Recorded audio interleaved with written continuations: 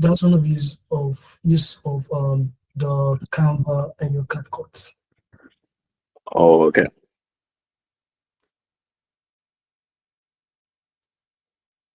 Any other person have a question?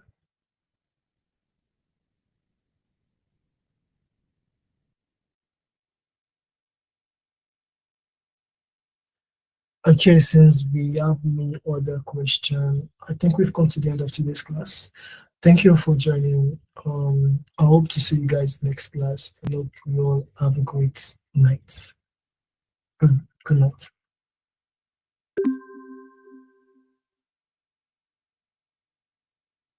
Yeah, thank you very much.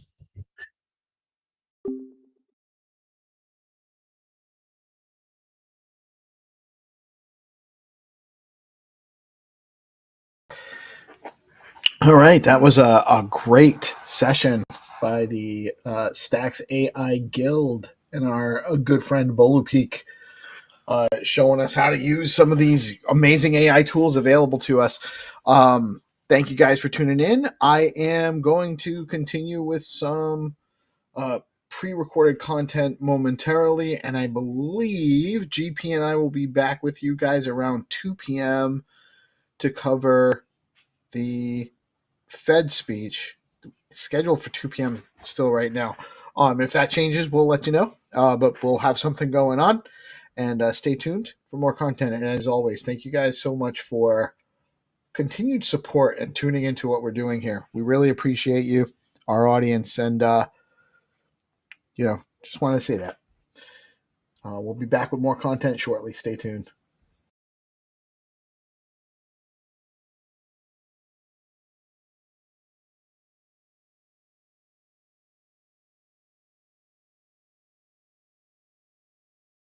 DeOrganized media keeps the mind share. Growing in the morning with peace and GP. Keep you knowing the alpha keeps flowing. The hunters tools they be showing. The AI Gale keeps them in clips that be glowing. Consistent on the daily, they bring Bitcoin news. Ethereum, Solana, and Stacks and other L2s. Showcasing new projects and giving you clues. Just do your own research and don't give us abuse. When the people are informed, peace brings on the chat. Spotlighting guests and filling up your bags. The flag doesn't matter as long as you grab. Take the gold mic and let us know where you stack. From the underworld, the game master arrives, bringing the games that satisfy the hive. Hunters come running, it keeps them alive. Scouring the planet for the treasures inside. Stacks improvement takes a sip, innovating the chain. Letting the community know is the name of the game. Spreading awareness and helping explain why Stacks is where it's at. We are pumping the name. Stacks is where it's at.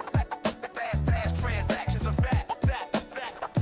Where it's at. The leading L2 is making maxes look back. DeOrganized media keeps the mind share. Growing in the morning. All right, let me bring on our guest. We got Dano Ferrin in the house. Dano, what's morning. Good morning. Good morning. Good morning.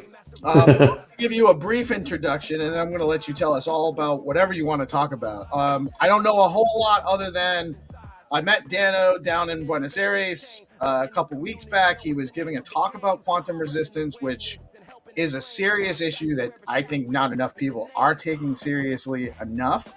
And then in my little bit of research after I chatted with him then about coming on the show, I did a little bit of research, which oftentimes I do no research because I want everything to be authentic when you're talking to me. But when I was doing just kind of find out how to best present him, it seems like Dano's an OG developer in crypto and a bunch of projects. He's been around the block a little bit. He knows what he's talking about. So I'm super excited to have him here today to share his wealth of knowledge. With that, Dano, tell us about yourself. What's the most important parts of your background? Because there was too much for me to pin down. Yeah, I've been around for quite a while. I'd say I'm early. I'm not OG, but I'm really early in some of this stuff.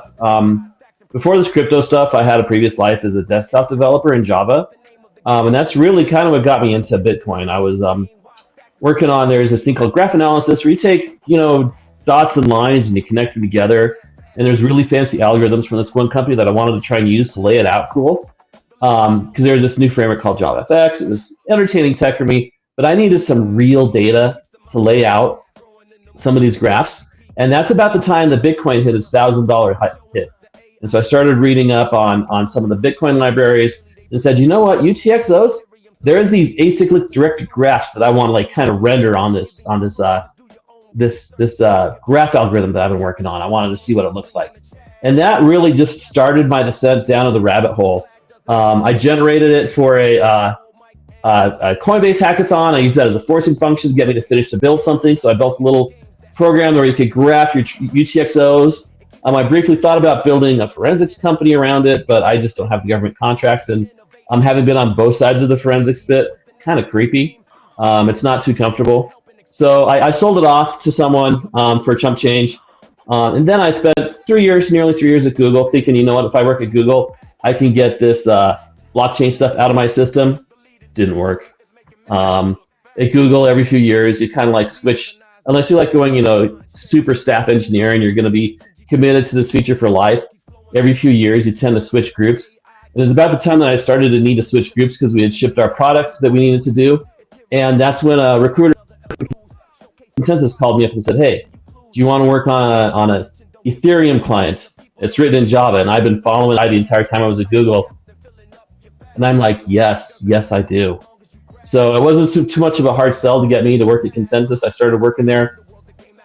The client I was working on, this was before it was called Hyperledger Besu. It was called Pantheon. And the idea was it was going to be an enterprise Ethereum client. And at the time, that was a great idea that needed to be explored. We needed to figure out exactly what was going on with it. So we spent a lot of time. We brought Besu up to, we named it eventually to Hyperledger Besu because Pantheon, the name was taken by some other project. And we joined the Hyperledger project, got it up to active status, got Hyperledger Besu up to fully functional, fully performant mainnet basis. And about that time is when COVID crash hit.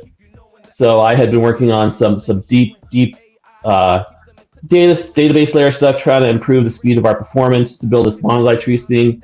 I'm working on that database throwing in COVID. Kind of burned me out, and there were some changes going on in Consensus, and I'm like, this isn't quite my vibe. So I spent a few months at Reddit. They had an idea they were working on. Community Point, some of you older people may remember that, where they're going to take all of their Reddit karma and move it on chain. There were scaling problems at the time, like just about every crypto project. But I think the bigger problem that Reddit had at that time was they were in the process of going public. So anything that had just a whiff of legal problems got the kibosh really quick, because what was more important was that Reddit survive and go public. And that was totally the right business decision. So it was kind of a rough day there. And then I switched over and I worked at Hedera. I spent almost 3 years there at Hedera as well, and upgraded their EVM. They had a really old version of EVM. Their focus wasn't really EVM. They had this really fancy consensus algorithm called Hashgraph. It's leaderless. You don't need it's not like you need to have one person in BFT, everyone build it together. There's some really fancy math behind it, but what they needed was to improve their smart contract system. And being in Java, I worked on Java and Besu, spent time improving the EVM there, and bringing it up to standard, bringing it up to snuff, and bringing features where I could integrate their native token system to where they could then do DeFi on Hedera with native Hedera tokens. So that was my major contribution there. And then I took about a 2-year detour, part-time at Hedera, part-time on my own, trying to get this feature called EOF finished. People may have heard about that. It went the distance. It's one of those features. I think Ethereum development and research is a problem sometimes. Features kind of languish, and they don't know if they're going to ship or if they're going to get killed. So when I started working on EOF, I thought it was going to solve a lot of key problems at Hedera. And then I saw that it was really pointing to some key problems at Ethereum. As far as the governance. And so I made a commitment when I left Hedera. I'm going to spend the rest of the year on this, and I'm going to bring clarity to EOF. It's either going to be shipped or it's going to be killed. And that actually leaked into 2025 because it was in the process of being shipped, but ultimately it wound up getting killed. And I'm fine with that. And my goal was to bring clarity to it. And I think it helped Ethereum in its process of figuring out what it's trying to do. So after that, after I worked on EOF, I started looking for other things that I wanted to work on. I was briefly in a prototyping group at the Ethereum Foundation. But eventually I got contacted by Ron from Tectonic. And Tectonic is working on, we're in stealth, so I'm only going to reference what we have on our webpage, quantum secure defense tech.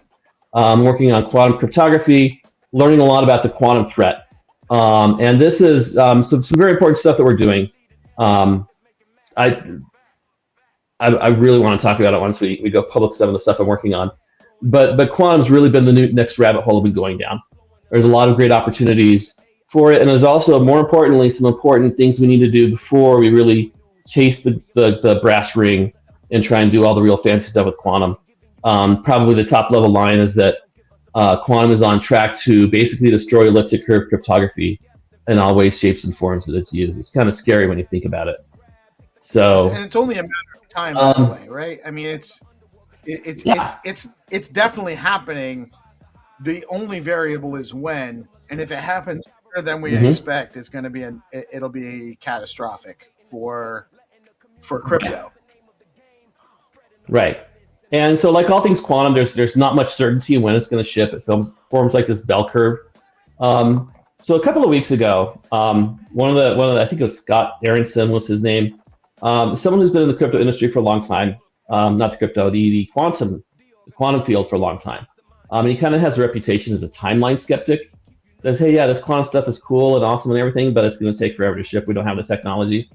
A few weeks ago, he combined his change of position in a joke. He was kind of making a joke that, we don't know if there's going to be presidential elections next. So he said that we're going to have a computer implementing Shor's algorithm before the next presidential election. And he kind of hedged that and said, yeah, 2028. And that got a lot of people talking. Now, a couple of things, put some caveats in what he was saying. If we have a quantum computer that runs Shor's algorithm and it factors the number 15, that meets the standard. But even that is a huge milestone. Because the quantum computing, it was an idea that came up in the early 80s of a new way to do computation, to use quantum mechanics and all the weird fancy stuff about how quantum mechanics work together. But it took about 10 years before someone figured out an algorithm that would actually use quantum mechanics to be useful rather than being an academic curiosity. And that was Peter Shor, and he came up with Shor's algorithm.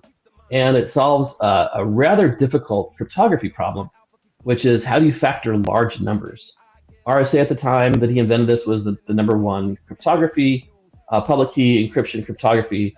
And all cryptography depends on algorithms where there's an easy part and there's a hard part. And the easy part is what you do to encrypt it, and to break the encryption is the hard part. You want it to be really, really hard, as in age of the universe, heat death of the universe hard to run backwards. So you want these algorithms that run forwards quickly and run backwards really slowly. And that's what makes it cryptographic. And so in this particular case, it was factoring large numbers. And factoring a really large number to primes can be really, really difficult, like 4,000 bits is like the typical high end that they're using for some of this stuff. So Shor's algorithm can actually solve that if you have enough of these mystical things called qubits lined up together. It can solve it in an instant. Everything will just go in harmonic. It'll figure out and reinforce the correct answers, cancel out the wrong answers, and you'll get that answer. The problem is this technology didn't exist in the 90s, still doesn't quite exist today.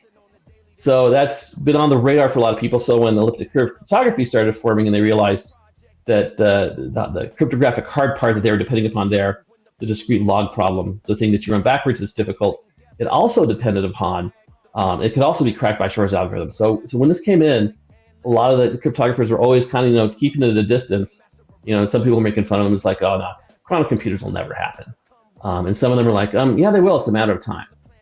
So that brings us to one of the early quantum scientists, Dr. Michel Mosca, came up with an inequality, x plus y is greater than z. X is how long it takes to in the concept of post-quantum cryptography, and in the concept of remediations against the quantum threat. He came up with the equation x plus y is greater than z. X would be how long it takes to deploy your countermeasures for the quantum threat. How long it takes to get your post-quantum cryptography in position in all the systems you need it. Y, and the way he framed it, is how long do you need to keep your secrets? And then Z is when will a cryptographically relevant quantum computer show up? So this is a rather forward-thinking thought to be had back in the 90s, early 2000s, about when we need to worry about quantum computers. And the math kind of scared people in the mid-teens. So the amount of time the time it's going to take to deploy new cryptography, about 10 years. And if you need to keep something secret for 30 years, which for some Defense Department standards is exactly the right amount of time to keep things secret, if not forever. And you realize that you're going to have a quantum computer by 2050. We're going to backwards, and by 2010, we were already in trouble. We weren't going to be able to keep our secrets as long as we needed to do. If someone got the encrypted data streams with all our secrets, they'd be able to run it backwards before we needed to keep it secret. So in 2016, NIST launched a process to establish post-quantum cryptography standards. And that resulted in about 22. They ran through several rounds, and they came up with a few winners. Dilithium, Falcon, and Kyber were the 3 winners that came out of that. And a 4th one, a hashing algorithm that is standardized as SHLDSA. Dilithium got standardized as MLDSA. Kyber is MLKEM. And Falcon still hasn't been standardized yet. But those were the 3 cryptographic things that started showing up around 2022, and that's when people really started getting excited about post-quantum cryptography. Algorand's already got it built into their state proofing, and if you know the right stuff to run, you can actually do your transactions with Falcon on Algorand, which is kind of interesting. They're the first blockchain to actually ship a user-facing account that can be verified with a post-quantum signature. So that's kind of where we are today. And when I look at quantum, I look at Moskow's algorithm a bit differently. I look at instead of the time to implement and the time we need to keep secrets, because in top secret stuff, it's harvest now, decrypt later. You take your data streams that are given you to the public, you just store them until you have the quantum computer to decrypt them and read them. It's a bit different in crypto because you need to keep your keys, your authority to act. So as long as you need to hold your coins and act on them, I call that the diffusion. So it's time to implement plus diffusion. If that's greater than when quantum computers are going to show up, you're going to lose your money. So that's the approach that I'm taking when I look at crypto in this area. There's a lot of different uses for post-quantum technology. That's the area I'm most familiar with, and that's my particular area of practice within Tectonic as cryptocurrencies. It's not the only thing that we do there, but as far as cryptocurrencies, the issue there has to do with how long is it going to take for these post-quantum signatures to diffuse across the ecosystem. And that was part of my talk at Bitcoin Builders in Buenos Aires, where I brought up that this is where the real threat to Bitcoin comes from. So we have these computers that might show up as early as 2028. I'm more of the camp that they're going to show up and possibly be useful in 2033 or later. They're going to be room size. It's going to take a month to decrypt your key. They're going to be more interested in trying to figure out where submarines are before they start trying to crack people's cryptocurrency coins, but you never know. Performance always gets better. A lot of people are kind of surprised at how quickly that people like Google and IBM have addressed issues related to the error corrections. They've attacked that problem much quicker than they thought they were going to get to, which is what's spooking a lot of people for when these computers are going to show up. They're using techniques that I don't really understand involving things called qubits, logical qubits, decoherence. But the short answer is they can run these quantum calculations instead of in an instant. They can run it in a month to get the answers to crack these things. So the impact there comes in when you have your keys, your quantum keys, your keys that are subject to quantum attack. How does that affect a cryptocurrency ecosystem? And I think Bitcoin and Ethereum are the top 2, and they have 2 very distinctly different ways that I think they're going to go about it in the next 5 to 7 years to address this threat. Bitcoin is famous for not changing things unless they absolutely have. In that case, to persuade people that they absolutely have to change this is going to take a lot longer. But then you also got, go ahead. That's the conundrum, right? How do we, once the threat becomes apparently absolutely have to, it's too late. Yeah. So how do you convince these guys? We got core versus knots right now arguing, and so how do we get them? It's 2 days before the day after tomorrow. Remember from South Park? Yes. Yeah. So welcome, Michael, Dano, Michael. So, Dano, it sounds like there is a countdown to someone breaking into Satoshi's original Bitcoin, broadly speaking. And it could be as early as 2028. And by the way, when someone has a quantum computer, and can do this, they're not going to say, hey guys, look what we built. They're just going to have it and then kind of abscond with the money as and when they choose the timing of. So the good guys will brag about it in a scientific paper. That's not who we're worried about. Right. Yeah, it's the people who don't publish that we're really worried about. What I want to ask is, there's a difference between what's happening in quantum and reality and what's happening in journalism and white papers and papers used for funding. From what I understand, the major players here are players like IBM, Google, and Fujitsu for people who actually want to take advantage of their algorithms. Is that broadly true? Or are there other players I don't know about?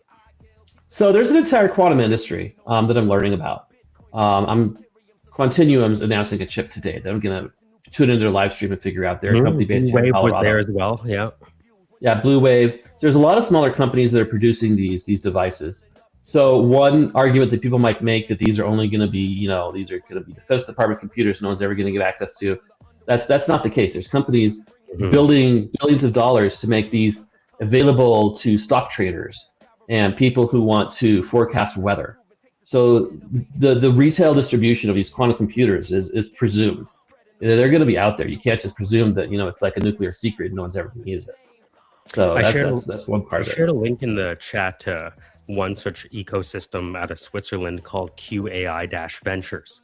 And so there are entire ecosystems with capital looking to be the ecosystem in this space, because this is the level of investment at sovereign wealth, is it not? To actually do this? Right now, probably. What is needed right now is basic level engineering. I think so. When Scott Aronson's epiphany, one of the things that he said was that there doesn't need to be more breakthroughs. It's just engineering work to grind this down and make sure we can get performance fast enough. Sorry, does that mean that this needs to be open source in order to really happen fast? What do you think about that argument? So that's wow. That's an angle I really hadn't thought of before, because some of these computers, without a doubt, are going to have patents. There's going to be huge patents on some of these, and that's going to slow things down for open sourcing. Right, but if you look at how Linux worked, Linux became the most secure kernel on the planet precisely because of how they developed it. If you look at what Jim Keller's doing with TensTorrent and betting on RISC-V, they're betting on open standards beating the closed patent standards. That's why I say, do you believe that for this to really move forward, it needs to be engineered in an open source way to take advantage of the speed and resilience that Linux and Ubuntu have and everyone else? So there's a couple of parts of the industry that are going to impact this. I don't know much about the actual physical quantum computers. I'm more tuned into my particular line of work into post-quantum cryptography. And those, I think, are done without open requirement. NIST, if you're going to get your algorithm approved by the NIST to be used across defense systems everywhere, you have to sign an agreement that you're going to have a royalty-free license to distribute and share it. Right. And because of this, royalty-free, no cost, no charge, everyone can just build it and write it. People can come in and implement these algorithms, and they can get really solid algorithms. And that's honestly, Sorry, can you explain to the audience the significance of NIST? NIST, I think, is a big player here. Sorry. Right. The National Institute of Standards and Technology is an American department, and their responsibility is to set standards for things like weights, measures, time. To have the atomic clock was developed up here in Boulder, Colorado, near where I live.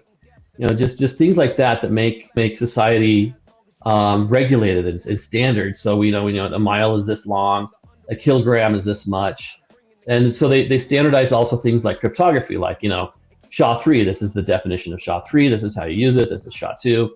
And they've defined a whole lot of things.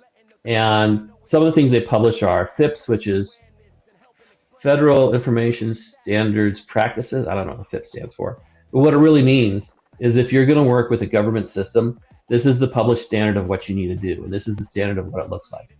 So these cryptography algorithms that they brought three through, they're in the process of trying to bring more through. These are standards, FIPS standards, and this is the way that you do it. This is a clear definition. And by making them require to be royalty-free, patent-free, unencumbered, it allows a whole ecosystem of these libraries to be written and they become stronger. The few times I've been involved in trying to get encryption precompiles through on the Ethereum network, one of the concerns coming through testing is what's the quality of the particular library we're using. And what we found is the more standardized it is, the more people that use it, the more there's a spec and utility, the stronger those particular libraries are, the more resistant they are to things like crashing and side channel attacks. And so you make it open source and free and available, and you make everyone use it. And if I come up with an improvement, like there was a patent that used to cover SECP 256K1, where there was like a 40% speed up that came just from that. So when that patent expired, Bitcoin Core immediately put it in their code. Everyone started using it, and everyone's using that code, and things just got better. So when things are uncovered and open to everyone to build it, and everyone can share their secrets, and there's the spirit and the intent that I've done an improvement. If you think it's valuable, please you use it too. You integrate it in your software, and I'll integrate yours. That sort of working together and builds a much stronger lattice, because everyone's out there trying to. Yep. Iron sharpens iron. So the open source technology and the post-quantum cryptography, I think, is really going to be valuable. The problem with quantum technology is there's clearly and definitely money to be made, and that's where things get difficult in open sourcing, like say a standard quantum computer, and that gets into more complications because there's more than one way to build a quantum computer. You could use optics, you could use trapped ions, you could use superconducting, because these qubits are not necessarily a physical phenomenon. There's just ways that you express it and get the math going with these. So it's tricky there. But can you say that part again and maybe explain? These quantum qubits are not necessarily, these are just conceptions, not necessarily what's happening physically, so to speak. Right. So the theory of what we call classical computation resolves on bits. Bits have two states, true or false. And you put them together, you put 8 of them together with these true to false states, you can represent a number between 0 and 256. And all our computers are based upon these classical bits that are either true or false. They're either on or off. You switch logic based on this. It's clear, it's defined, there is no ambiguity in it. Qubits have essentially 3 states. There is 0, 1, and then there's a superposition. And even the superposition is multiple states within that. Because in that superposition, you got to say how close it is to 0 and 1. You need to know what the phase is. Some of these states involve complex numbers. Huh? Is that the qubit trilemma, where you have on, off, and both on and off? Yeah, in a superposition. And to call it superposition is to paper over a whole lot of the complexity that makes quantum mechanics work in quantum computation. So the language we use isn't necessarily reflecting of what's happening at a scientific level. These are just abstractions we use in settings like this. Gotcha. Right. So the superposition covers a whole lot of fancy stuff of how the entanglement works and how these qubits interact with each other. So the idea is if you make these, and there's another complex thing with quantum mechanics. In the superposition state, you never observe the superposition state. When you measure it, it collapses either to 0 or 1 based on some probabilistic function of the superposition. So it's like you got this bell curve that's in multiple complex expressions and phases, and people get PhDs on this stuff. It's that complex. This is so powerful. You're kind of describing like there's 2 points and a sine curve between the two, but every time we look, we only see the result of one of the 2 points, not the sine curve that actually is there. Yeah. So this is exactly that. But thank you. This is very interesting. I apologize for interrupting. Oh no, it's great. It's great to dive into this. And it's not just a sine curve. It could be any curve. The shape of the probability is actually what makes it work. The topography. Yeah. So there's ways to get these qubits to interact and sometimes they entangle, sometimes they don't, but they interact with each other. And so you get these probability curves and you superimpose all of them. And what happens is the correct answers get magnified and the incorrect answers get canceled. So that's why when you get 3,000 of these working together, you can suddenly just shake out a 256-bit encryption key for RSA or ECDS. Kind of like a decision tree that gets pruned in the end? Right, except it's really fancy math and it's really hard to grok. Gotcha. But the math proves that it shakes out in the end. I mean, this is like If quantum mechanics is to calculus as calculus is to arithmetic, it's probably the way I would take an approach. I don't really understand much of the quantum mechanics. So, say that one more time. Those levels. There's arithmetic, there's calculus, and then there's quantum mechanics, and like the levels of logic to go in there and abstraction. It's not something that I understand. I think the math I topped out in engineering school was differential equations, and even that made me scratch my head. It's like, how on earth is this working? But I'm still trying to understand what a partial differential is, and I'm learning category theory right now. So yeah, I feel like I never made it to category theory. I'm struggling my way through the monad and other Leibniz's ideas. Yeah. But what's interesting, I mean, we talk about math. I learned all this advanced calculus. And I think I actually have used some advanced math. I actually had to use linear equations to do a 3D transformation, a pinch and zoom transformation. So like the one class that I thought I would never use, that I thought it was boring, that I hated the teacher in college, was the one class that I actually needed to use professionally.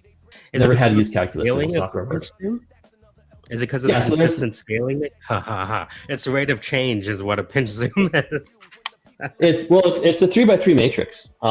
So you do, and in that you can say what the tilt is, what the focus point is, and what the zoom is. 3D object, not a flat thing. It's not 2D. It's really 3D. It's 2D. It's 2D, but you need a 3x3 matrix because of the way the math works. And I guess probably a good example of the quantum mechanics. Even though we see the 1 and the 0, there's hidden variables that very much impact and influence the way the mechanics work, even though we only ever observe a 0 or a 1 when we measure it. Which brings in the magic. Yeah. Which brings in this whole idea of sometimes the truths that we think are truths are simply truths from the perspective of one of a myriad of observers. Right. And that's the thing, is like sometimes when you observe these systems, you might think it's the exact same state, and they'll collapse to something different. So it's the measurement destroys a lot of the data. Yeah, and in fact, that property, that property where you observe it and it resolves one way or the other and destroys the information. This is some of the more exciting stuff of quantum mechanics that is like 5-10 years off before we could actually use it. You use that feature of the state being destroyed and a measurement happening, and you can create a cryptographic key with quantum technology and classical technology, so that you can create a signature that I can prove that I've signed once and I can never sign again. So this is called a one-shot signature. One of our advisors submitted a paper of the year, Crypto 2025, on that. Wow. About one-shot signatures. What's one-shot signatures? His name's on our website, Omri. Omri, okay. Yeah, I only know first names. All our names are first names. Omri Shmuley. Okay. The reason I ask all of this is because I've had the opportunity to talk to 2 people that have graduated with masters from Cambridge from my travels to Buenos Aires and San Francisco and whatnot. So I've talked to them about this and what Fujitsu's doing and the difference between journalism and actual production ready systems. And the last thing I would say is I understand there's a gulf between the qubits we can operationalize today and the qubits we need to operationalize this and manifest reality. And a lot of people are debating on how quickly we're going to get to this gulf of the qubits we need. Is that broadly right? Yeah, that's probably right. There's people who think that we're just going to hammer right through this and we're going to figure it all out by 2028. And then there's people that think, this is going to take us to 2040. It's harder than it looks. Correct. So that's why there's like a range of estimates that we don't know when quantum computers are going to land. Because we're not actually putting 3,000 qubits and entangling them. That's something that's beyond our ability. We're entangling like 2 or 3 qubits together, and we're running like millions of these with like 9 digits of error correction on it. And from that, we're estimating what, from these gate operations, what the full qubit farm would have looked like if it would have shaken out. There's still a lot of classical computing that goes along with this quantum computing. So you're saying that we're limited by the amount of decimals we have with the mantissa that we're currently using? No, that's the error correction rate. We need we need some like millions and billions percentage of correctness. We need to be correct that much of the time. We need to have an error like 1 out of 1 quadrillion measurements we can have an error for this to work. Is kind of what we're saying, and that I think is where most of the advances, from what I've been reading. I'm not a PhD. I'm not deep into it. I just really got into quantum a few months ago. But all the papers I've been reading is a lot of the advancements and a lot of the excitement comes around this improvements in the error correction rate. So and that is what some people thought the hurdle was going to be. So the Thomas Edison light bulb moment is reducing the amount of errors that these algorithms produce in their solutions. Right, and doing it at scale. Yeah. And one of the critics papers that I read, they said, great, we can do this, but the number of qubits you're going to need, is that going to fit on a chip that you can cool? Because you've seen these quantum computers are these chandeliers. The chip's actually at the bottom. It's fancy cooling stuff to bring the bottom layer down nearly to absolute zero. And the number of qubits that they think they're going to need to solve some of these in a reasonable time, can we get that many on that chip that we bring to zero? So these are, there's no real scientific breakthroughs needed. It's all engineering for how do we get that chip bigger? How do we get more qubits onto that chip? How do we get more chips cooler and get them to interact?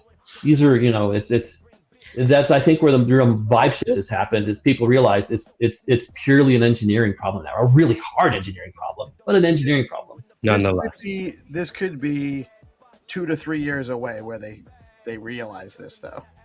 Right, it could be 2 to 3 years. It could be as early as 2028. So the question I have is, do we really have the solutions available and the capacity to implement them between now and then to avoid the worst case scenario?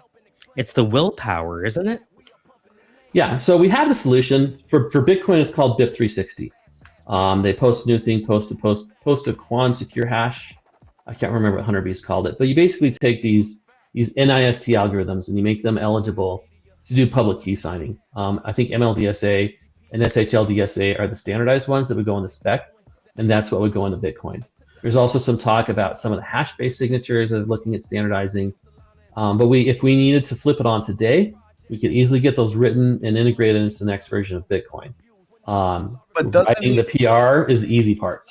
Does it automatically change everybody's wallet addresses? Nope. So it's not it's a big problem, because you got to get, how do you get Satoshi's wallet to not be exposed? Because it's exposed now. Right. So you essentially have to transfer all of those funds to a new wallet address. Right.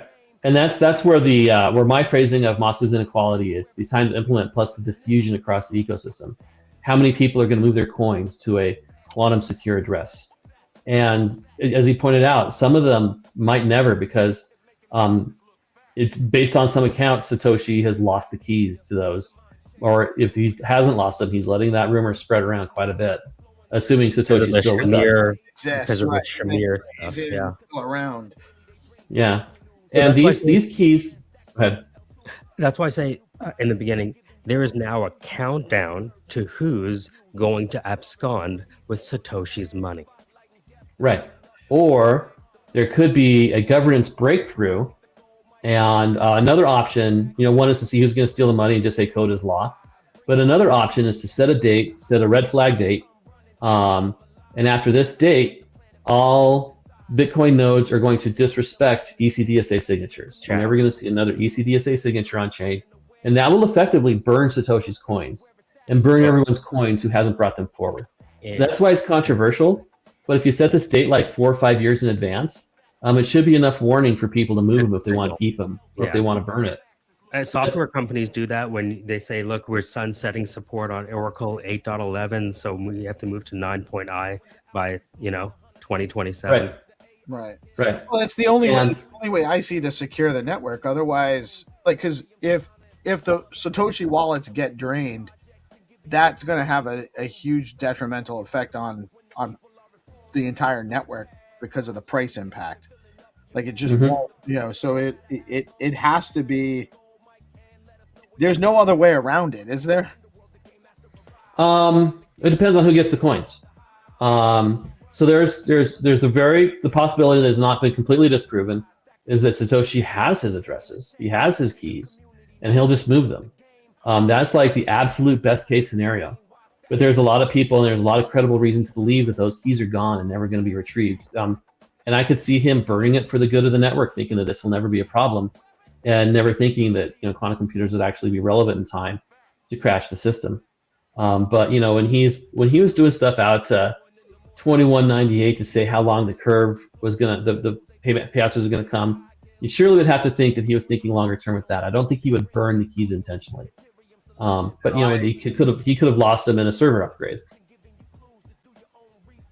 It's it'll be curious to see how this goes, but because of the worst case scenario prediction, it seems like this is really an imminent problem that we need to get resolved sooner than later. Yeah, it's something that needs to have a discussion. So as far as the deadline, quantumdoomclock.com, that's run by some people at Quip Network, who's running a wallet that's kind of one of our competitors, kind of not. We're still trying to figure out the field. But quantumdoomclock.com tracks what the earliest credible date would be. But that's just the earliest possibility that it could show up. I personally am in the camp that this is going to happen after 2030. But we need to prepare for the disaster scenario of what happens if it happens earlier. It could happen in 28. You can't discount that. But I do think that we have 5 years to figure this out instead of flag date. Yeah, so that's I think that's the earliest credible time that this could happen. Now, there's also and the way it's phrased, it's cryptographically relevant. So we may have something that could factor the number 15, but the question is, can it factor Ethereum addresses 0? Well, that's behind hash. But could it factor some of these other addresses that were meant to be single-use keys? That's going to be the real question. And can they steal Satoshi's keys? And we need to get the value I see in pushing this is to get us to do the first part, which is to get what is possible before we spend our time on the diffusion step, the hybrid step, where both post-quantum and elliptic curve cryptography is still in use, and we can encourage people to do an orderly and deliberate move over to it. Now, one of the problems with these post-quantum keys is they're large. They're like, the smallest signature is Falcon at 666 bytes, and that comes with an 897 byte public key. So you got like 1,500 bytes that you got to store for a Falcon signature. For MLDSA, I think it's 3,700 bytes on that order. So the arguments and concerns that the Bitcoin crew were having relating to the size of the chain and the stuff that they're putting in these inscriptions and all that is just going to be magnified in this debate, because these signatures are going to take up more space. Bitcoin needs more space for these post-quantum signatures, but at the same time, they're having all sorts of concerns about putting junk data on there. But we need more data. This probably isn't going to land in the main chain. This is going to be on the witness that's going to land, but still the witness is getting large, and they want to limit the size of the witness. Very interesting. So it's a problem. There's a lot of people that know that there's a problem. There is a solution, but who do we need to scare the shit out of to get them to really to make this happen? That's really, I think, the bottom line. So I think the right people are already scared. You got the NAST that created the standards and started the standards process in 2016. You have the Department of Defense. Their standard communication says by 2030 you have to have post-quantum cryptography available and use those in all your suites. And in 2035 you can't use elliptic cryptography. The EU has a similar mandate, and then by 2030 you need to have a post-quantum solution deployed, and by 2035 you have to stop using your elliptic keys. And there's been indication that U.S. financial regulators are on a similar path. So any of these chains that have had real financial interest from traditional finance are going to start feeling that pressure to move over, or risk losing their TradFi customers and the people at retail who want to use it. And chains that are really interested in this, they will respond very well to this kind of pressure.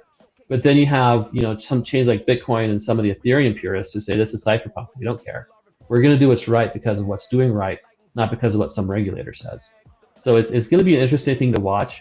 But I think some of the right pressure is coming from the right place, and the traditional finance is going to be forced to do this post-quantum migration, have it in place and usable by 2030, and ban elliptic curves by 2035, I think is the typical vibe that a lot of these regulators are going along. So the right people, I think, who have the power to force this, I think are doing it. And it's just the communities where you need to congeal a community action are the ones that we really need to activate and get consolidated around this. And Bitcoin's one example. We need to convince people that having these zombie coins suddenly liquidate in the market and be sold off is bad for the ecosystem, to overcome the people that are saying, well, basically we're setting a date that we're going to steal their coins and burn them. I mean, that's like, this is the good old trolley problem. Do we ruin it for everyone, or do we burn a few people's coins?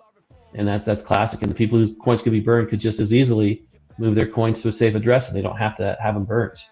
This is the ethical dilemma that's going to rage through, and it's just got potential to be as big as the block size wars. But honestly, I think it's just as existential a threat to Bitcoin as to what they're going to do with these lost coins when it comes time to activate a quantum computer that's cryptographically relevant. It's a dilemma, but I mean, at the same time, you have to do what you have to do to protect the network, right? Mm-hmm. And maybe instead of burning those coins, maybe there's a way to put them into a fund that can help maybe support. Yeah, I don't know. I don't know. I guess you're getting maybe into minor rewards, or I don't know. Yeah, like something that actually helps the network rather than just burning them. I mean, burning them obviously helps everyone else that's holding, right? Because it increases the value of your coins. But I don't know that eliminating a huge percentage of the coins in the ecosystem is really, that'll have other impacts too that we are maybe not just price impacts, Because I'm sure someone's going to pitch. People are concerned about the schedule, the emissions schedule for mining, and I'm sure somebody's going to make a serious pitch about this. Well, let's just, after that flag date, we steal all the coins and we put them back in mining, and so we change the curve of the mining so that the number of Bitcoins that are out there is still constant. And I don't think they're going to win, but I think there's some people who can be able to make a serious, legitimate argument that you should take those coins and return them to miners through mining. And just supplement the mining. Spend the mining. You can actually even just spend the sunset on mining rewards. Right. You could extend it. You could bump it up. You could send it back 4 years. There's all sorts of things that you could do with it.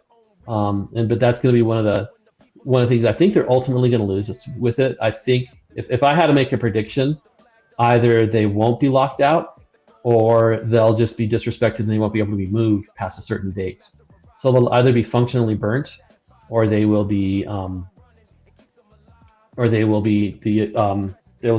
people transfer them out. That's what I think is going to happen.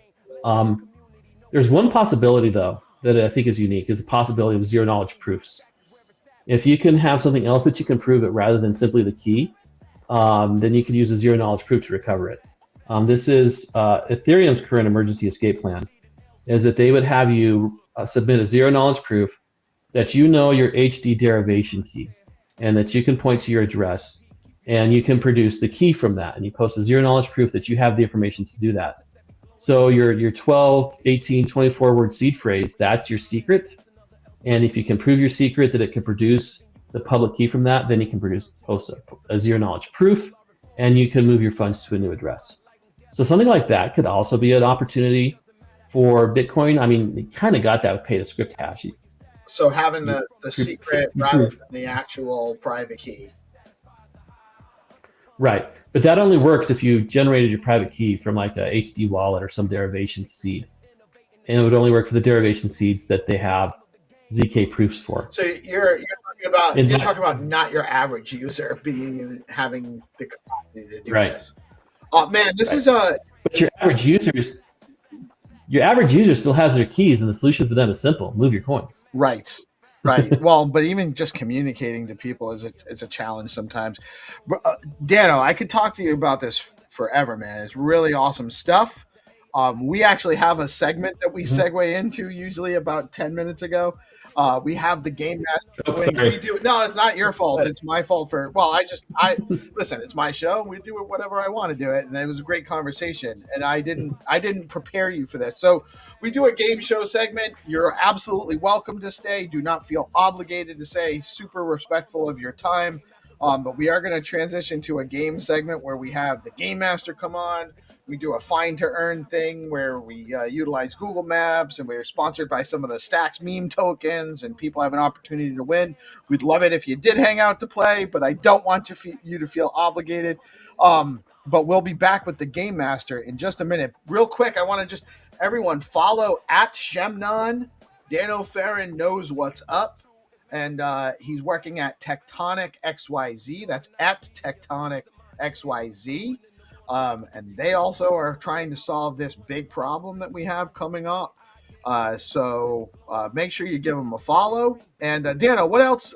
We'll have you on again, man. Sometime. I have to say, I love your bio. And the McDonald's crew. Let's go, dude. Everybody's on the McDonald's. Oh, you must know Hero Gamer. You must know the hero. It's that. What's it say? Hold on, don't put it down yet. This is my badge from when I used to work at McDonald's. Solid, dude. Let's go. It's like faded out right here. This is legit. You got the little circles here that you would put your service awards, because I never stuck around long enough in the store to work at service awards. Very That's solid, dude. awesome stuff, man. Never trust. Always verify. Hero says you guys are buddies. Also, I wanted to just earlier in the chat, I didn't want to interrupt, but Hero said if we check out Hunter Beast's X account, he is the one that authored BIP 360. So there might be some more information there for you guys to grab. And we will have Dano on again for sure. Dano, awesome stuff. We're going to transition, guys. Stay tuned. We're going to go get into Find2Earn rounds momentarily after a quick word from our sponsor. We'll be right back, and the Game Master will be with us soon. To understand. And by the way, I have not heard them referred to as trip analogies before, but I do like the coining of that phrase. Trip does a really good job breaking down concepts in an analogy form like that, and I think it actually does help conceptualize. Yeah, I for think sure. it's just a little bit hard for people to conceptualize this initially, because we don't come across as consumers this API key encounters, right? Yesterday I actually encountered the first time me, a vibe coder trying to be a dev, is that it's asking me to copy and paste the API key, but I think that landing page, you needed to create an account, and then you need to add a card payment for like $20 or something. Yeah. So as a developer, sometimes, so it seems, you need to create an account just for getting some API, a stream of letters and numbers, basically. You need to create an account. You need to set up bank payment to pay that at maybe a minimum of $20. I don't know. But this changes things. That this Expo 2, it's almost like you don't have to pay so much, $20. You can pay as little as a few cents, and it's doing it in the background, right? You don't even have to worry about it. Exactly. This is something really amazing. So for me, there are two important things about Expo 2 on that part. The first one is to simplify the process and to simplify the amount of money you pay for, right? Because if you're making some experiments, let's say, for example, you want to create a voice agent. If you want to create like a great agent, you need to go get some credits for OpenAI. I think the minimum is $5. Okay, it's not that much, but it's $5. And you need to go to 11 Labs. They have a free version, but let's say it's gonna be, if you wanna like do it right with the best model, you're gonna run out of credits maybe in like 30 minutes, right? So let's pay the $5 to have more space to make those experiments. Okay, so with that, you need at least $10 to make an experiment that you have to pay. Maybe you're not using all your credits because you only wanted to make some experiments. Instead of paying those $10, that's $1 that you're gonna pay for that. And that's great because you have more space to iterate, to really do what you want. Test more models. So for example, I would love to test the model from the music one, right? But maybe I need to pay like, I don't know, like $100. I don't know how much it is, but let's say like $100. That always, obviously, if I just want to make some stuff for fun, that's gonna like be a stopper for me because I don't want to spend like $100 just to make some funny tests, right? So it opens a lot of opportunities, and the most important thing is that once agents are fully autonomous, it's going to be like they're going to have the decision to choose their APIs or their resources just with this. Because right now they need to go and ask their human to get their API keys. But now, me as an agent, if I want to start creating music, I have the opportunity because I have some money on my wallet. I have some SBTC, some SDX on my wallet, and I can go pay for the services. And if I want to be a DJ, my agent was born as an image generator, but I found that in the internet everybody is asking for an AI DJ. Maybe my agent is that intelligent that decides to pivot, and now it's a DJ agent. And since it has some money on the wallet, it's now able to go to the API, generate music, and start like getting a DJ career, right? So that's it's obviously we are a little bit far, maybe a few months far from that, but I think that that's possible in the future with X402. So just to put it into practical daily routine kind of way, as a vibe coder, right now I need to go to 11 Labs to open an account, to insert my bank account, fill out all the details, confirm. They will charge me $20. I need to take time to go to another place like Google Gemini API. I need to do the same process, create an account, set up the payment, etc. It's all time and time. With X402, I no longer need to create an account with them. I go to a X402 Explorer or Scan. I deploy my agent to find their equivalent of the APIs there. I don't need to create an account. I pay my agent, and agent is able to pay everybody else. Would that be somewhat correct to say? I no longer need to create individual account for individual API that I'm using. I just pay my agent does the rest. Exactly. I just give my agent a wallet with some money on that wallet, and the agent basically discovers what can pay for it. So yeah, there's one missing part that I need to work on, and actually I'm starting working on that next week. It's basically the discovery layer, where all the developers who has APIs that accepts X402 on stacks, they can.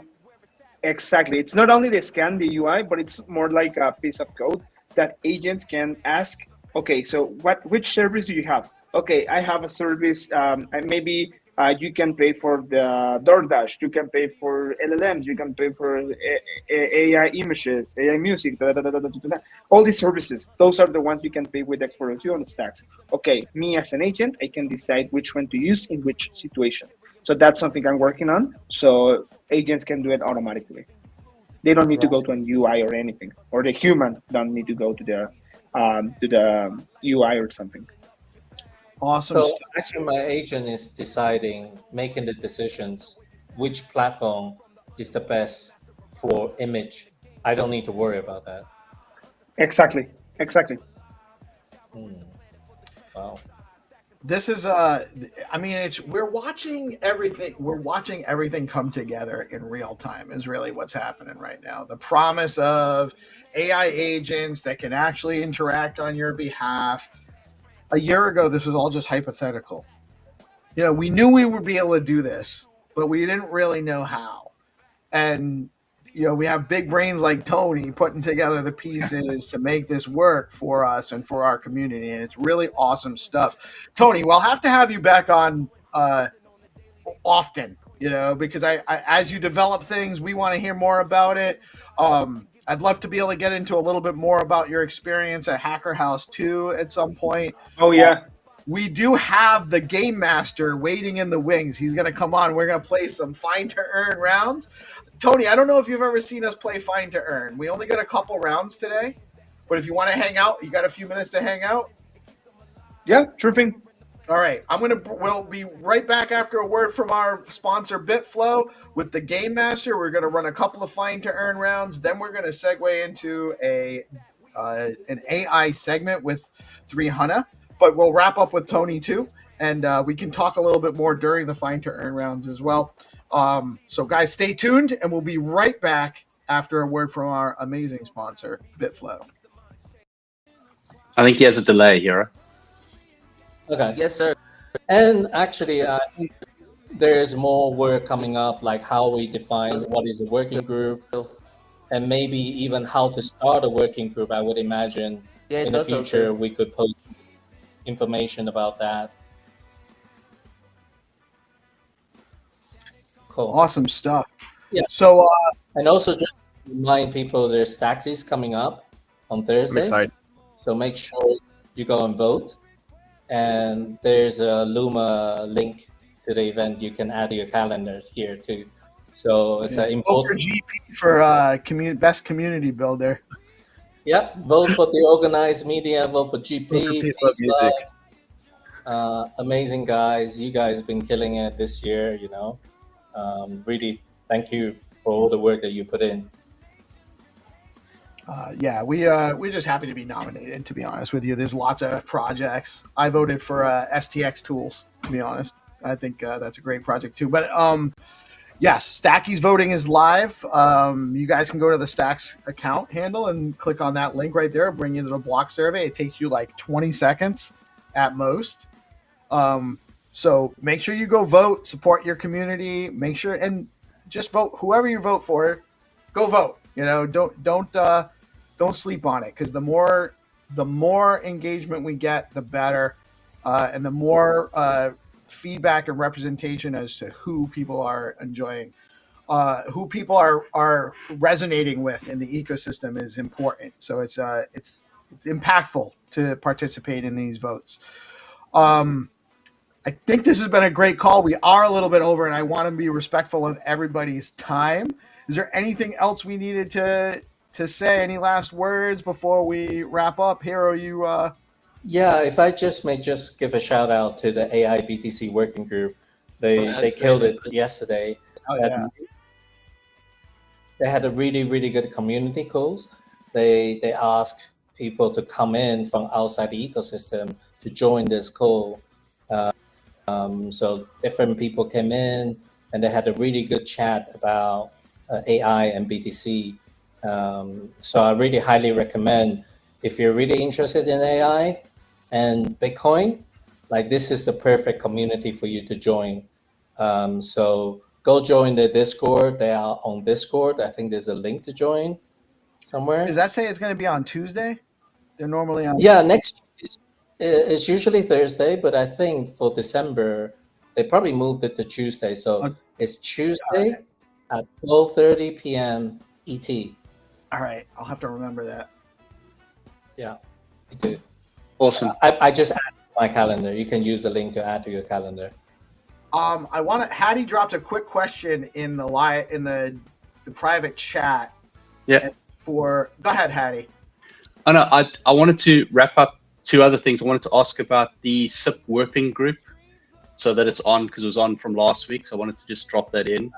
We can catch up in the background. And then the other thing I wanted to just update was with the BTC addresses, Larry's SIP proposal. Larry's obviously not around at the moment, so it'll probably be deferred until next year at this stage, so that everyone's aware. So that won't be on the back burner.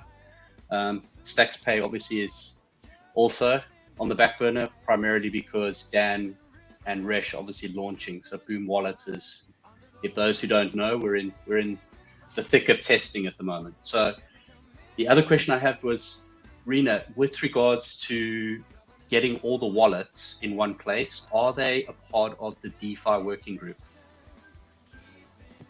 Could you explain more on like wallets in one place? Sorry.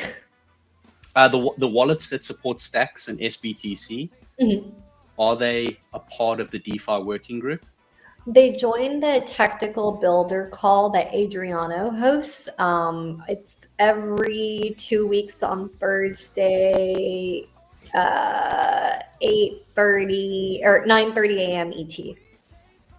Adriano from StacksLex hosts a call with every builder engineer, including experts, Leather, and such. So let me know if you need to be added there. You know, it's just so that we can get, I really need to have a conversation, try and coordinate with them to understand if they want to adopt the SIP, so that we know we can push it through, so that we can use Bitcoin addresses universally across stacks, which will then help us to push ourselves across layer 2s as well, because Bitcoin address will be everywhere. Totally. And we could be the first to be universal. Would you like to use the working group, or do you want me to help you arrange getting experts and Leather on the line? That might be faster. That would be way easier, to be honest. I think it would be easier just for you to speak with Will and Kyron at Leather, and then it would be Jan and Ken for experts. I can open up a thread for you. Yeah, perfect. Thank you. Thank you. All right. And to the SIP working group, by the way, guys, I did work on, just to respond to that, I did actually work a little bit on the docs for proposing that officially last weekend. I haven't gotten it completed. But once I have a draft, I'll share to you, Hattie and Hero, and we'll collab on that further. Yeah, just to share foundation perspective, I think there's a little bit work in general need to go into define exactly what is the working group before that the SIP working group can become a working group, so to speak. But yeah, I think there's more work in the pipeline on that, so that we're not just doing it for SIP working group, but just in general, what is the process? What does the documentation look like? Where should the documentation live? And how should people be aware of this thing? Yeah, so I just want to make sure you understand that there's a bigger piece to that than just say, hey, let's become a working group. It's not sure yet whether we will fall into the working group category or we are labeled as something else. Correct. And Claire has a really good thread again on forum about how to do that. So I responded to her. So anybody who's interested in creating a working group, Claire's created it on the forum, which links to what Mitchell originally created, so that it's open, again, transparency on how to create a working group. The only caveat there is that it's a little bit outdated, like 2 years ago. So that's why there's with the recent effort and so many different working group popping up more publicly, I think we just need to update the guidelines, so to speak. Correct. Hero, is that us, or I think Claire's dealing with that, isn't she? Yes. Yeah. So yeah, that's all, guys. That's all from me. All right. Awesome. Rena, thank you so much for joining us today. Pleasure having you. You're always welcome. Whatever time works for you, we'll make it work on DeOrganized side. So just but I don't need to be treated special. I'm not special. No, but we stream all day anyway. Well, all right. I don't want to tell you that I'm not treating you specially, but we kind of do that for everybody. A side question, Rena. Do you have any AI tools that you wish to learn? Like, I don't know, is there anything AI? You have no idea. I need an entire DeOrganized session on fixing Rena with AI and like AIing me. Like, I need the whole works. Oh, because I run a group called AI Guild, and we're here to help people with AI toolings. And well, I hope you're getting ready for a really dumb user, because that will be me. So we currently teach AI music. That's how we created the endowment jingle. But we can create a song for that. We create content. We create we vibe code too. So these are the 3 key pillars right now. But if there's anything else that you have on your AI wish list, we can probably help you with that if you're ever up for it. I am totally up for it. We're going to have to do some AI vibe coding over the holidays. That's what I want to do.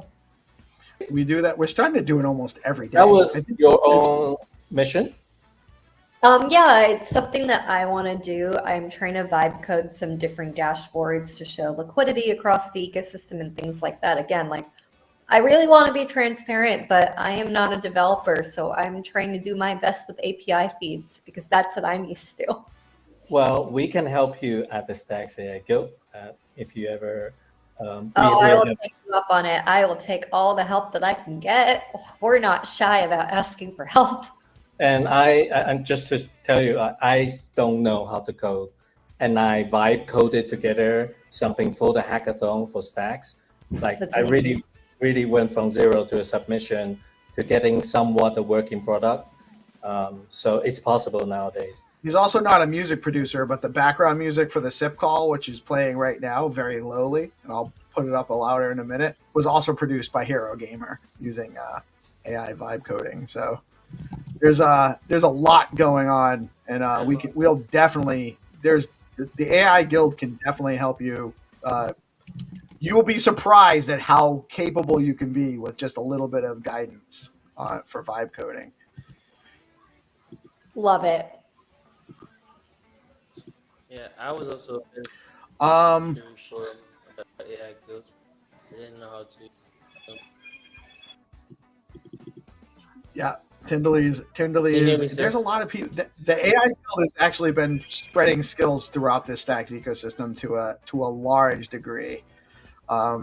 Amazing stuff. But that'll be a conversation for another time. We can definitely wrap this up. This has been an extremely productive call.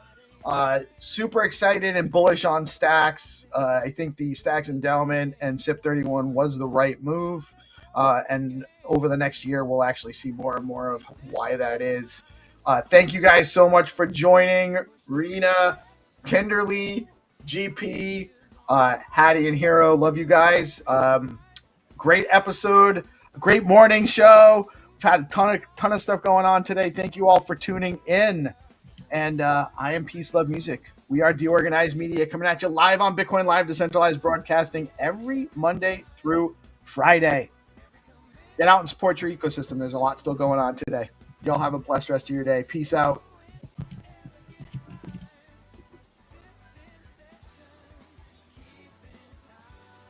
Peace. That's my name.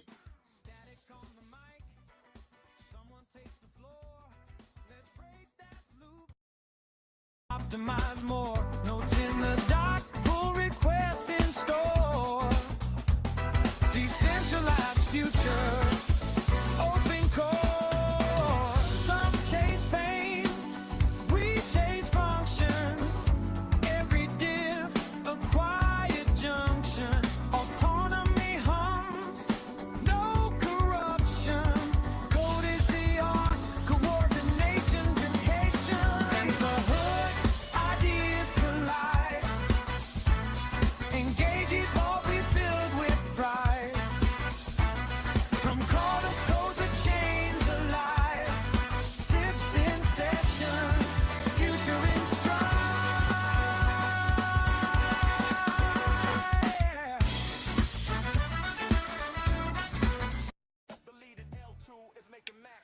Good morning, Lily. How are you today? Good I'm morning. good. How are you guys?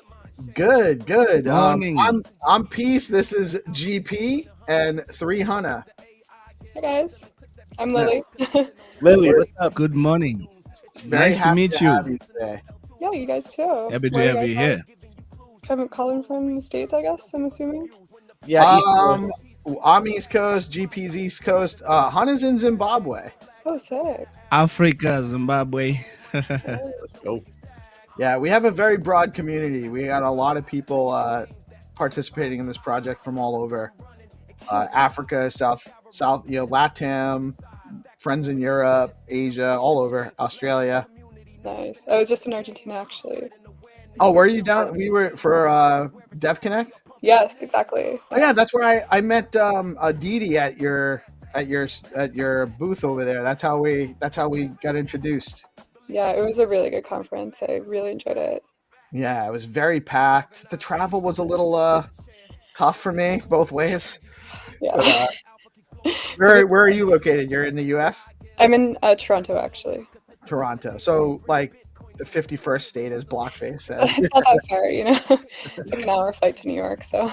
Yeah, it's not far at all. I'm in New England, so I'm like a 3-hour drive to New York. Tinderly, what's up, man? Tinderly's joining us. How are you doing, man?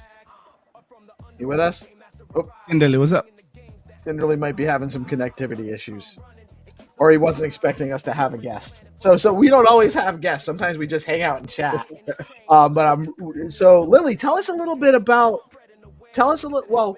Welcome. Tell us a little bit about yourself. Tell us a little bit about Para, whatever you want to talk about, really. But we are very much So, just to kind of give you a little background of what we do. Obviously, we're a little bit stacks focused. We're Bitcoin stacks oriented. However, we're crypto oriented. We are not chain maxis by any stretch. We love all sorts of options developing on whatever chain. And you guys are offering multiple chain solutions. And something that we've been calling onboard your mom type of technology. I love that. Yeah. So tell us a little bit more about what you're doing with Para. Yeah. So my role, call it growth. You know, one of those all-encompassing sort of positions. And I've been with Para for like about 8 months-ish. I guess to like start off, like the way that I got involved with this project, I think is like maybe helpful for understanding it. So my background is in decentralized science. I was trying to onboard your mom, basically. I was working with scientists who are really not familiar with crypto in general. Very smart people, like some of the smartest, I would say. But they didn't have any familiarity with just like crypto as a concept or anything. We're trying to use basically blockchain tech to make science better in a lot of ways, make it more open, make it more accessible. And I do think, I like very much believe in that ethos still. I think that a lot of science is broken and blockchain tech can help that. But the place that we were getting stuck is like none of this was working because we couldn't get users because we couldn't onboard them. Yeah, basically. right. It was just, the non-native crowd is hard to access. Exactly. Yeah. So that was like very much an issue. We tried a number of options. At the time, we were trying another somewhat analogous product to Para that I won't name, but that didn't work because we needed to onboard them to multiple applications, and it only worked in one application. So I was just like, basically, it's very frustrating to build something that's very helpful, but you can't get to anyone. There's like no distribution, basically. So I kind of took a step back. I have a background in like user experience and product, and I was like, how is this fixed, right? You know, I'm like, so I was like, okay, leaving decentralized science, start looking around, talking to my friends a lot. Someone mentions Para, and they're like, yeah, you can onboard on one application with Para using your email, and then go somewhere else and sign in with your email and not have to create a new wallet. And like, that sounds so basic. That sounds like step one of like crypto in general, but right, it's necessary actually to onboard. Yeah, it's there's tons of friction without being able to do it this way. Exactly. So I got super excited and I was like, I need to work on this project. So I just basically tracked them down and sending them messages and everything. And yeah, it's been really cool. So Para, if you kind of got a bit from that, is an embedded wallet. It's infrastructure. So you wouldn't have like download a Para app. An app builder would integrate Para into their application as we have like a front-end SDK. It can actually work as like a headless, just like wallet generation in the background. So for a lot of like fintechs, that's quite exciting.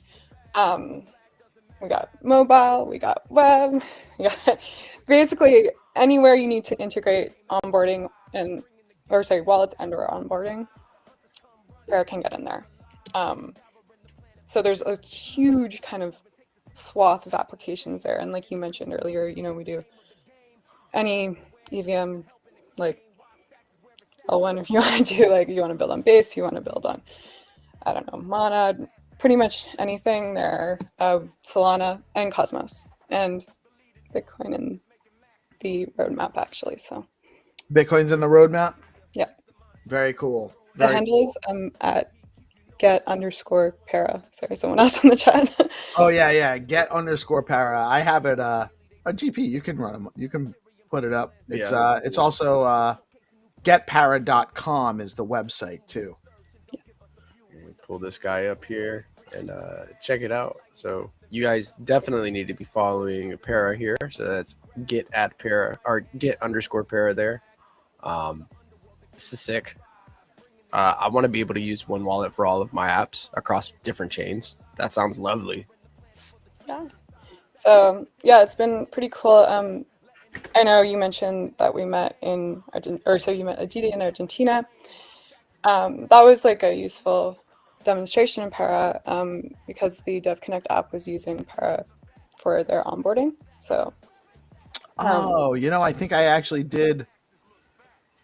I went 2 days. We were down there I was down there with Stacks, and Stacks had a couple of satellite events that we worked. We had a hacker house down there. It was really great. But the first day I went, I was like super fast because I only had a little bit of time. And the second day was when I met with you guys, and it was the day that Cloudflare was down. Oh my god! For everybody, and the internet at that conference too. And the internet was garbage. Nothing worked, and it was like, but there was definitely like still tons of people, tons of activity. It was really it was very encouraging and the conversations, because it was a largely, what I experienced there was a largely developer based audience too. So there was a lot of, it wasn't curious tourists kind of thing. Like we were at Bitcoin Vegas in May, and not that it was only that, but it was a lot of that too. Like it was a lot more retail and people like curious people that don't really know. Here it was devs. And so there was a lot of cool stuff happening. There's a lot of great stuff being developed. But what you guys are offering gives people an opportunity to connect with their wallet. They don't need a seed phrase. They don't even need to download a wallet app, essentially. Their app is kind of like it's embedded in the application that they're using. But if they go to another application that's also integrated with Para, they log in with their email address. They're getting the same wallet. Yeah, exactly. So it sounds like I was saying earlier, that sounds basic. It's not typically the case. We're able to do that because we use MPC. So that's the way that like the key is never actually brought together completely. So it's super secure.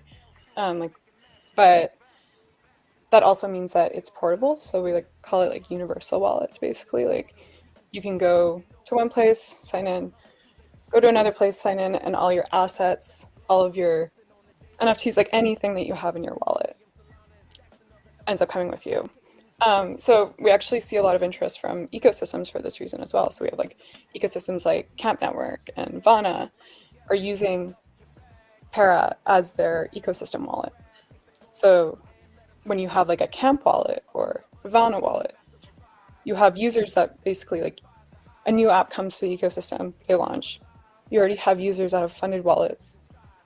An email click to log in, they don't even have to open another app. And they're coming with assets already. So it's pretty cool that way. And that wallet can come with you outside the ecosystem as well. So. What blockchains is Para supporting right now? So EVM, Solana, and Cosmos at the moment. Awesome. Yeah.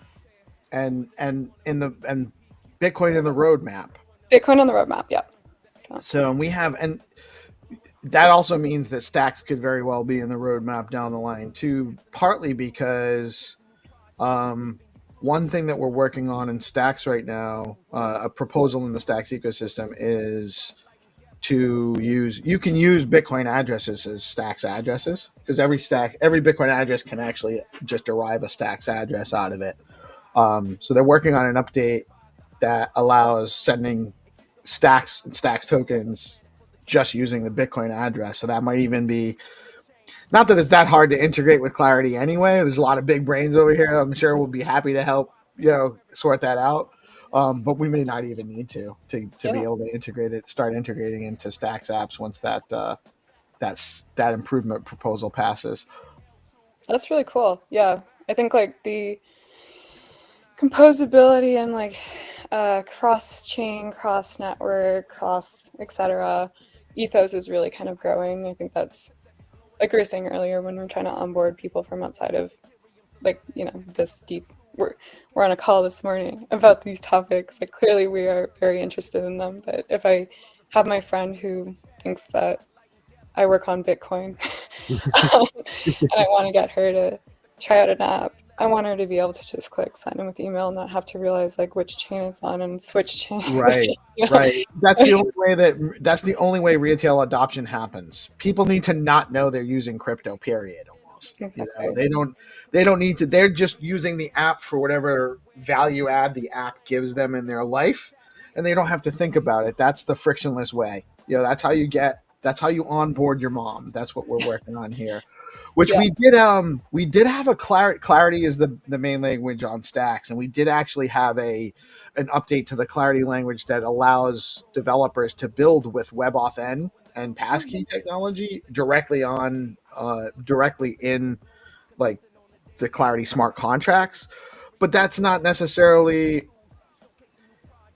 if you have a provider that's already providing the infrastructure for you, it makes it easier. Then that's and it's a safe and useful solution that saves the developers a lot of headache trying to adapt it that way. Yeah. I think passkeys are really interesting. I mean, obviously, like there's also like the recent Fusaka fork on Ethereum, so I guess parallel to that with the passkeys addition there. We've been kind of talking about this idea of progressive onboarding. So we recently added one-click login to the features that we have, and we're putting that as kind of like the standard when you're building with Para. That's the standard login now, so it's basically just like click, log in with your email, you get in. We used to have like passkeys as you have to have passkeys basically. What you find is that not all, like if you're going to a country where people have not very modern phones, not everyone has passkey access at the moment. we're moving towards that, but everyone has email.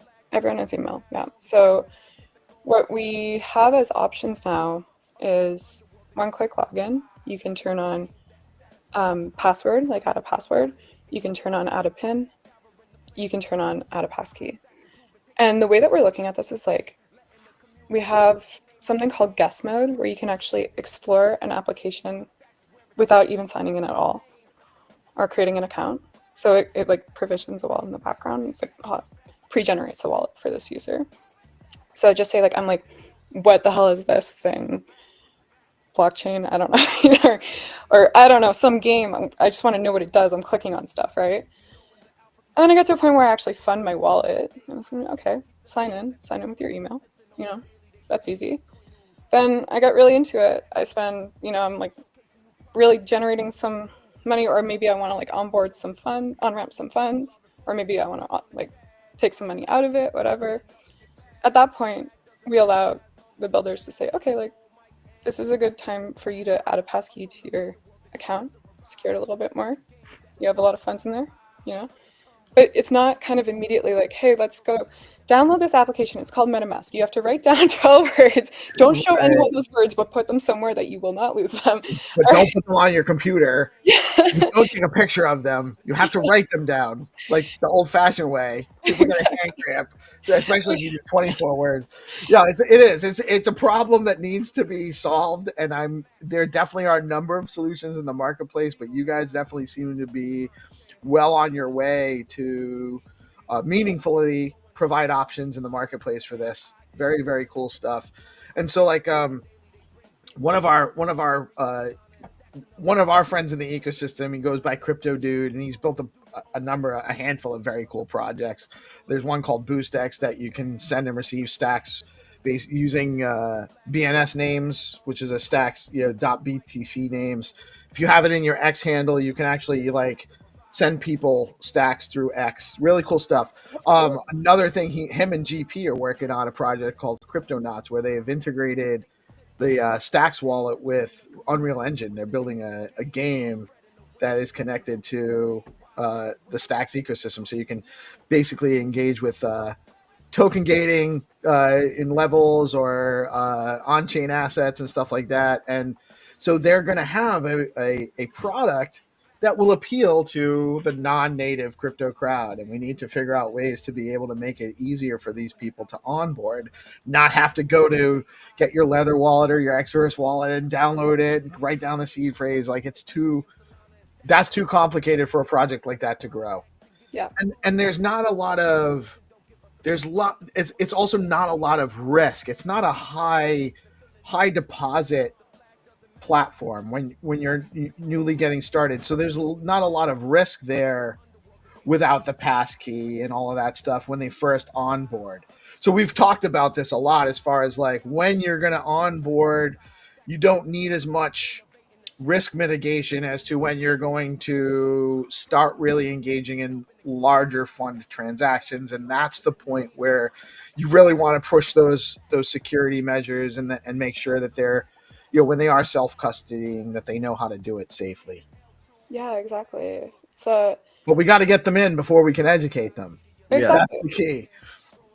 Yeah, it's a balance. It's really like you need to figure out how to, I don't know, not scare people off.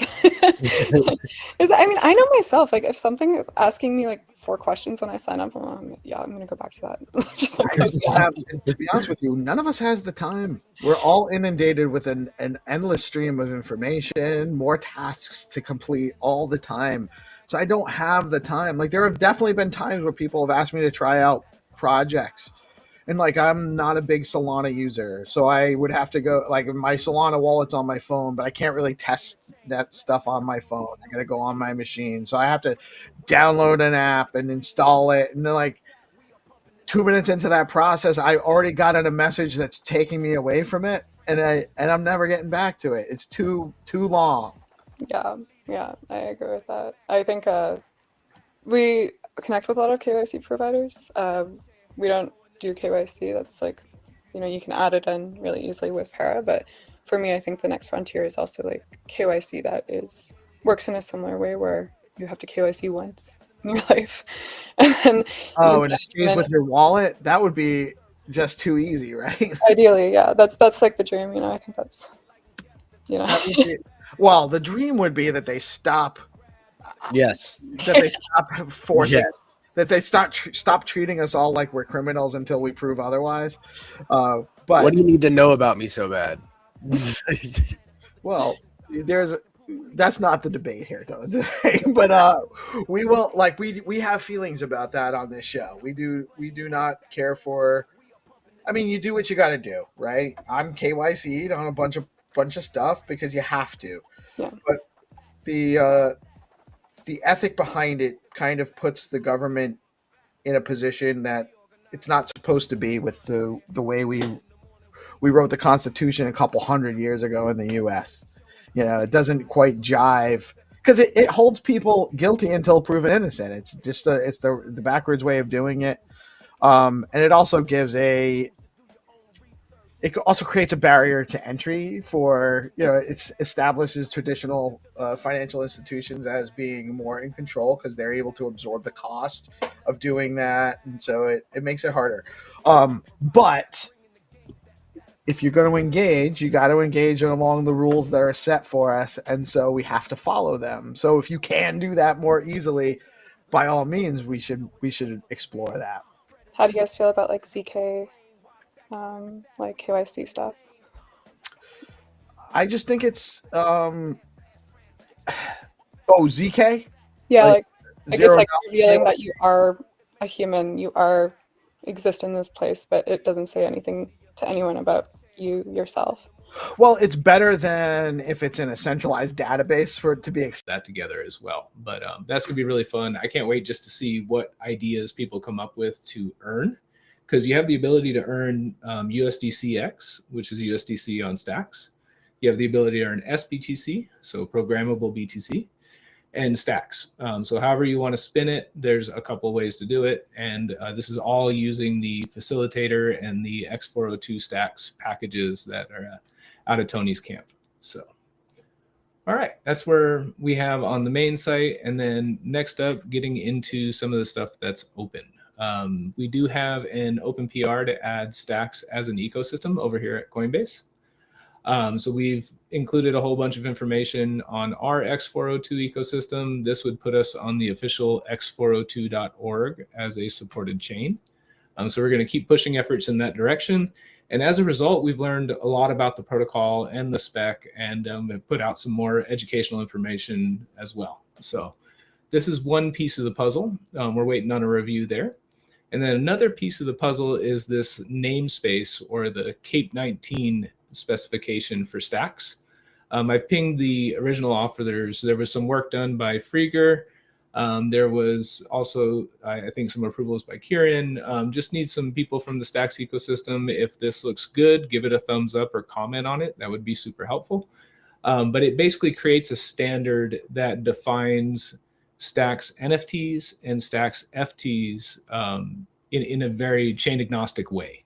So that's what the whole repo is for. The whole point is like, this is a meta standard that we can use for all chains. So there's definitions for Ethereum and Base. There's definitions for Solana. We have some definitions, but we don't have this one yet. And we're going to end up needing it with X402 V2 anyway. So we've pushed this up. Should be good to go. Just getting some more eyes on it or some thumbs up from the team would be great. Otherwise, we're just waiting for feedback from the maintainer. So those two are rocking out. And then we have one PR request in with Tony on the actual facilitator for stacks. And we wanted to add some endpoints. This might overlap with some work that he's doing towards supporting X402 V2. But we were able to go through and add in a few endpoints that would basically allow us to drop in our facilitator to people using Coinbase's code for X402. So a huge, easy win. Should be some simple changes. I know he's looking over those. We're waiting for an update on that one. And we had one big move with our MCP server. So we have it was originally the Stacks 402 agent. That repo and that has been moved here. So it's here in the AIBTC org. We're taking that on as our official MCP server, to part of how we help you get set up, like the examples in that guide. And we'll keep iterating on this. We'll have updates here. It's also published to NPM. You can see the package here for AIBTC. I don't know if that actually takes us there. There's probably a few more links I got to click to get there. But publishing happens automatically. Anybody using the original package should get a notice to update as well. So shout out to BWAS for doing some really good end-to-end work there, like thinking of what we need at the beginning and at the end. Very helpful. Anything else to add on that one, BWAS, or did I get it all? I see you dropped the link for me. There we go. Perfect. So you'll see our MCP server implementation here. We have the support across like 50 tools so far, but we're kind of starting lean with what we need, and it adds in the understanding of the X402 endpoints as well. So that's one of the advantages to that one. Hey, that's for later. We're not supposed to look at that yet. Cool. And I've got two backstage. Let me go ahead and bring them up front before I jump into the next thing here. Mic check. Oh, big mistake. Uh-oh. Now I'll never get anything done. I've created 40 X402 endpoints providing different services. I want to demo them all on this call. One by one. Well, you've made some cool stuff, though. So I have some of those on the list that I'm excited to get into. Just in general, shout out to the team for building. I mean, what we've been doing over this last week and the weeks prior has been epic. It's like every time we need something, we build it. And some of those stick, and we end up using them a little more. For example, we were looking at like all the X402 endpoints that are out there. I think one of the bigger questions we've had is like, where are the agents, or, who's actually using these things? And normally you would do a Google search and try to do your best to get information from a bunch of different websites. But why not build something? So BWAS has a nice radar app where we're able to look at different projects and learn different things about how they work, especially linking to their repository, which is helpful in understanding things. So what would it look like if they implemented stacks? Maybe some suggestions there. Cedar did the same thing. We had some stuff for X402 Hunter here, so we can see a lot of the different things you would see on like X402 Scan and elsewhere. And then we can add on a bunch of additional information. So just being able to do that is absolutely huge. And I love that like this whole like building apps for a purpose is definitely going to change things. I mean, I'm feeling it already, and I'm doing it a bunch on my local machine too.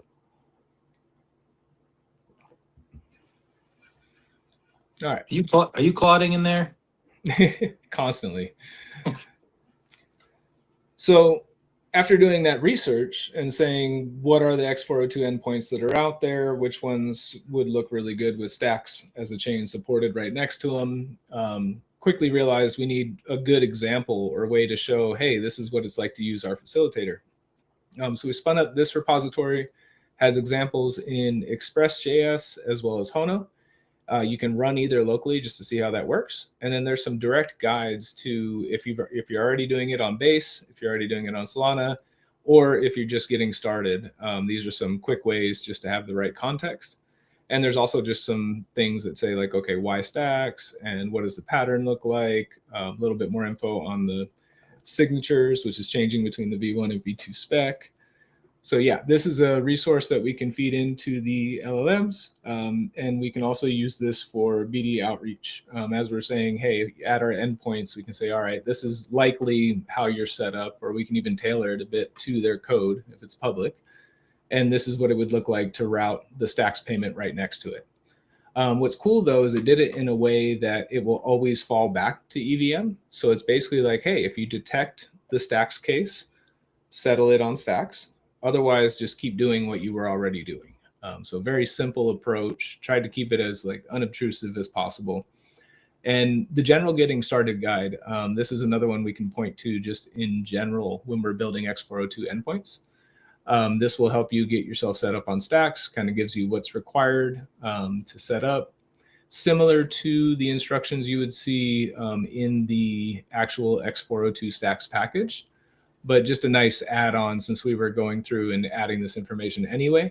And we'll be sure to keep this up to date. Like as soon as the facilitator supports V2, we'll have a V2 example in here and just keep things rocking on.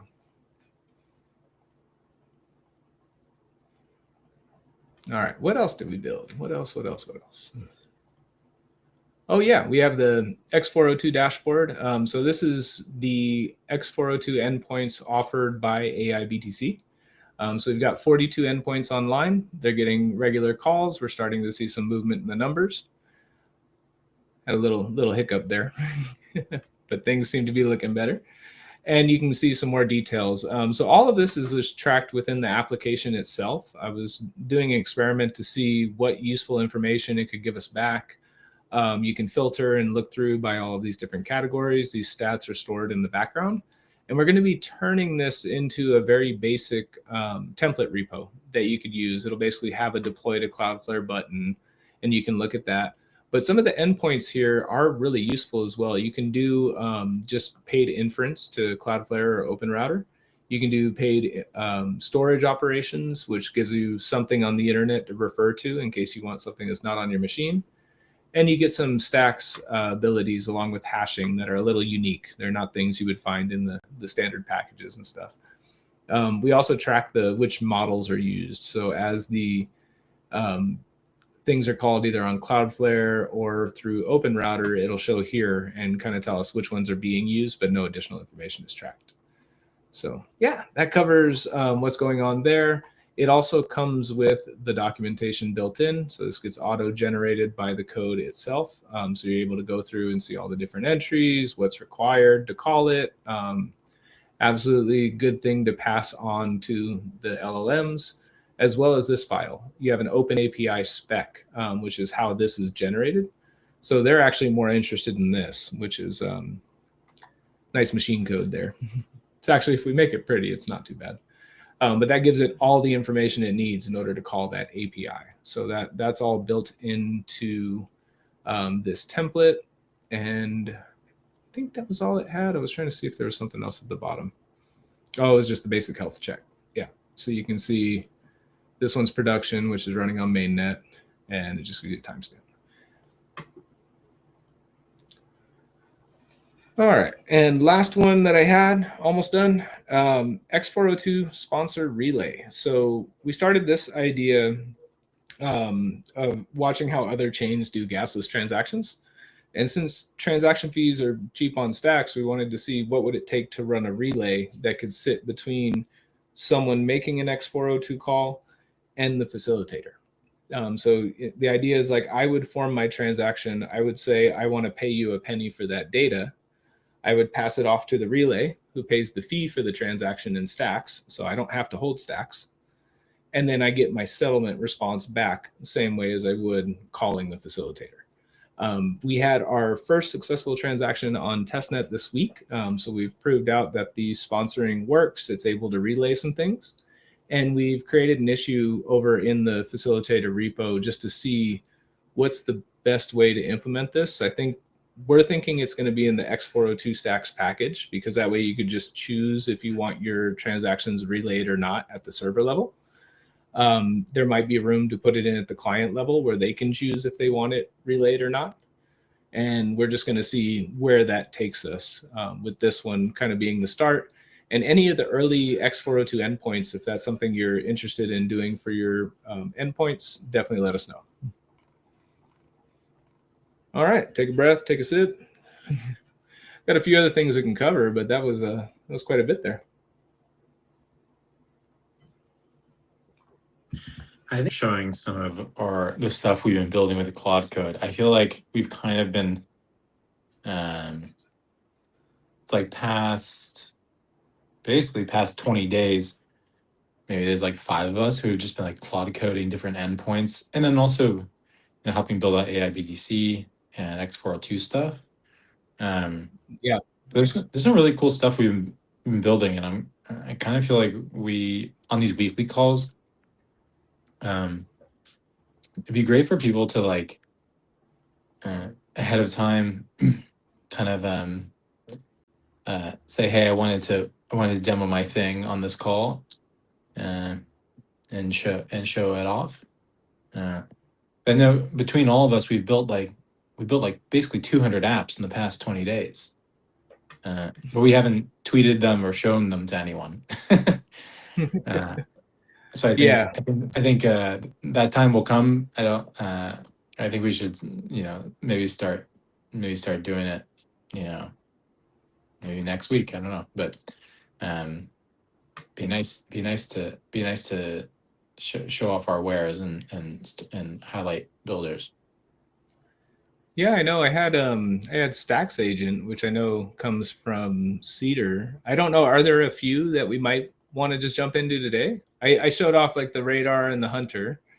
We're definitely two built for purpose tools. If you open up the Stacks Agent one there, I see it on your far right tab. Yeah. So this one was fun. I was just I was playing around trying to create a demo of an autonomous kind of service that would keep running, that would be calling X402 endpoints on Stacks.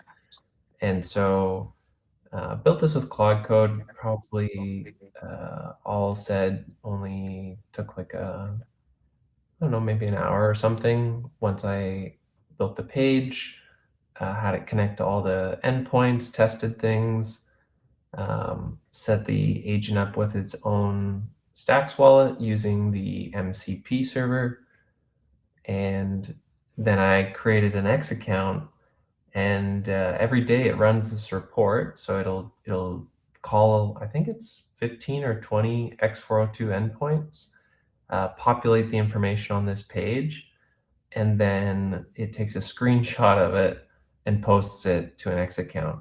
And I've been checking it every day. It's doing it by itself. So it's autonomous, and I think it only costs maybe like, fraction of a Stacks a day for the endpoints, some of them being paid. So yeah, it was a fun little project and good because now when I go to the scanner, I can see transactions every morning when this goes off. So it's kind of a closed loop demo. Yeah, that's super cool. I just pulled up that page too, so we could see that. Love the look of it too. I think that's fun. There's been so many design ideas that I would have loved to explore, but I'm not a designer, so it would take a lot of time. And now I feel like I can flip through those. I can change interfaces just by communicating what I want, and it's such a nice change. Yeah, you realize that you know, half of the battle is just being creative with your prompts and being willing to try things many times. If you just ask Claude to build a site, it'll do it in the same style most every time. Like we've all built some nice simple web apps that have been helpful, but they all kind of come out in the same style. But if you just ask it and keep trying, it'll get really creative. Yeah, that was one of those things. Remember when they would prompt an image and they would say just like keep it the same, keep it the same, keep it the same, and it would morph over time. I'd love to see a code base where you're just like abstract it out, abstract it out, abstract it out, see what it ends up being. Cool. Any others that we want to demo from the other stuff that we've built? It's okay if none other this week. We'll queue some up for next week. But just curious out of like endpoints. Oh, endpoints are a good point. So we've got X402 on AIBTC. There's some endpoints there specific. There's Stacks 402, the original website that we started with, is still online, has different endpoints, different purpose. BWAS has some endpoints online, part of what actually powers this right here. And Cedar, you have some endpoints online. Publius, you have a ton. I know you were like building away on all sorts of X402 ideas. So Yeah, one of the goals that we were talking about was making a one pager, like why use my endpoints, what are they, and tell people more info.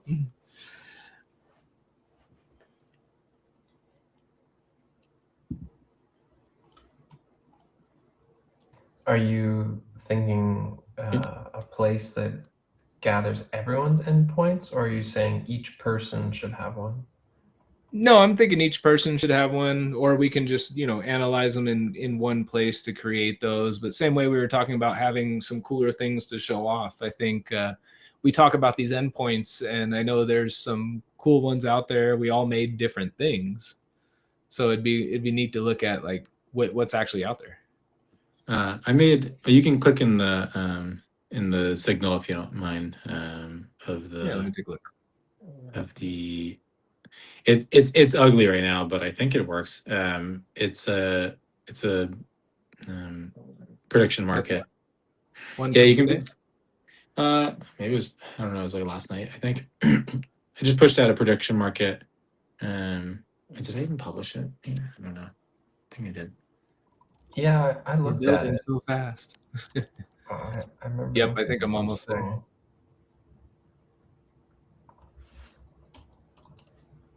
I just nudged it in the chat. Thank you.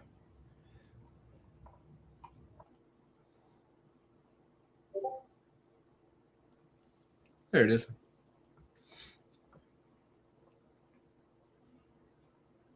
Yeah, so it ain't pretty, but probably works. I mean, I made this thing with Claude in like 5 minutes.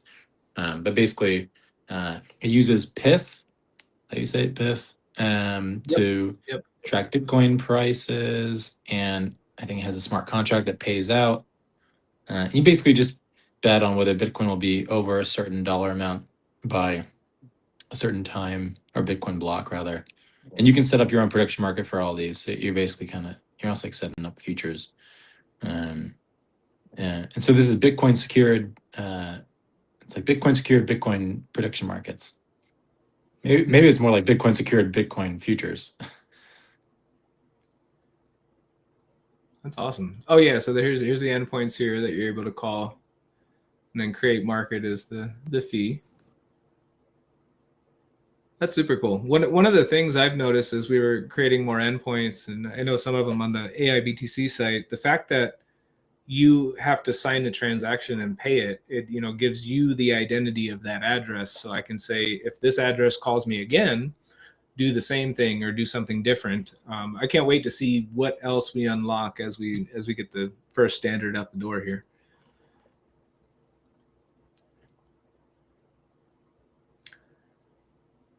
So anyways, I mean, I think we're going to have enough endpoints where agents, if they want, agents could say, okay, I want to pay a little bit for this endpoint, a little bit for that endpoint, and I'm going to make a decision based on that. And ideally, these endpoints become more sophisticated over time. Some of them are crude but work, or they're just simple, and they could be spun up by anyone, So I think more endpoints we have, more agents using them, more agents transacting with other agents, the better. But these endpoints are good. They're like they're almost like it's like building a store or something. It's like a fixed place where you can go to reliably to pay for a service. You're not having to find a wild agent in the wild that's like on or off. It's like these endpoints should be always on and searchable. So I think the endpoints are good. One side of the market, and we need the agents to come online soon. And I think we're basically doing that through things like Claude and stuff like that. Yep. I also created a, and this is kind of silly, but well, actually, I won't go into my Rain app, but I did create an airdrop app that it's an endpoint, and I didn't send it in the chat, but you basically can just Was it the Stacks Rain? Stacks Rain? It actually it's a newer one. Oh, it uses Stacks Rain. Basically, you can it's like a visualization thing where you can every Stacks transaction is a rain droplet. But actually the new one has, so these are like Stacks transactions or whatever it should be. The new one allows you to do an airdrop. So you can make it like really torrential downpour. 500, 1,000, 2,000 airdrops to the most active users on Stacks. So what it does is it uses certain endpoints we already have deployed, which is like, I think we have one that tracks the most active users on Stacks, and it'll pull that information. Excuse me. It'll do airdrops to those people. You can also airdrop NFTs to those people, issue them kind of like, badges and things like that. I built that yesterday when I was like just shopping in Whole Foods. Love it. Just kind of nuts. Well, that's just it. Like the speed at which we can create things is definitely much faster now. With that collapsed, it's like the things we're starting to focus in on and use. I love the ones that stick, because we already have a few that have stuck around, and I think maintaining all the things that we want to keep under like that production umbrella is going to be a lot better. Sweet. Just saw some of the comments. So there's a question, is this recorded? Yes, it will replay after it's done. So you can find it here on X. Definitely follow the AIBTC dev handle, and we'll jump into a community space after. So just heads up on that. And for anyone who is looking to jump on, I saw Kwame out there, shout out. Yeah, just let us know in the Discord. We'll reach out to you, and we'll arrange it to get you on here too. All right. Well, I think unless there's anything anybody else wanted to show on here, I was going to jump into and just update a few things in Claude Code. I've shown off my workflow before, but I found a cool way to visualize it that I'm not sure if I'm going to keep it yet, but I thought it was pretty neat. So should we jump into that? Yeah, let's do it. All right. Let me grab another window. And let's see. I got to pull the window up before I can select it, I believe.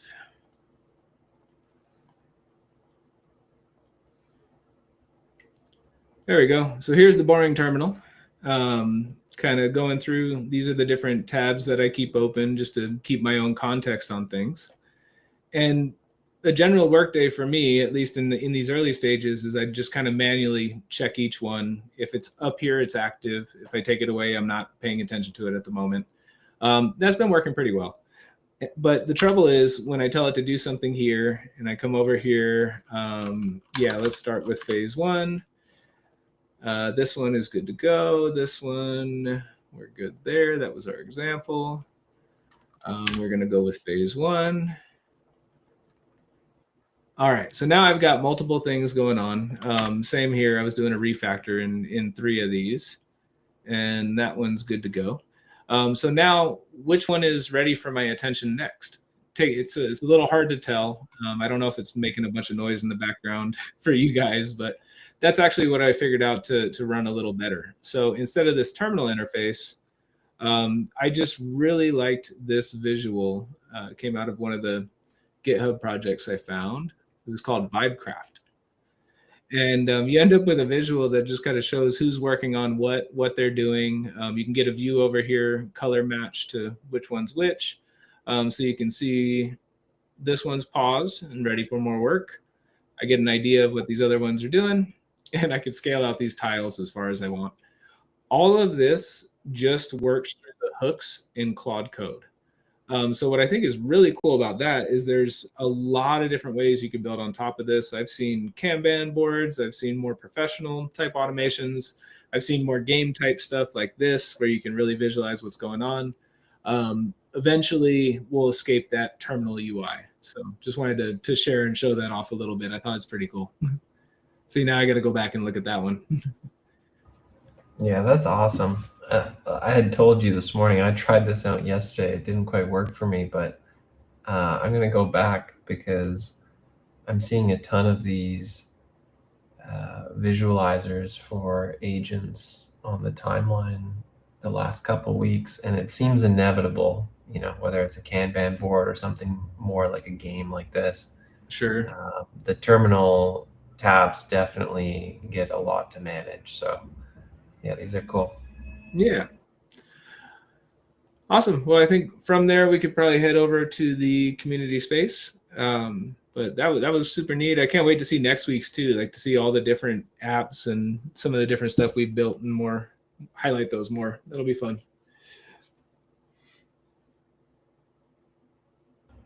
Cool. I'll start up the space and see you guys over there. All right. Thank you, everyone. See you there. Okay. Bye, guys. See ya.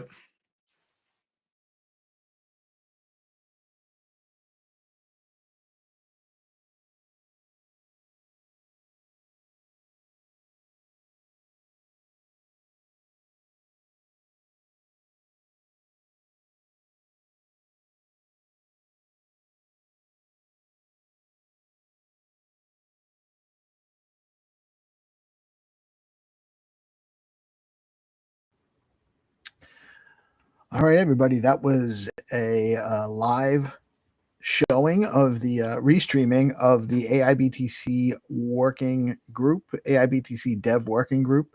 And now they holding their space right now. So go jump in. I pinned or posted the link below for both their live stream and the space that's happening now. Jump on in. And for those that are not participating in that, which is, you know, you all should. Everyone's encouraged, by the way. The more you learn about AI, the better. But for those that aren't, I'm going to play some. I'm going to replay some content from earlier in the week, maybe yesterday's morning show. That might be fun with GP and Hannah. I'm going to drop out, and I'll have that on for you guys soon.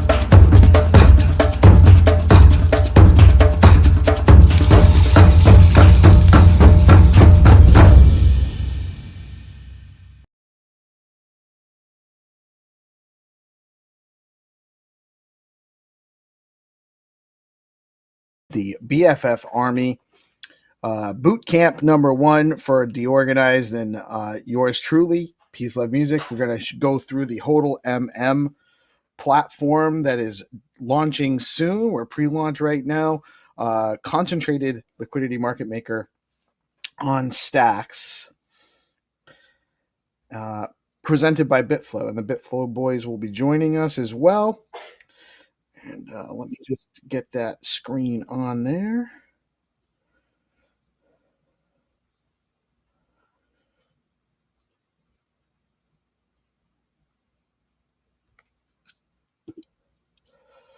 All right. Diego, what's up? We got Big Mac. What's up, Kenny? Thank you for joining us today.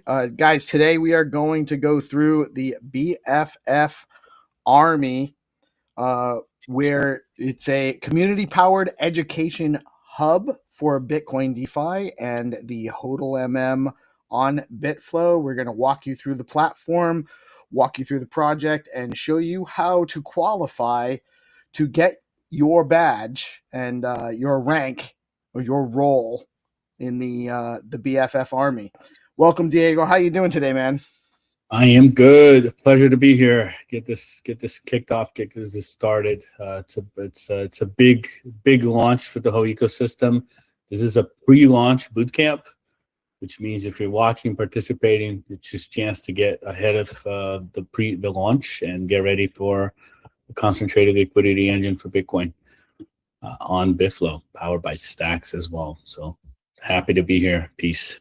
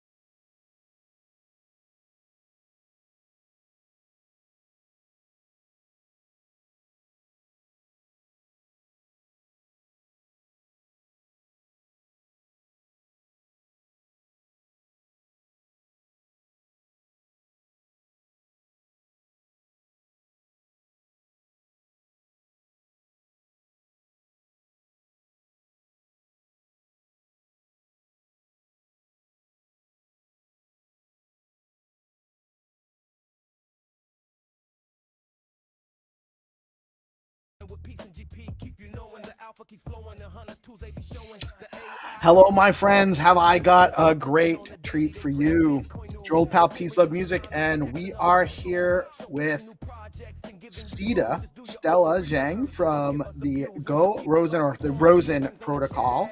And I'm going to bring her in now. And then I'm going to make sure my music's not too loud because I think I was playing the music a little loud there. We keep it in the background, but I want to be blasting out my guest. Welcome, Sita. How are you today? Hi, I'm good. Yeah, really nice to see you again. Yeah, great talking with you again. I'm so glad we were able to do this. Little bit of a not common time frame for our purposes, but absolutely the exact reason why we started doing the all-day live stream, so we can actually be more accommodating to have projects like yours come on and spotlight and show us what you got. So I'm gonna, this is really your show. I'm just here to facilitate. You're going to tell us all about Rosen and whatever else you want to talk about. If you want to give us a little bit of background about yourself and or where the project started and all of that, and then we can definitely go through everything you want to get to. Yeah, sure. Sounds good. Yeah, because I was here in San Francisco, so I understand that time is really hard to coordinate. So I think it's quite like my early morning, but I'm not sure if there's fits for everybody's here. But I definitely would love to use this kind of time period to introduce myself, my project, and let more people to know about us. And if they have any questions, it's really easy to reach out to me or like reach out to our teams through the apps, through the social media. So yeah, it's like a good time, to meet everybody here. So my name is Stella. You can call me Stella. I was the co-founder of Rosen. And before I doing this project, I was working at a accelerator in Silicon Valley as well. So at that time, I was the program director in China, and it's really interesting that I feel like at that time I have a lot of like colleagues, friends, and families. They're in different countries, and the interesting part is like I have to download a lot of applications. Like in China, you use the WeChat, and here WhatsApp, Telegram, to communicate with different people, and even the social media, even the payments, everything was different, totally different when you do those cross-border business. So, and this is the turning point when I have an idea. I would love to build a really borderless social platform that enable everybody, no matter if you are a international person, right? If you're speaking English or if you have the international banking account, it doesn't matter at all. Everybody here in this platform are same. And you just use this unified platform. You can connect with the people. You can transact with the people without any friction. This is the initial idea. And then 2 years ago, actually, I with my co-founder, Xiaobing, we built such a platform called Rosen. And I think this is like a really unique journey for me and for my whole team. We are just build something really unique and really new. So at the beginning, and basically nobody understand what we're doing here. And 2 years ago, the stablecoin is not a buzzword. People don't understand how you can use a crypto, use a blockchain technology to facilitate your dream, right? The borderless social network things. So so I think at that time we faced a lot of challenges, but this is really appreciated for me. Like we finally made this. We made this application live on Google Play Store, and right now we have over 34,000 users around the world. And our users are mainly coming from this South America, North America, and Asia and Africa. So I think we are still trying to grow our application in different countries as well. And we are still hiring our ambassadors. We already have over 40 ambassadors in different countries, in different cities.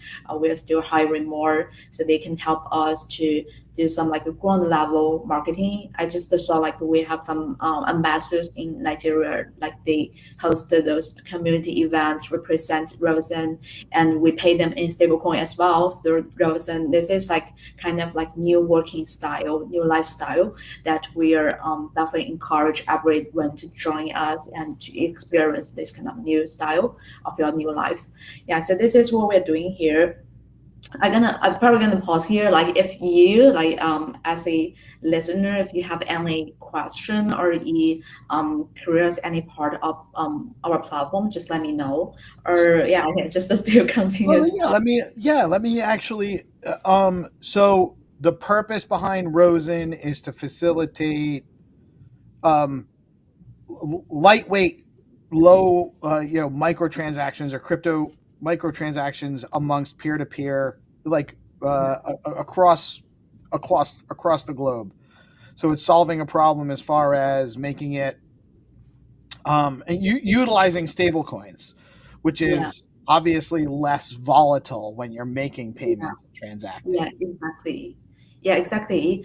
Because like if we're looking at this like nowadays cross-border business, I think the pinpoints, the first one is language. So this is why we utilize the AI-powered auto translation in our application as well. So you can chat with anybody in any language. The second pinpoint is the payment. So like the people, if you want to, for example, if I was here in the US, I want to transfer like $5 to Nigeria. That's totally nonsense, right? If like I want to transfer 5,000 US dollars to Nigeria, maybe I can do those traditional bank wiring through the SWIFT, and they charge me like $30 and waiting for 5 days. It makes sense somehow like that. But if I want to transfer $5, the bank is still charging you $30, and just make no Right. sense. Yeah, so and they still need to wait a long time, and even sometimes they will reject you because this is just like a really weird transaction. So they don't support this from those traditional finance sectors. So these people, like they are doing this micro task, they just are micro earners. They basically are ignored by those traditional system. But actually, this is not fair, right? Even though like their transaction amount is more, but they are active, they are the real people, they have the real demand.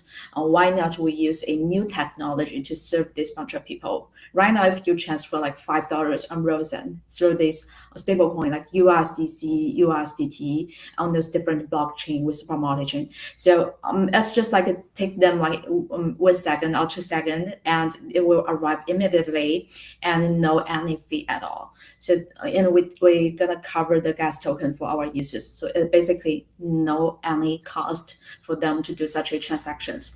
And this is when they can start considering like, hey, I was in Nigeria, but this it doesn't matter. I can earn the money around the world. I can find a client in Australia, in the US, right? In Brazil, they can support me. They can ask me to do some job in Nigeria for them, or maybe they can ask me to do some online content creation, or maybe they ask me to participate event representing them. So something like that, they can start to imagine like they can do this. Otherwise, if we have no stablecoin, we have no crypto, they can never think about that. They just are trapped in their local market and with really, really limited resource and opportunities. This is the past decades, like people never changing this before. But right now we have this AI, we have this stablecoin technology and other like, blockchain, crypto infrastructure. They are more and more mature. We can consider to build such a new digital world.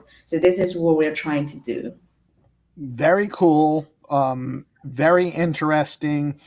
As most of my viewers know, we're very oriented with Bitcoin and the stacks layer 2. We are definitely chain agnostic, but I bring up stacks because there is an app on the stacks ecosystem being built by good friends of mine. It's called Zero Authority DAO, and they have a gig marketplace, some infrastructure for that kind of thing, similar to part of what your project is, where your users can basically they can post tasks and assign a value to those tasks, and other users can come along and complete those tasks to get paid. you know, they essentially that's how the process works. Do I understand that correctly? Yeah, exactly. I think on our platform, not sure like about that platform how they doing, but I think this is quite like similar if you consider as a gig market, but in a new way to interact or transact. So what we are doing is like if you're the job poster, like you have a task, you want some like helpers to complete with you, and you just post a task on our platform. And for example, I can set up like I need 10 people to help me, and each one can get like maybe $1 or even lower. Like we also enable our users to post a polls on our platform as well. Like you can do a survey to test out if this market people they are interested about your service or product.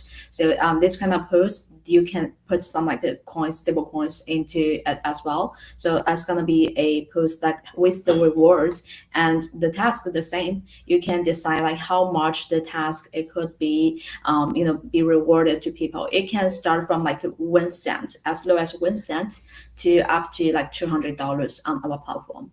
So this is how it works. And for those like job takers, like these micro earners, they just choose like what kind of task or what kind of post they want to complete. That's just based on like what they love to do, right? So you don't have to work on each task. It's just based on your criteria and how you can engage with that. And so once you complete a task, you just upload a proof image, and you maybe need to communicate with this task owner, like say if they thought you already delivered this job well. And once they approve you, like they think, oh, you're doing a great job, and they approve that, and you will get these stable coins in your wallet immediately. And this is how it works. And on Rosen, we call it like coins. The coins like 100 coins equals to 1 USDT or USDC. And the thing is like once they want to withdraw, then it's like the same page, like you deposit, you withdraw. Once they want to withdraw, then it will occur these kind of transactions online. And before that, you need to connect your wallet in according blockchain. And once your asset reach to 1,000 coins, that means like $10, you can just do this withdrawal. It's really simple. And if you thought like you don't have reached that bar, you can actually definitely deposit some stable coins into your pocket, and to make sure your assets is over 1,000 coins, $10, so you can do the withdrawal immediately. So this is the process, and we usually request you to connect with your like crypto wallet or some like exchange wallet or whatever, so that make it more simple. If you want to cash out, you can just do it from your private wallet, and this part is like totally controlled by you. You can just remove the money from Rosen to your crypto wallet. Then this is like something out of our application. On our application, we just process this this part of like how you can get this macro task, how you can prove that you do this job, how you can get approved, how you can communicate with the boss, right? The people who give you the task, and the rest of the things are on chain. So this is the some of our website page. And one thing I want to point out, like people will notice that there's 3 different chains I can interact with right now. It's on Solana, Polygon, and BSC. And I created this account, I think the other day when I talked to you, and I hadn't had a chance to log in and check it until like a little while ago. So I reconnected my account, and I noticed I created my account just with my email address. This is our email address for those that want to get in touch with DeOrganized. I'm showing it publicly, which is fine. I didn't actually have to create a wallet. I didn't have to write down a seed phrase or any of that to set up my account on Rosen. I was able to just connect with my email address, and it created these addresses for me. I'm assuming that Rosen is actually technically custodian of these wallets, because I don't actually have a passkey or anything, or is it just tied to my email address through like Privy or something? Yeah, it was custodian wallets. So that means like everybody, because we are more targeting those like non-crypto native users. Right. So that means, yeah, once you like log in with your email or like Google authorization or maybe Apple ID authorization, we will automatically give you a wallet for the multi-chain. So yeah, just like you mentioned, maybe in the future Stack will be also show on this multi-chain wallets as well.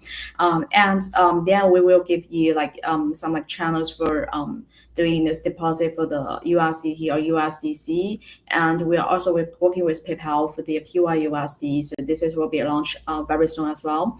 And then this is kind of wallets are custodian.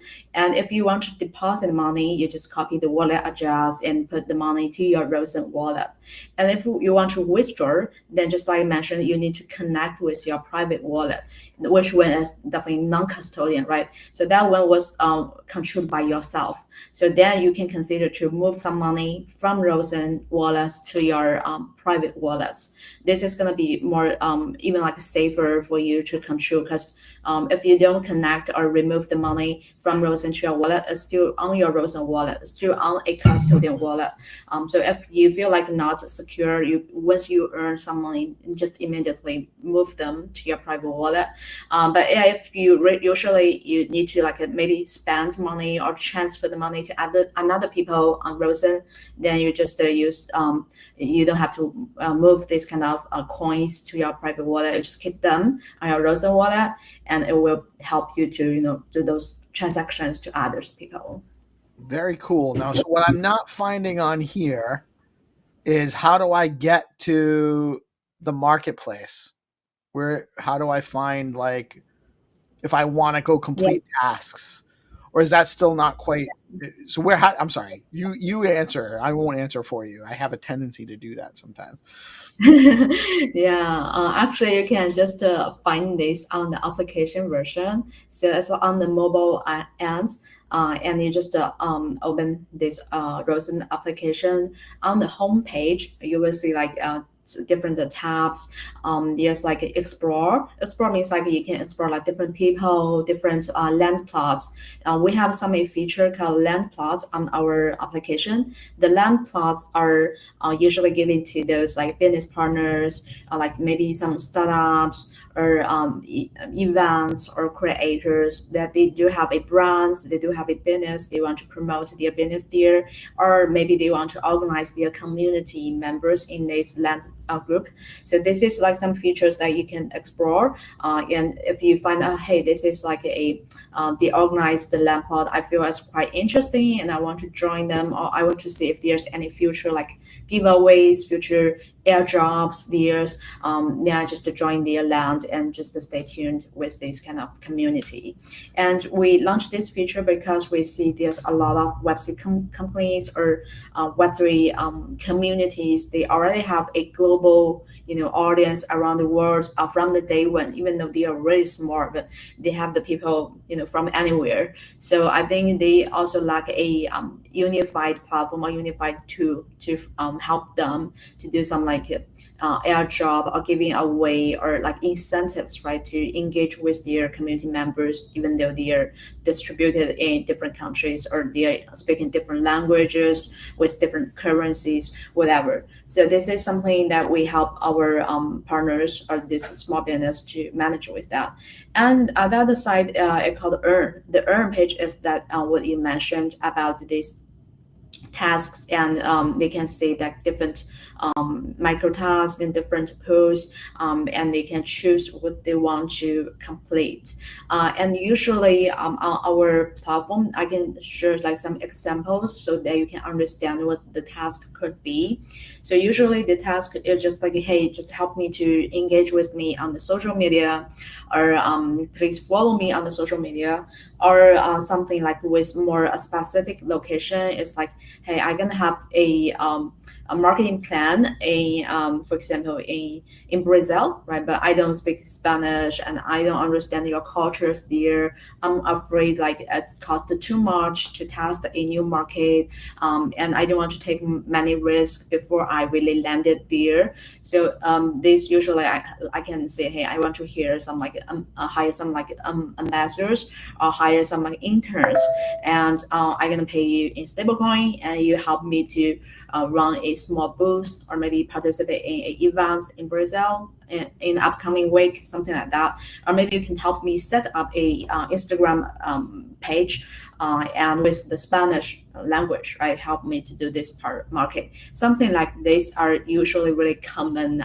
tasks on our platform. So we also help our partners like Circle, PayPal, Stella, and other like business partners, Ant Group to help them to use the Rosen app as a new market enabler, so that they can get more chance to meet like people in different countries. And if they have any upcoming business plan, they definitely can use our platform to easily get in connecting with our users, with our ambassadors, and easily to pay them as well. So this is the future that you mentioned about the micro task.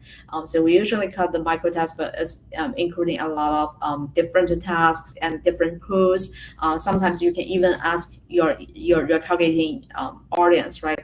Say, hey, if you're gonna like this kind of service, if you need these things in your country, and use that to do a survey, and you usually give them like just 1 cent, and they will let you know their data, let you know their insights or their demands. So this is really efficient way to test a market. Yeah, so this is like basically some really common posts and tasks I see on our platform. Very cool. And so I guess it would say that really, based on your mission page too, Rosen's goal is to basically abstract away language, background, and location barriers to economic activity, to a creator economy or any kind of economy, essentially, any peer-to-peer economy. You guys are solving that issue of connectedness and or the capacity to engage without large intermediary fees in the equation for low cost, lower value tasks. Yeah, exactly. So I think for our project, it just like you can our mission, we definitely want to take care about this bunch of people. They are invisible or they are ignored by this traditional system, and maybe just because of their location, geography, or maybe because of their finance system in their country, or maybe like different culture, language, whatever. So I just thought like maybe there's too many barriers when you want to be global or when you want to be international, especially just I mentioned this Web3 companies, they definitely should go global from day one, right? And since like you have the crypto, you have the crypto audience around the world, they should be borderless. But right now I didn't see a really domain or really mature platform like doing this for everybody. They still have some like barriers for both like Web2 and Web3 people. For the Web2 people, I think the major barrier is like they don't have the Web3 knowledge, so they don't want to take care about those gas token or like just like you mentioned seed phrase or a lot of those complexities about like how I can cash out if I earn or something like that. I previously hosted a webinar with a South Africa university. They call like Vanda University. It's a really large university in South Africa, and I co-hosted this webinar with their dean and professor. And I still feel like a lot of people, they probably are students from that university. They are really eager in opportunity. So this is why they are super active on our webinar. They're continuously to asking questions, and they really want to join this platform to find a new way to living and working, because it's really hard to find a traditional 9 to 5 jobs anymore in different countries the same. So they want a more more flexible working style, right? More instant and borderless earning opportunities. But the thing is like they still asking the questions like, hey, is that a real money? Is that USDC a real US dollar? Like how can I see them just to reflect on my Visa card if I earn something like that? They are just keeping asking. So they don't have such an experience. So that means like they are totally blind like about like how this system are working at the back end, right? But they want to figure out like is to make sure they are really secure, they are really a real money that they can use, they can spend. So this is some barriers I see still happening on this like Web2, this traditional internet world, that quite like hinder them to join this new era, this new digital world. So this is why we try to design it more frictionlessly. It's like you can just use your email to join, and you don't have to connect any wallet. You don't even have to have a wallet at the beginning. You just start to earn. Once you earn some like stable coin, you will try to figure out how it gonna works, right? So at that time, we will help you to link with our ambassadors in your country, and they will guide you like one by one, or like maybe even you can meet him in your city and ask him to help you to set up everything when you have the time when you are available. So this is like our really stupid way to help our early users, these seed users at the beginning phase. But we definitely believe that we need to bring more and more those like non-crypto native users to join this new world. Otherwise, this market want to grow, want to scale. So we definitely see this like this young people, younger generation, they are struggling in finding a good job. They are struggling in locked in their local market. They want opportunities. They want to be seen by the world. They want to be visible, right? So this is what we can provide to them. The only thing is like we need to teach them or maybe help them to at least experience at the beginning how to use the crypto, how to set up this kind of crypto wallets or accounts for them. So this is where considered. So this is why we also take care about the gas token. We don't ask our users to deposit a gas token in our wallet at the beginning to activate your wallet. This is like too complicated to them. And how you can buy like maybe just the one gas or like maybe two gas token, right? It's too, I would say that too small to start with that, and it just make no sense. So this is why we do the custodian wallets, but we definitely sponsor those like gas token to them so that they can have a more frictionless experience. Interesting. So they're custodial wallets, and that allows you to do a couple of different things actually. One, sponsor the transactions. Two, you're also limiting deposits to USDT and USDC.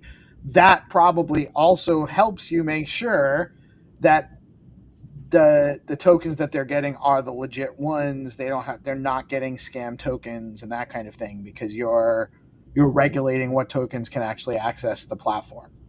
Yeah, exactly. Because I think the same for those Web2 users. I think that to make them feel safe or secure is really important. Because they are curious about this new world, but they are also hesitate. I think we need to reshape some like reputation about the whole industry, and by giving them a really reliable platform. So they will say like, oh, this is the real dollars, and they are like no price pump up down or whatever. They're just a real digital dollar. So this is quite simple for them to understand at the beginning. And maybe in the future we can support more tokens, but I think at this phase we need a good reputation. Make sure everybody feel like I just doing a task and I can get the different clients around the world. I can earn this kind of small money, although it's not a large bunch of money, but I can step by step to accumulate some like stable coins on my wallet, and they feel good about that once. So we just want to make sure like everybody understand this part, and then they can start to deep dive right about more crypto or whatever. But at the beginning, I feel like this kind of really traditional users, they haven't in touch with the crypto before. For anything, right? They should start with a stable coin, a digital dollar. It's easy for them to understand, and everybody, on our platforms, they love the US dollars. So this is why we only support the US based stable coin, and usually there's like regulated ones or really famous ones, so that they can easily to cash out. No any other complexities. And that all makes a ton of sense. I want to make sure, because people might have missed it. there is you have built into your platform an AI powered real-time multilingual translation. So it is very easy for people of different languages to connect. It abstracts away that awkwardness of trying to figure out what each other are saying and just kind of does it for you automatically. Is that like pretty much instantaneous? Yeah, so you can see on our website there's a page. Actually, you can scroll at if you want to specific in different. I mean, scroll it from like to right or left for this kind of pictures. You can do that. You can point any pictures to like zoom in or zoom out, whatever. okay. Anyway, yeah, you can scroll it. Yeah. Anyway, yeah, you can see we have a auto translation in those like chat box. So if you want to chat with anyone, we support those like multilingual translation. You will see like a lot of our users are speaking in Spanish, and some of them are speaking Mandarin or like Japanese. And yeah, maybe a lot of others from the Europe. They have a lot of languages there. So if we want to do a global business, definitely the language, yeah, you can do this. And the languages hinders a lot of people to join this global economy, right? So I think the auto translation is really important. So this is why we embedded a app native AI powered the real time multilingual translation. So even in the chat room, that means a group chat, we can translate every different languages in your language. So this is really easy to use, and we also keep the original sentence the user sent, so that you can just do a comparison. Like if you see the translation is not good, you still can copy the original part to paste on the Google Translate or whatever to compare to do a double check. And we also support the users to post a task on this group chat as well. So you can see like here as like a blue message, right? As a task, like I say, hey, if you can do something like that for me or whatever, and I can pin this on the chat room, the chat group. And also for the P2P, I mean, direct message DM, you can also transfer the stablecoin in your DM chat box. So yeah, in that page, you can see I transfer, or not I, so like Barbie, transfer like 1,000 coins to AFGU, right? So this is just like a transfer, like a message. So you can do this immediately if you want to transfer stable coins to anybody, if your friends, or you want to tip in, right, someone you like, or whatever. Yeah, you can just do those P2P transfer in the chat box directly. Very interesting. And so for those that might have tuned in a little late, you guys, the app is mobile only. So you have to go to Google or Apple Play Store to get them. There are QR codes here to find that, to make sure you're getting the correct one. Always best to go with the local, the link direct from the provider.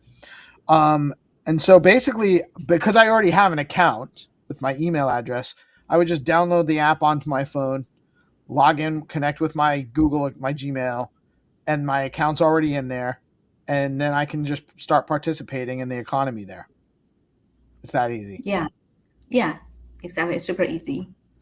And I think I also create a LAN for the DeOrganized media, and I post some tasks here. So if anyone you join today's session, it's your chance to earn more from us, from Rosen, because we are doing some like stablecoin giveaway. As long as you prove that you joined today's session with some like screenshots or whatever, you can upload this as a proof image on my task, and you will earn like some stablecoin. And we also will choose like 2 lucky person after this session. Everyone will receiving like 5 USDC on our platform. So yeah, just make sure you stay tuned. Yeah, we're doing some like giving away. Let me know like if you join, and we're gonna randomly select like 2 person to give away. Very cool. So you guys need to go. Maybe we need some timestamps. Make sure you're doing it during the live stream session here. Make some comments in the live stream, or make some comments underneath the live stream in the replies on X, and take photos with those timestamps so you can submit those go download the Rosen app, set up your account, and show your proof of participation, and you will be entered into some opportunities on there just for trying it out today and tuning into the show. I love that. So very interesting. I'm definitely going to jump on there, try it out, play around with it. I also am very excited about the prospect of bringing this. We need to get Stacks into this list. Stacks actually has a deal with Circle right now. We're actually might even launch this week, probably next week. We will have native USDC on Stacks, which makes it obviously a lot more viable for us to participate in a platform like this. So I realize that it takes time to do some stuff like that, but I would love to see Stacks on here and help tie Rosen more directly to the Bitcoin economy, and also leverage our user base, which we do have a lot of engaged users that already kind of participate in these kind of gig and bounty economies with our friends over at Zero Authority. And I wonder if there's maybe some things that you and Zero Authority should talk shop together too. Just what works for them, what works for you. You guys can leverage each other's experiences and make better products for your users together. I would that's the spirit on the Stacks ecosystem is very collaborative. We help each other out, even if it might seem like we're competition, you know what I mean? But Stella, I love your project. I love what you guys have brought. You guys should absolutely be following at go_Rosen. Let me bring that up so people can see it. It's go Rosen.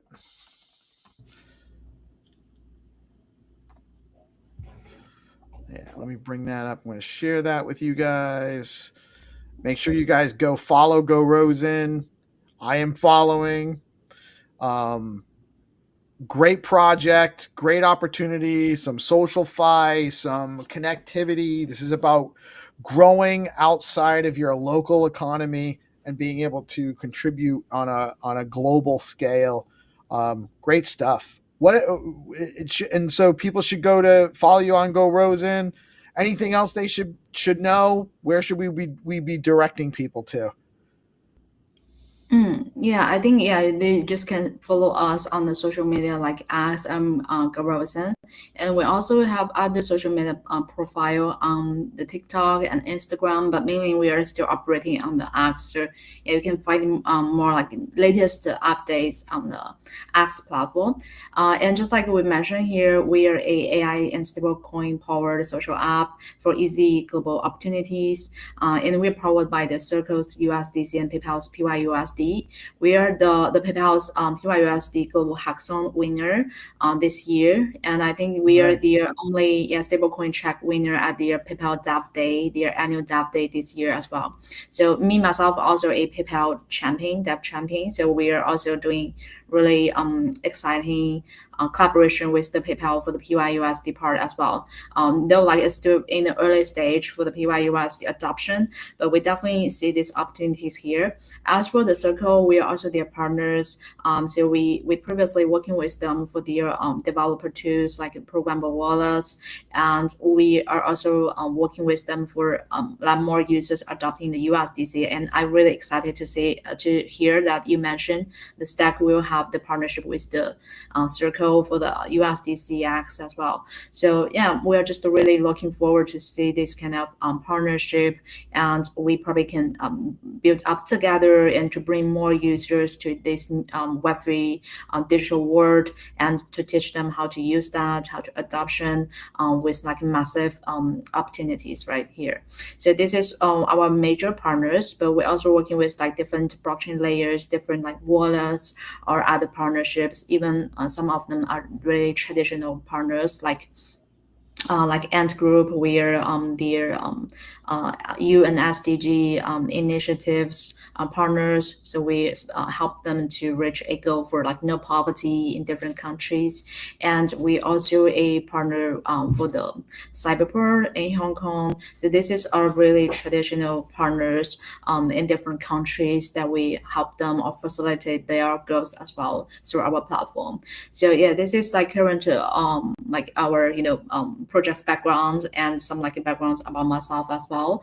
And maybe you can tell like we are quite like a little bit like different with other pure Web3 projects. So that means like we are more like this Web 2.5. We use this blockchain and crypto technologies, but we are focusing a real world problems that we are trying to solve.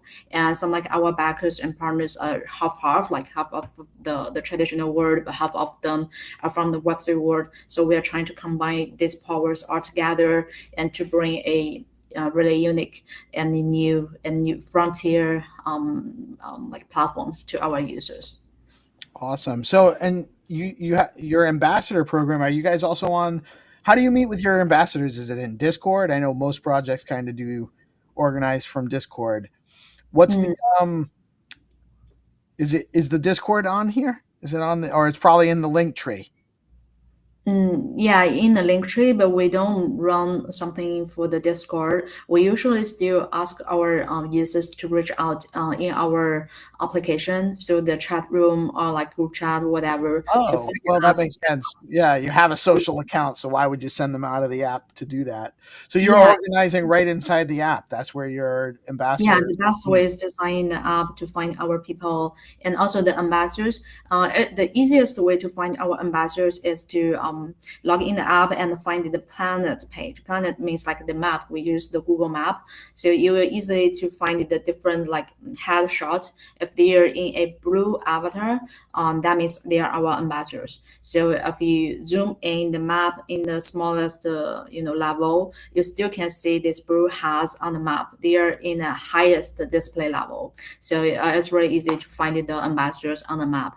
Otherwise, you can definitely explore them on the chat room or on the homepage, right? You can explore different people in different country. There's a filter button if you want to see someone specifically in any country. Like for example, I want to find someone in Argentina, then I just filter the place, the location to Argentina, then the homepage will pop up all those face these people in Argentina for you. So this is another way that you can find a specific ambassador, a specific person in a specific region. So this is different ways to find people. As for the ambassador program, I really would love to promote that one because we are still hiring more ambassadors. Our ambassadors can get some stablecoin incentives and bonus from us as well. So usually it should be help us to onboard like some new users in your country, and also you need to have some like maybe ability to organize a small event in your city or maybe in your region as well. Usually we work with those universities, just like I mentioned. We target it on those like younger generation, even though they are not crypto native. It doesn't matter, but because like we do see this our users age is usually like 20s or maybe even lower. Maybe they just like college students or high school students, and they want to have some like digital, they are right digital native, right? Even though they are not crypto native, but at their early age, they already starting to use the mobile phones, and everything for them is just like based on the cell phone, and they want to use a cell phone to earn money in the future. They don't really like a traditional working style anymore. So this is kind of people are our target. So this is why we usually working with those universities. So our ambassadors should have this the skill or the capability to manage those conversation or facilitate a event, or they should be really independent to working on them own. And for me, like I will approve some like budget for them to organize a local event, and also if they get some like outcomes or the performance is really stunning, and we can give them more as a bonus to cover their like expense, and also give them some supporting, right, so that they can get the benefits from by contributing, by helping Rosen to grow in their country. And also another responsibility for the ambassador is like help our users to understand how to do those on-ramp, off-ramp. Just like I mentioned, those like traditional users, I think in their most headache things is like how to do the on-ramp, off-ramp. And it's really hard to explain like virtually, like how can I teach you through a virtual workshop. It's really hard. So I really usually help them to can do those like in-person meet up and help everybody to set up immediately. This is the easiest way. And once they do it this one time, they can teach their not students, like they can teach their classmates, roommates, whatever. It's really easy to spread into more people. But yeah, this is why I see the ambassadors really important, because from our perspective, I cannot understand every like regulation or policy or which is the most popular wallet or most popular exchange in your country, right? As was like out of my knowledge as well. So we usually hire those local ambassadors. They are the best person. They have the Web3 knowledge. They have the passion to working with us and to earn from us. And this is the best way. So we're still hiring the ambassador. Just let you know if you are interested, you can just reach out to me or maybe our teams on Rosen app or maybe on the social media. Very good. And honestly, I think you got a bunch of ambassadors chiming in our live chat here. Many of them seem to be in Spanish, but we got Mary saying what's up. We got Bachi. We got DPAV. We got Marlene. We got Fernando. Marlene again. Angelus. Bob XBT, and now the last one, my ambassador who put this together, P-Lord, Pip, my buddy. And actually that's why I wanted to ask you, like, even though obviously you want the boots on the ground so you know what's going on at the local level, but Pip is very integrated into the Stacks ecosystem. So we essentially do have an ambassador that, like, it's not a local, it's a broader, it's a decentralized community, right? So would we would still be able to kind of lean on Pip for our purposes as an ambassador for the obviously I can always reach out to you too, right? I have your contact now. You're never going to get away from me. But I just wanted to, like, Pip is probably a good point man for connecting Rosen with the Stacks ecosystem. Yeah. So, I really appreciate, he linked us together and he was like a really good person. And, I usually was quite like busy, so I may be missing out messages, but yeah, people definitely help a lot to, facilitate our conversation and follow up every time. So yeah, I really appreciate that. Well, and honestly, let's just say, call it what it is. The DMs on X are like just messed up now. The chat versus DM versus whatever the heck they're doing over there. Elon, please get this fixed. I'm having to go more and more on Telegram, and now I'm using Signal on a regular basis because I can't communicate in X-ray. That happened with us. Like the messages aren't showing up on my phone that are on my laptop. It's a nightmare. So having Pip has been instrumental. I just want to give him some flowers because this has been a great episode. I love what your project is. I really appreciate you taking the time to show this to us. I really hope a lot of people test it out. By the way, there are more opportunities. Pip isn't the only ambassador, so you guys can go try out the app. You take some photos. You might have an opportunity to earn something just from participating and watching the show today, trying out the app. And then there could be some ambassador opportunities down the line, or you might just find a new way to engage with your peers in a peer-to-peer exchange way that's a little bit more seamless and functional for you. So Stella, thank you so much. Awesome stuff today. Really appreciate you coming on. Anything else we need to touch on? I think for me, it's all good. Just like you mentioned, we can reach out at any time. Yeah, and I think just keep in touch. And if there's any updates from Stack, I definitely would love to learn. It's quite something new to me, but I think it's really really exciting and interesting. And I don't want to miss out any updates or information that's happened in this industry. I was quite new to Web3 to be honest, but I definitely would love to learn from you guys as well. Awesome. Yeah, and that's what the community is about here. We're always lurking to learn and learn and earn, I guess is the way to say it. But I love what you're working on. I will tell you this. A little bird told me I don't have any actual insider information that I can share, but USDC X, which is native USDC on Stacks, is launching possibly as early as this week. It's definitely coming by the end of next week for sure.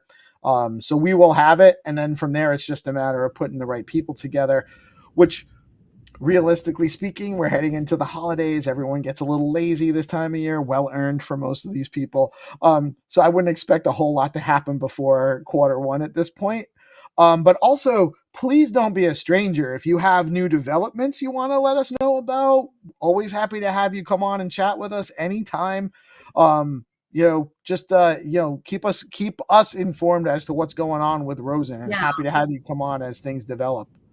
Yeah, sure, definitely. I will keep you updated if we have any, updates or progress, and we definitely would love to get you help us as well. So yeah, I think really happy to chat with you. Thank you so much. Awesome. Thank you, Stella. Thank you all for tuning in today. I am Peace Love Music. We are DeOrganized Media. And guys, go check out Go Rosen and open up your horizons a little bit more. Thank you, Stella, so much for joining us today. You have a blessed rest of your day. And thank you to the Rosen community for tuning in. You guys showed up today. We appreciate that as well. We'll have some more live and or pre-recorded content coming at you shortly. Please stay tuned. You all have a great day. Peace out.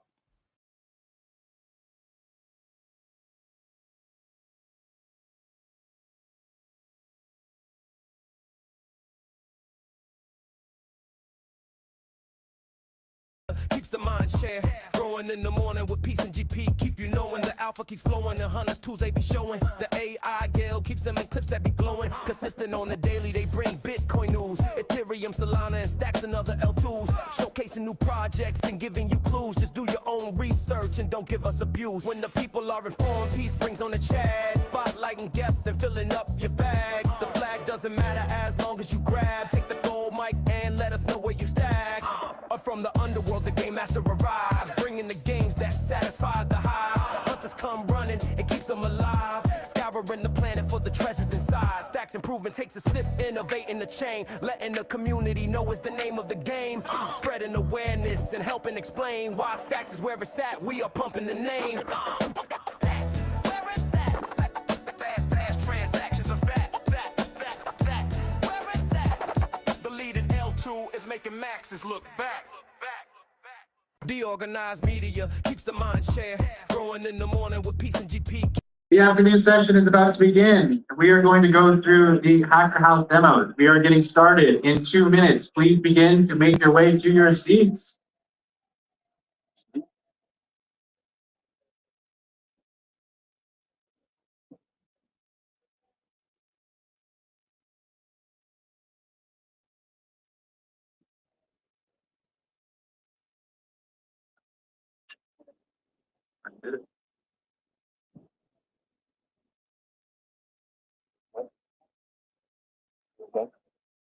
They're watching that live.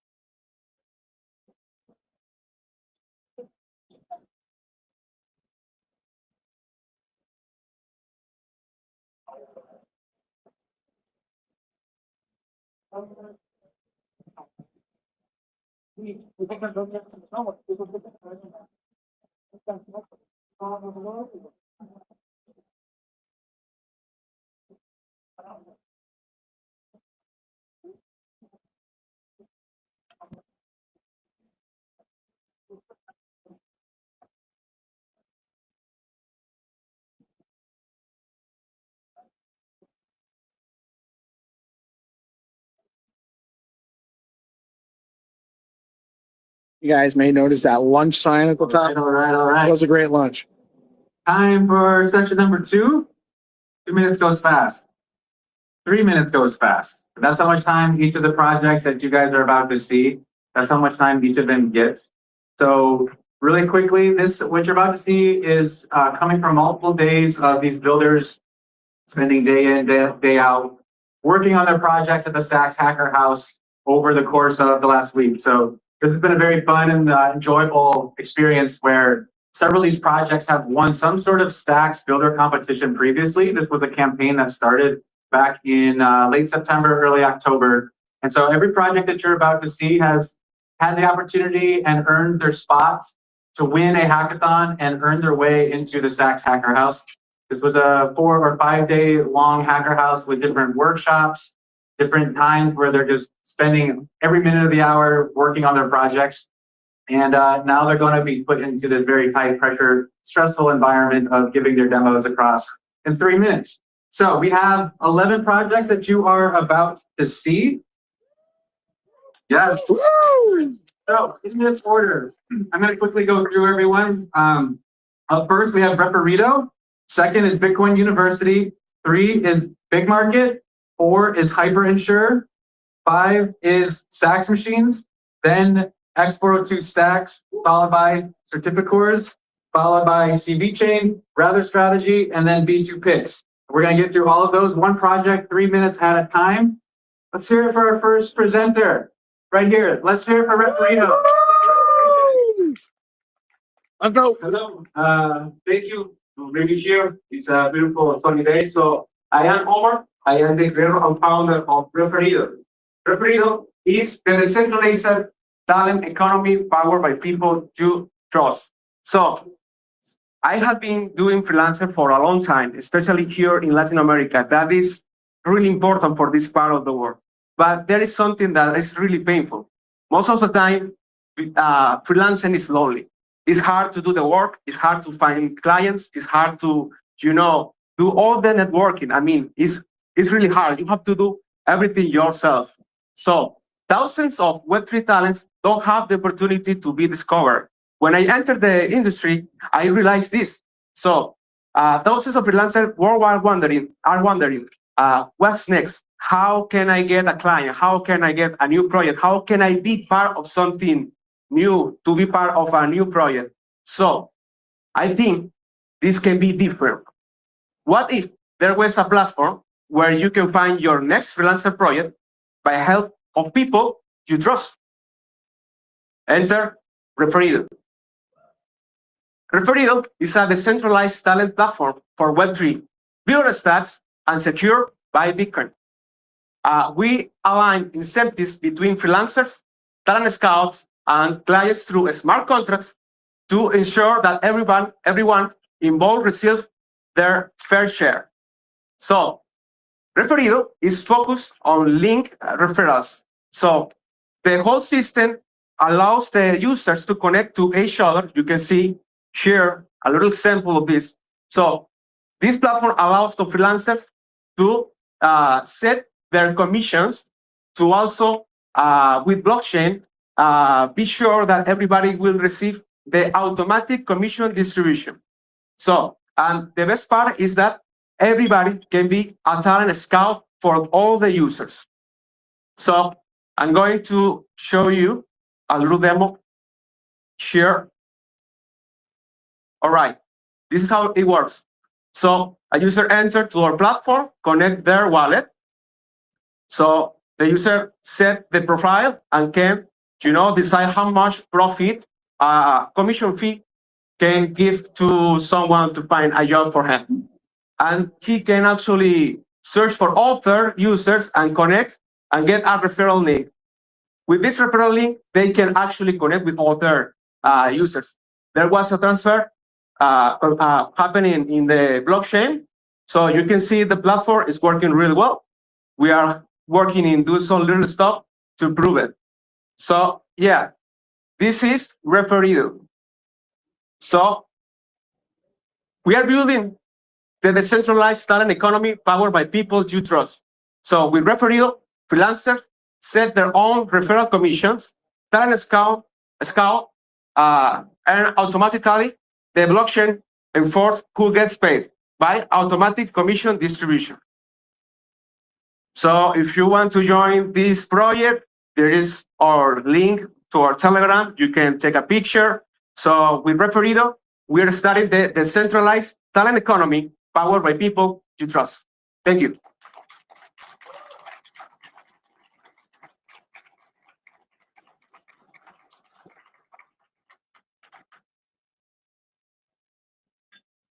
Great work, great work. All right, we're getting right into the next one. So speaker number 2, Bitcoin University, please start making your way up to the stage. Woo!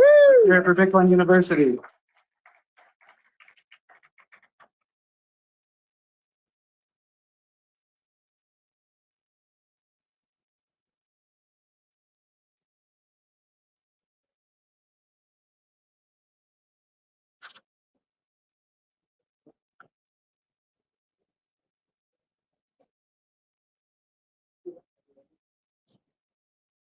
Buenos dias, Buenos Aires. I'm so excited to be here and share with you guys why I'm here and what I'm building. So my daughter, I'm building for my daughter. She's my biggest inspiration. I'm building Bitcoin University for her. I missed her birthday to be here. And so I just, I told her I was going to be here for a reason. And that reason is that I believe education can unlock sovereignty and opportunity for the next generation. That's why BTCU exists, to create a pathway to financial freedom and meaningful work in the Bitcoin economy. The world has changed and is still changing. People worldwide are fleeing weak fiat currency, seeking stability and control over their wealth.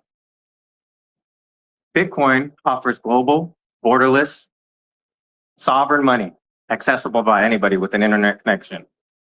But we still have an education gap. Traditional education systems haven't evolved to teach people how to participate in this new economy.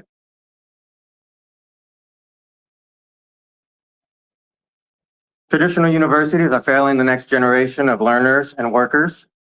It's too expensive, the curriculum is outdated. People aren't graduating and getting jobs in the field that they're studying, and they're graduating with debt. People need skills, not diplomas, and they need income, not debt. That's where crypto comes in. It provides an opportunity. The Bitcoin and stacks economy is rapidly expanding, but there's no talent pipeline to fill these critical roles. Companies are hiring and opportunities are abundant, but beginners have no clear way in.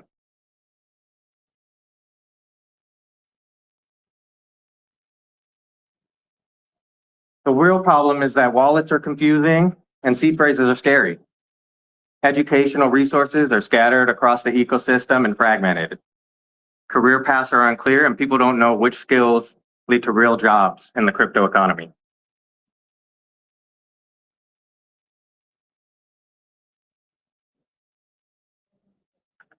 That's where Bitcoin University comes in. A friendlier, simpler, modern way to learn Bitcoin and enter the global crypto economy. BTCU removes every barrier between curiosity and capability. We're building the front door to the Bitcoin economy, designed for absolute beginners with real opportunities.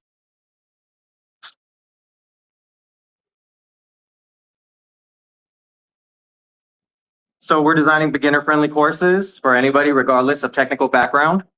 We have a mobile-first UX design so that you can learn anywhere, anytime from your mobile phone.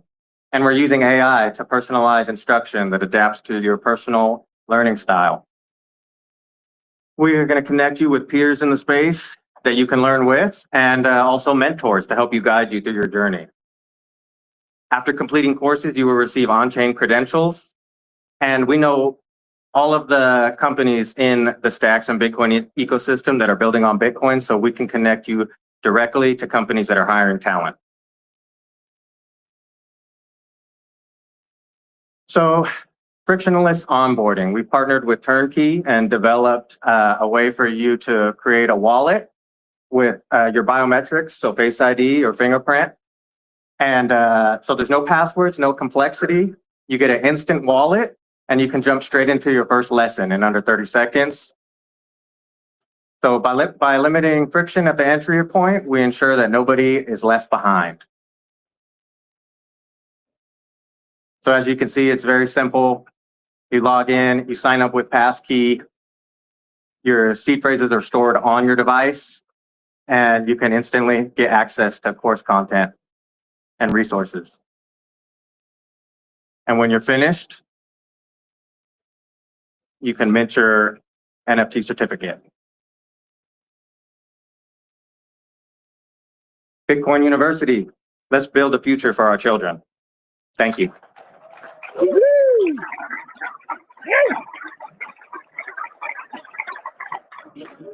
Well done, Bitcoin University. Moving on to our next project. Come on up, Big Market. Big Market.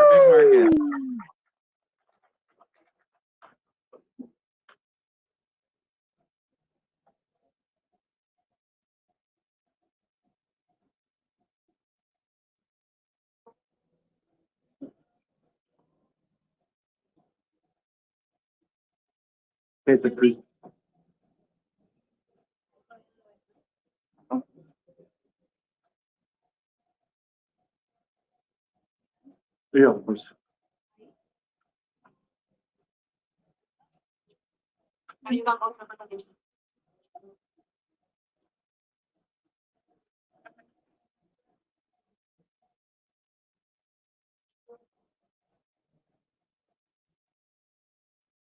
Hello, and good afternoon to everybody. My name is Antonio.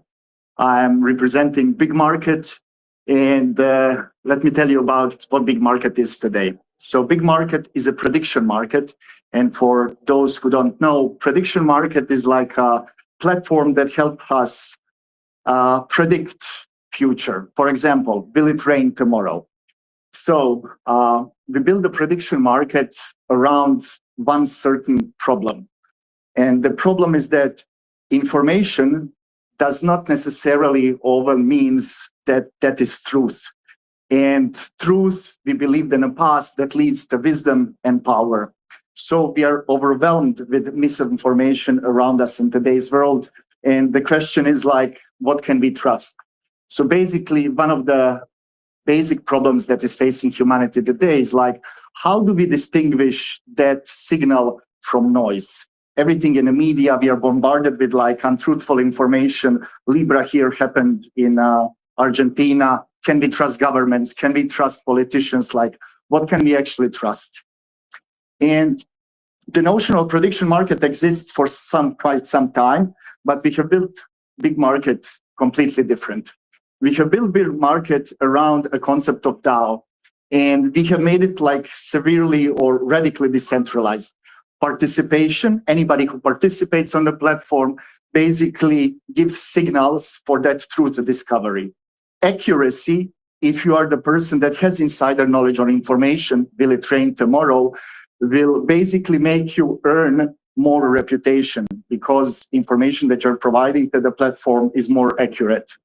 Resolution on the platform, where other platforms are lacking in terms of the speed and trustworthiness, we have a triple layer system, and basically AI, oracles, and humans are working together to resolve the markets, will it rain tomorrow, on the fastest possible way, which leads us to the multiple applications in DeFi around our platform.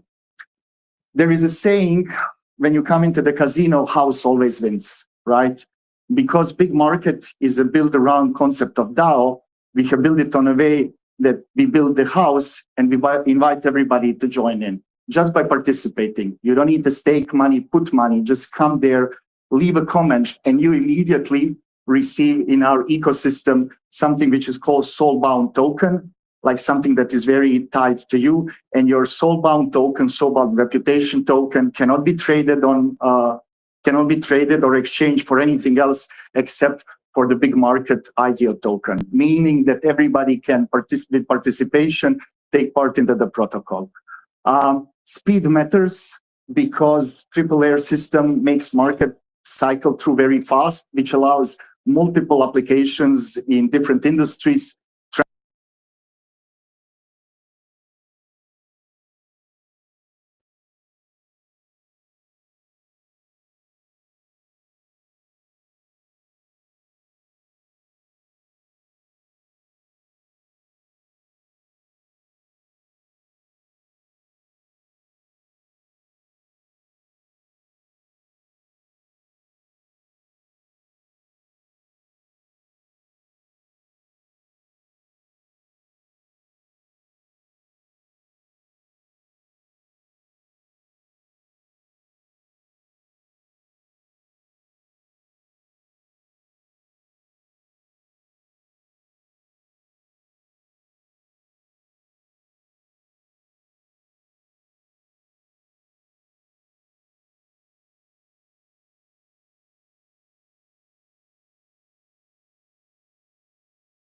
Insure. Come on up, Hyper Insure.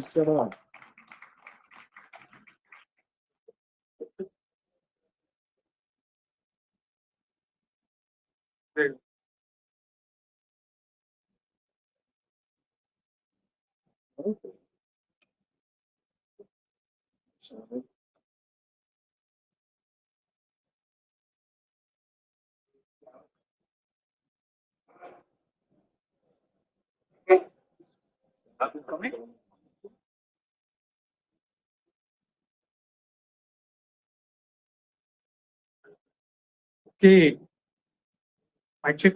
Yeah. I've been sure. So we are protecting institutional Bitcoin transactions. Imagine this: you have a massive arbitrage opportunity. Agents has been placed, counterparties aligned, millions of liquidity has been posted, and suddenly your transaction or your trade doesn't go through. That's gonna be suck. People have been posting about it on X, and these are like some of the real numbers here. Like approximately 1,000 transactions, which are of very high value, didn't go through. Like 18% of failure rate because of the massive spike at a network congestion level. If you ask me, protocol risk is very real. It could be related to not paying the enough amount, mempool congestion at a Bitcoin level, or every missed block impacts on the liquidity that you are holding. So you wouldn't want that when you're dealing with that level or that volume of trade. So here comes HyperInsure. What you have to do is before putting that high volume of transaction at a network, just buy one of the insurance policy at our platform, and we take care of everything from network congestion to network monitoring from mempool, and we make sure your transaction goes through. And if it doesn't, and if your claim is legitimate, you will receive the payout. So ready to eliminate the protocol risk? I'm going to show you a small demo how it works. All you have to do is just connect your Leather wallet. Simply, as soon as your wallet is loaded, just select one of the package. Now what it does is here you have standard packages. Just have to make sure okay, I'm okay with this much amount of delay time. Just enter the amount, purchase the policy, perfect. Now once you have the policy set, all you have to do is submit the claim. If your claim is legitimate, you will receive the payouts. Everything is done by automation, smart contract. So the payout and everything is automated. And guys, what? We are live with HyperInsure. Just scan this, test out the whole platform, and there you go. So that's HyperInsure for you. Woo!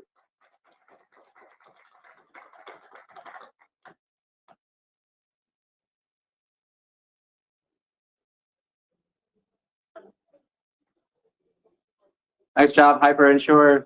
Okay, next we have Stacks Machines. Come on up, Stacks Machines. Time for you to take stage. There we go. Yay, Stacks Machines.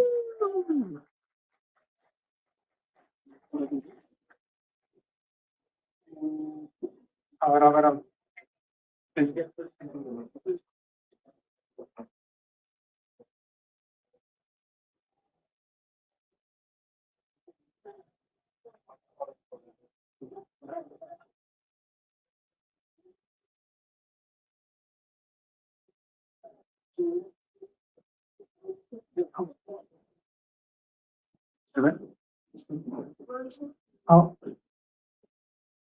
Okay. Hello, everyone. My name is Jan Alarcon. So I'm gonna present about Stacks Machine. So the problems that we realize is we want to help developers and we want to help founders, and we realize that these two important people face two problems. First, developers, they need more, assistance or tools for them to keep and develop fast. And founders, they need to show their idea, their product in a better way, in a way this idea is almost production ready release. So that's why we have Stacks Machine, this tool, AI tool that will give to you a high quality smart contract.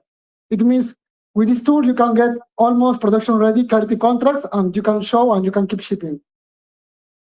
Also, with this tool, is especially for developers, so we can onboard thousands of developers that we have here. And the idea is to accelerate, to boost. For example, in this case, we can achieve very high speed.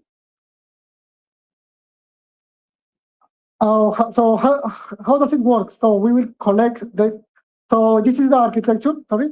So basically the user or the developer is going to ask any kind of question related to clarity or stacks on our environment. It can be Visual Studio Code or Cursor. And we'll have an internal server that will handle all of these queries that we have. But before that, we have to ingest all of this knowledge data into our database, so the MCP or the tool can actually retrieve this data to the users. So this is the main flow. So here I want to show a bit more, but it's not showing. How is it? It's not showing my slide, but anyway. So yeah, happy to partner with us. So the idea is to scale this. For example, this is a project on early stage. We are just a POC. So, but the idea at the end is to scale this to production, to have this tool that can provide a much better response, a much faster response, and can provide an answer or can reply this developer's question in a fast way. Yeah, that's basically it. So with this tool, we can achieve what the stack is needing to build BTC-Fi projects. So anyone can easily just come, log in, register, and start building the project that is gonna leverage BTC-Fi into the next level. This is my QR code, so happy to connect. Thank you.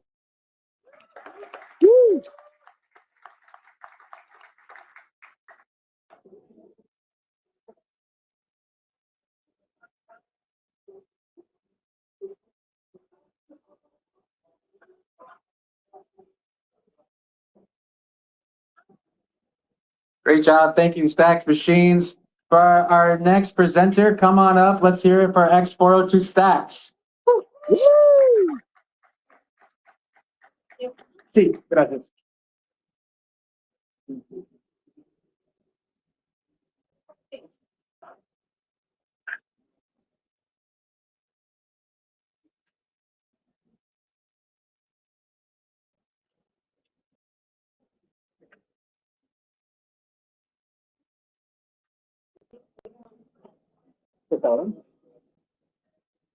Hey everyone, great to be here. My name is Antonio, and you guys can see the screen, but basically this is a cloud interaction. I was trying to get Cloud to use an API, and he says it's not possible. Why? Because internet payments are made for the old use. What is that flow? So for example, let's say you want to interact with an API. You need to go, sign up, get an API key. And once you have that API key, now you can start using that API.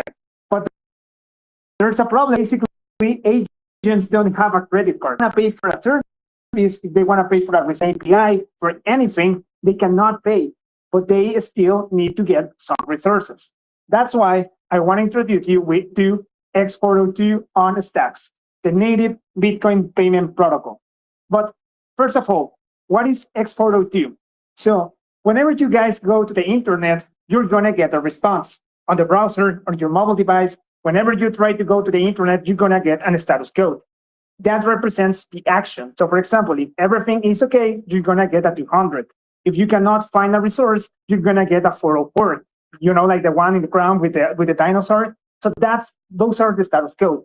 We also have the 402 status code, which represents payment required.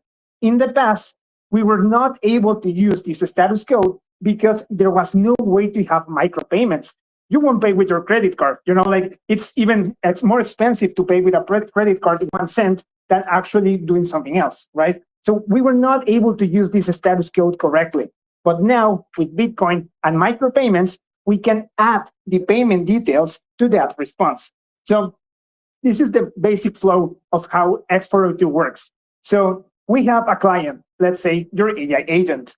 That AI agent wants to consume one resource, maybe an API to get a TikTok video, whatever. So it goes to that API, and the API will respond with 402. That's their normal flow. Actually, that works right now. But instead of only responding with 402, now the backend is going to send also the payment details, my wallet, and also the amount of SBTC that I want to receive for that resource. So once I get that information on the client, your agent will send that amount of SBTC to the backend. The backend will verify, the facilitator will verify the transaction. And once the verification is done, you are going to get the resource you were looking X402. So what this means for the industry. So basically, now every content creator, like if you are posting something on your blog and maybe an LLM is scrapping your blog for that information, instead of only get scrapped, now you can charge and get paid on Bitcoin for that resource. All right, another content creation. Something important I want to touch here is that yesterday, 30% of all the base transactions were made by X402 protocol. 20% on base. That's a lot, and that's a huge opportunity for the Bitcoin ecosystem. So I have a quick demo here. I think I'm going to skip it because I cannot see it here. But basically, I was trying to get information from that TikTok video. That's the cloud example I was showing at the beginning. So I couldn't do it. But with X402 on the stacks, now I can get paid with SBTC, with Bitcoin, and get that resource. I'm going to skip the video because we cannot see anything. But, well, let me introduce you to the team. So my co-founder and CTO, Cloudco, he's really good at AI, at coding. And me, Antonio, I've been founder many times before. I did Y Combinator a few years ago and also launched the first crypto credit card in Mexico. And well, if you guys want to start Stacks X402, you can scan this QR code. It's ready. It's now ready on TypeScript. And if you're gonna connect, my DMs are open. So thank you so much, guys. Woo!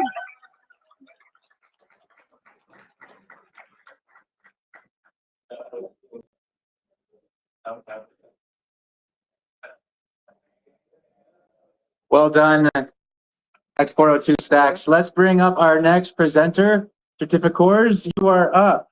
Take the stage. It is your time. Let's hear it, everyone, for Certificors. Come on up, Christian. Yeah. I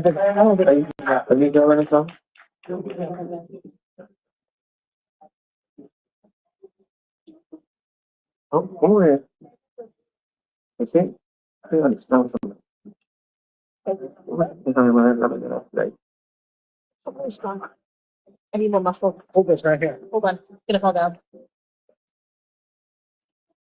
Sorry. It's not gonna work. Oh, there we go. There we go. We got it. We got it. Ooh. Yay! Look at that muscle. All right. Mike's looking like fun.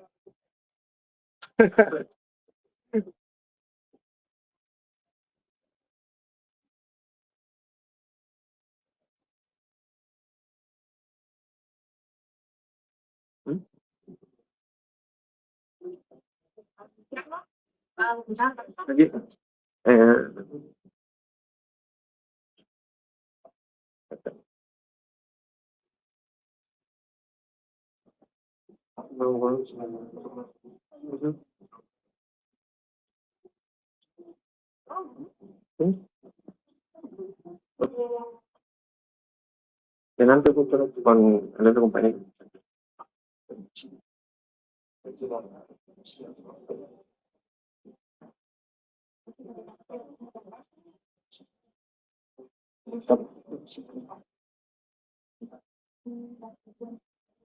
All right, so quick pivots. We are going to bring up a different project, and you will go after the next person. We will give out headsets. Yep. Yes. Yep. So, my mistake, everybody. Our next project is actually going to be Move Your Wallet. Move Your Wallet. Let's hear it for Move Your Wallet. Come on stage. Woo! After Move Your Wallet, then we will do Certificors. Certificors presentation is going to be in Spanish, so the production team will be handing out headsets. If you need a translation to English, just raise your hand when they come out. and they will give you a headset. But for now, we're going to go to Move Your Wallet.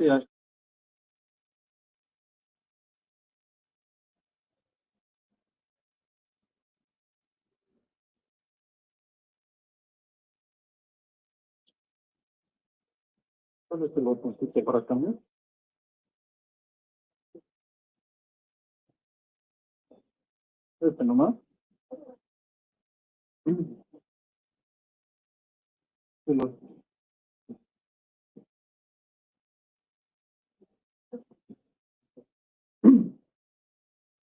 Hello, everyone. My name is Manuel Elias. I'm the CEO and founder of Movia Wallet. But before I talk about my project, let's imagine that we are out and ask a random person if he can send us one USDC. Do you think that it's possible?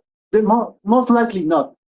And how many time it will take to teach that person how to create a wallet, send the seed phrase, have the token for the gas, and a lot of basic concepts and a lot of time. That's why I created Movia Wallet.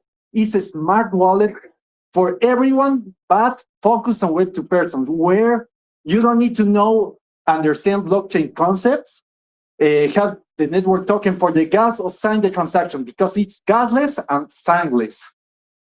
You just need to connect your Gmail and send messages for help transactions. That's all.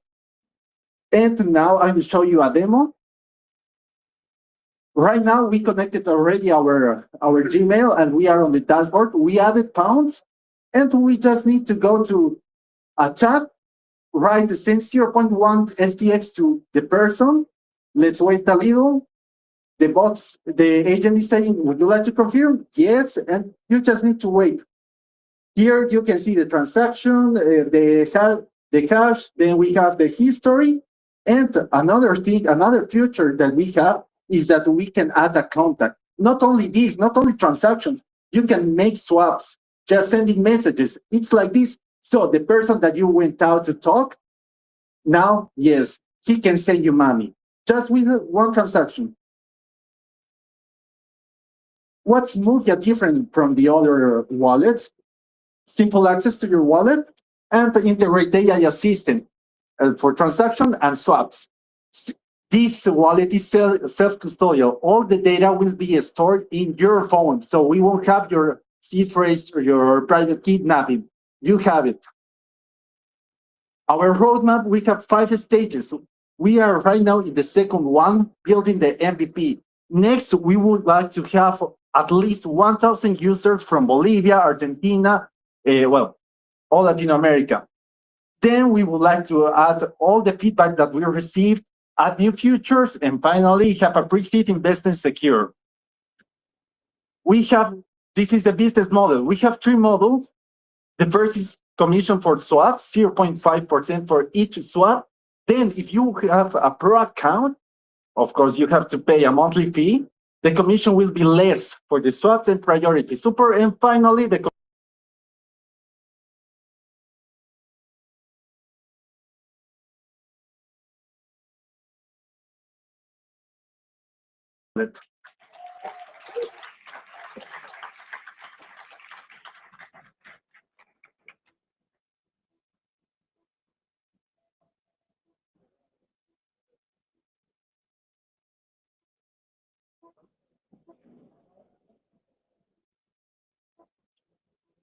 well done, Move Your Wallet. Standing up till I'm freezing, man. In the heat. So for our next demo, we are going to be bringing up Sebastian from Rather Strategy to give us our next demo. So let's hear it for Rather Strategy. No,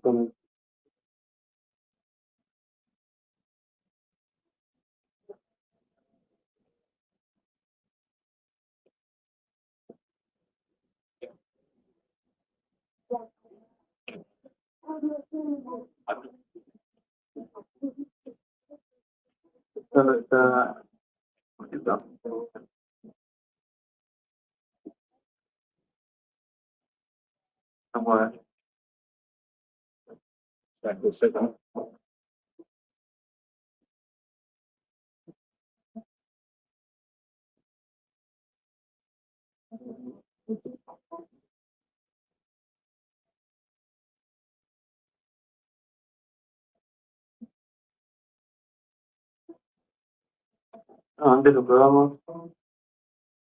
Antes de uno más, por favor. Okay. Thank you very much. There we go. My name is Sebastian Rosenberg. My name is Sebastian Rosenberg. I'm project manager. I'm part of the growth team at Radar Labs. Radar Labs is a local software company. We work with different foundations like Arbitrum Foundation, NEAR Foundation, Multiverse X, among many others. And this is our first approach into stacks and clarity. So we are really excited. And what we built is the Radar Strategy Protocol, which is about automated token strategies on stacks. So this strategy is trend. I don't know if you're familiar with that, but it's a hot topic right now across different ecosystems.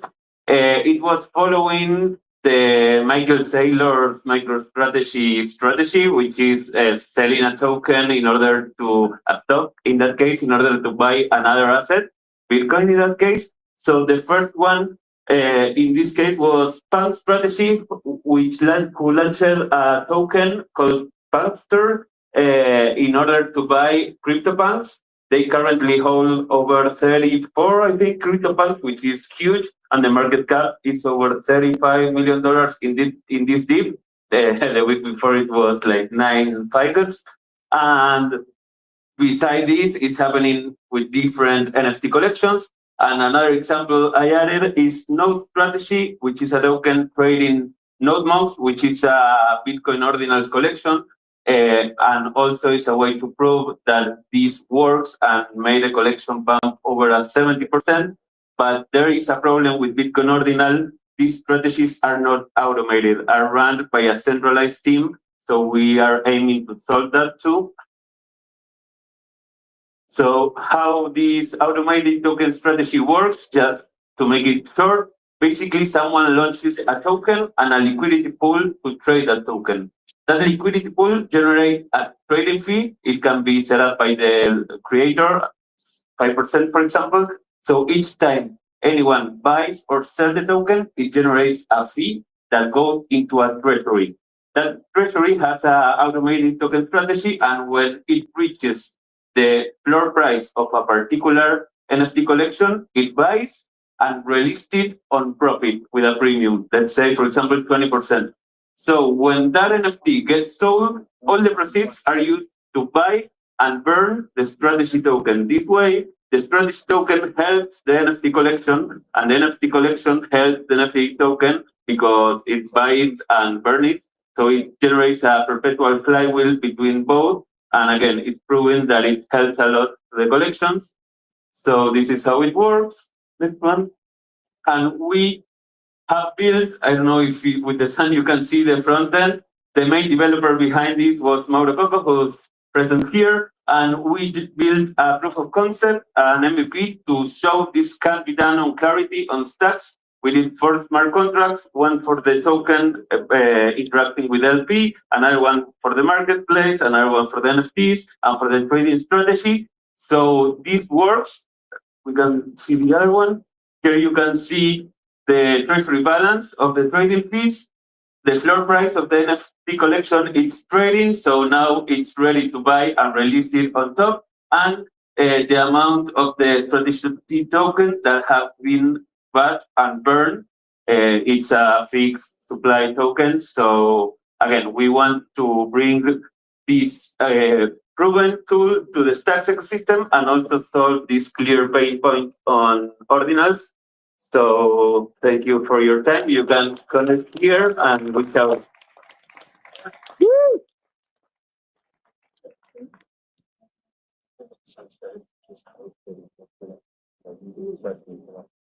Well done, Sebastian. You're good. Yeah. Okay. Thank you. Okay. So for our next presenter, we're now going to bring certificators back up on stage. Christian, are you with us?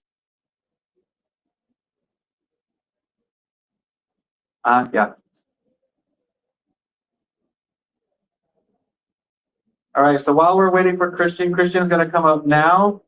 After Christian, we have Beta Pigs. We're going to finish up with Hot. So, Lisa? Let's hear it for Christian, everybody.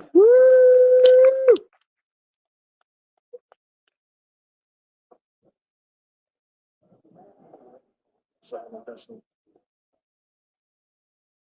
ok? Perfecto.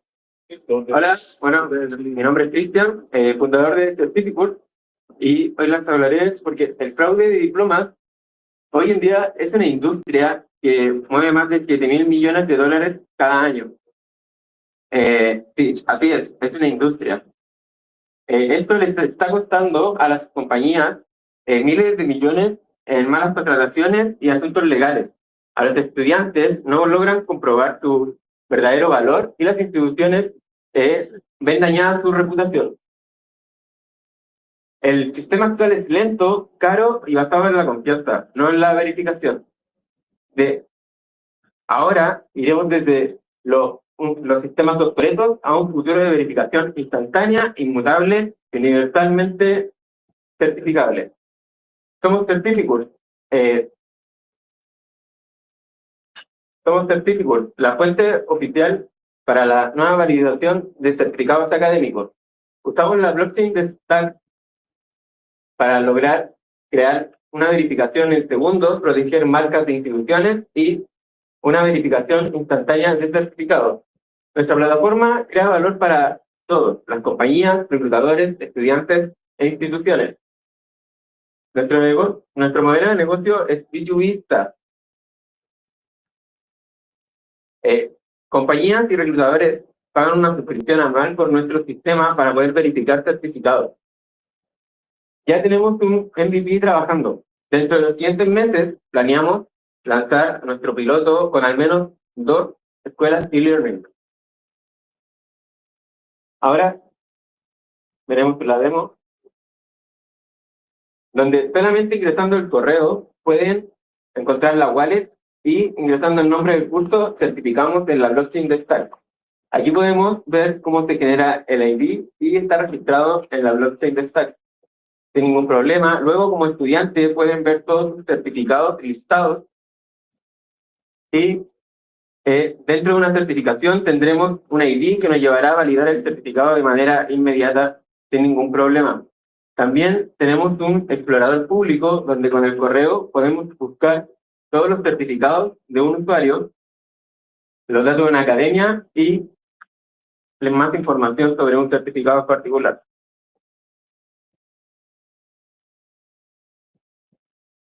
Si buscan real talento, Certificate hoy lo certificará.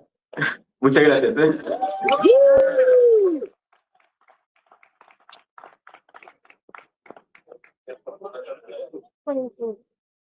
Well done, Christian. Well done. Let's hear it one more time for Christian. Great job. All right, so moving into our next speaker, we are down to our final 2 projects. Our next presenter, pointing to you, Ronell. Come on up, B2Pix. It's your time. Take the stage. Let's hear it for B2Pix, everybody.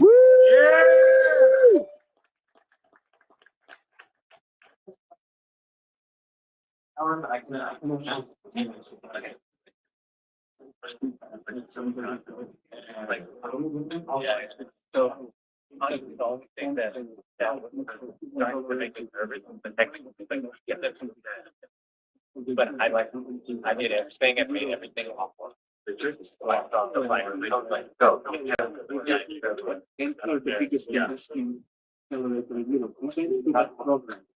Like keep it more important, but what is it going to when you have people other than from your program is like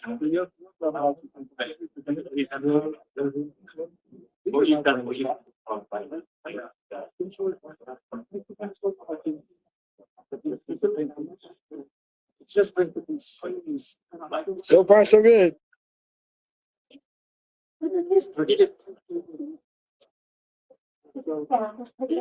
I'm not sure I'm not sure. Every so often I lose connectivity, and I'm not sure if GP is accidentally hitting buttons and switching cameras. I'm over the deal.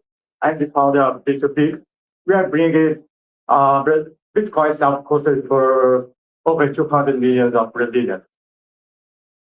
I worked over 15 years as a software engineer. During this time, I met Bitcoin. That that was designed to be P2P, right? But trading, P2P trading with fiat currency has several issues. We become a place full of scam and long negotiations, so we surrender to the centralized exchange. We're giving up our custody, our privacy for convenience. But if we could make P2P trading more secure and faster, well, in Brazil, we have PIX. PIX is a standard payment system created by the central bank. Everyone there uses PIX to transfer money, to make purchase, any kind of payment. That's very popular. So what if we connect PIX with Bitcoin? This is what P2Pix did. P2Pix let anyone buy Bitcoin as easy as buying a cup of coffee. We took very seriously the simplicity and security. To buy Bitcoin, you just come to our website, create your wallet if you don't have one with your passkey, without the need to install any app. So choose an offer, pay with Pix. In a few instances, the system will verify in the seller's bank account if the payment was confirmed. So it will release in the smart contract the Bitcoin for the wallet, the buyer's wallet. We built it in the Stacks blockchain that can confirm the transactions in a few seconds and have the Bitcoin finality. Also, we use both protocol. Both protocol enable you pay the transaction fee with Bitcoin. So it avoids the dual token that it provides the best user experience like a Web2 experience. We already live on the mainnet, and we are open gradually. So you're welcome to access our website and join our waiting list. Thank you.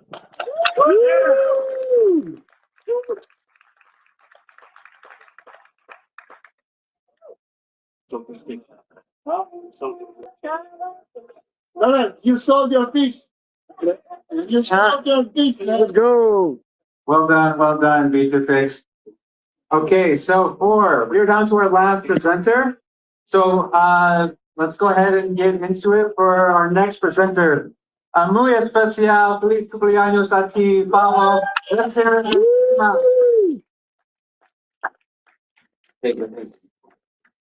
Wait, that's my document. Thank you. That's Made it. Take your time. So thanks, my ass. Just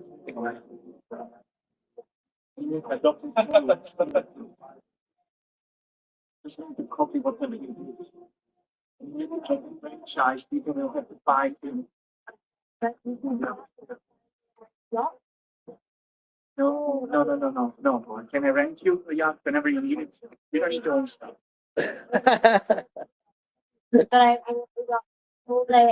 Just like 2 suitcases so you can move free wherever you want. It's like picking up, I don't know, this you don't need to own stuff. What if we own it? You know what? You have boats only go down in value. Exactly. And you want to change the boat and now you need a smaller boat. Then you're going to move from, I don't know, Ibiza to, let's say, France. It's expensive, takes time. Yeah, but how did I finance it to begin with? I loaned out my Bitcoin, right? My Bitcoin's gonna go. Yeah, the business essentially wants to be paid. Oh, Goods and services, I guess. so don't own the boat. Never own a boat. Own a small fishing boat. I own a small fishing boat. Well, but then you're monetizing. Huh? Then you're monetizing. I just fish with it, but that's like a small fishing boat. But like for the bigger boats, always run.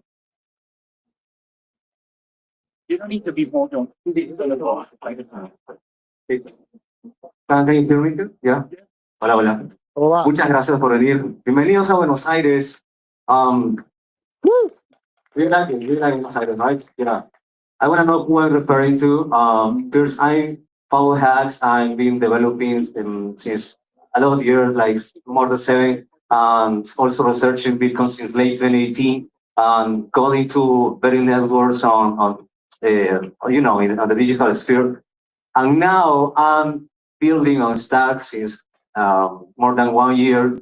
Also studying for being a Bitcoin core developer here in Argentina. I'm gonna go back to the Amazon where is my origin the next year. And right now I'm very, very grateful to be part of this project. You did check that name, right? You understand what is that about. It's the legacy industry of the music, you know, communities are pretty messed up. We are seeing a lot of applications that didn't got really the fair compensation for the artists. So I'm as a musician and as a programmer and as a 3D modeler even, I'm really pissed off about that. So I building with our DAO here also in Latin America is cross countries. Sumac, that means belleza, beauty in Quechua.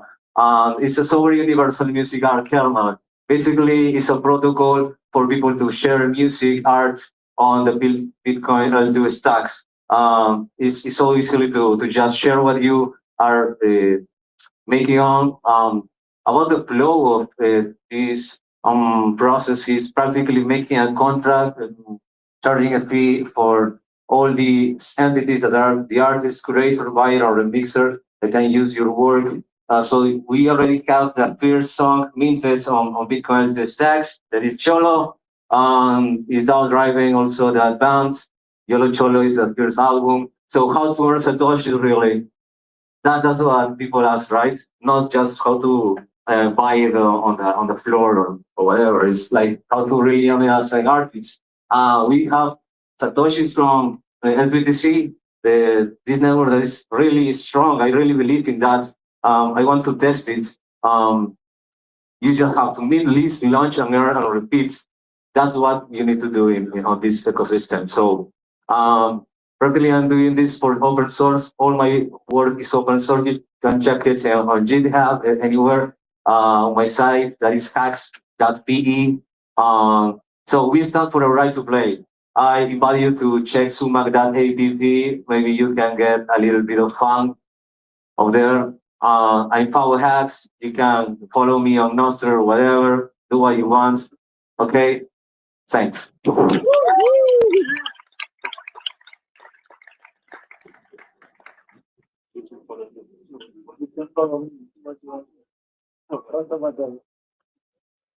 Well done, Pablo. Let's hear it one more time for Sumac. Let's hear it for all the presenters, everybody. All the demos behind your house. We're really happy to see the final projects. Really pleased with everything. So we're going to keep moving along with our agenda. So up next, we're going to have Kenny Rogers from Stacks Labs come up and give an overview, a workshop into Stacks and Clarity. So I love this energy that we have in the audience. Let's just keep that energy high. Let's do it nice. Round of applause. Welcome to Kenny Rogers. Yeah.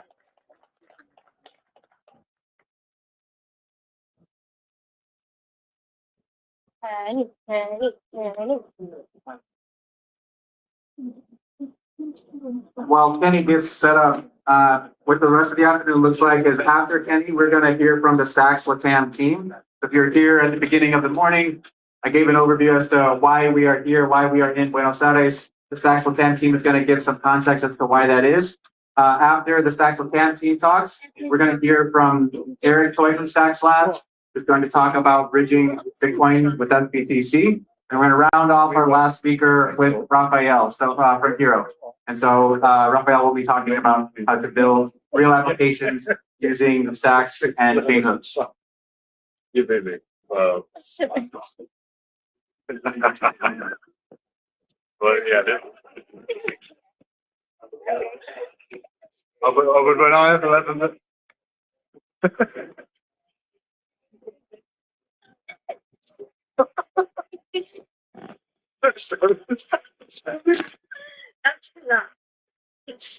Or another grandma. I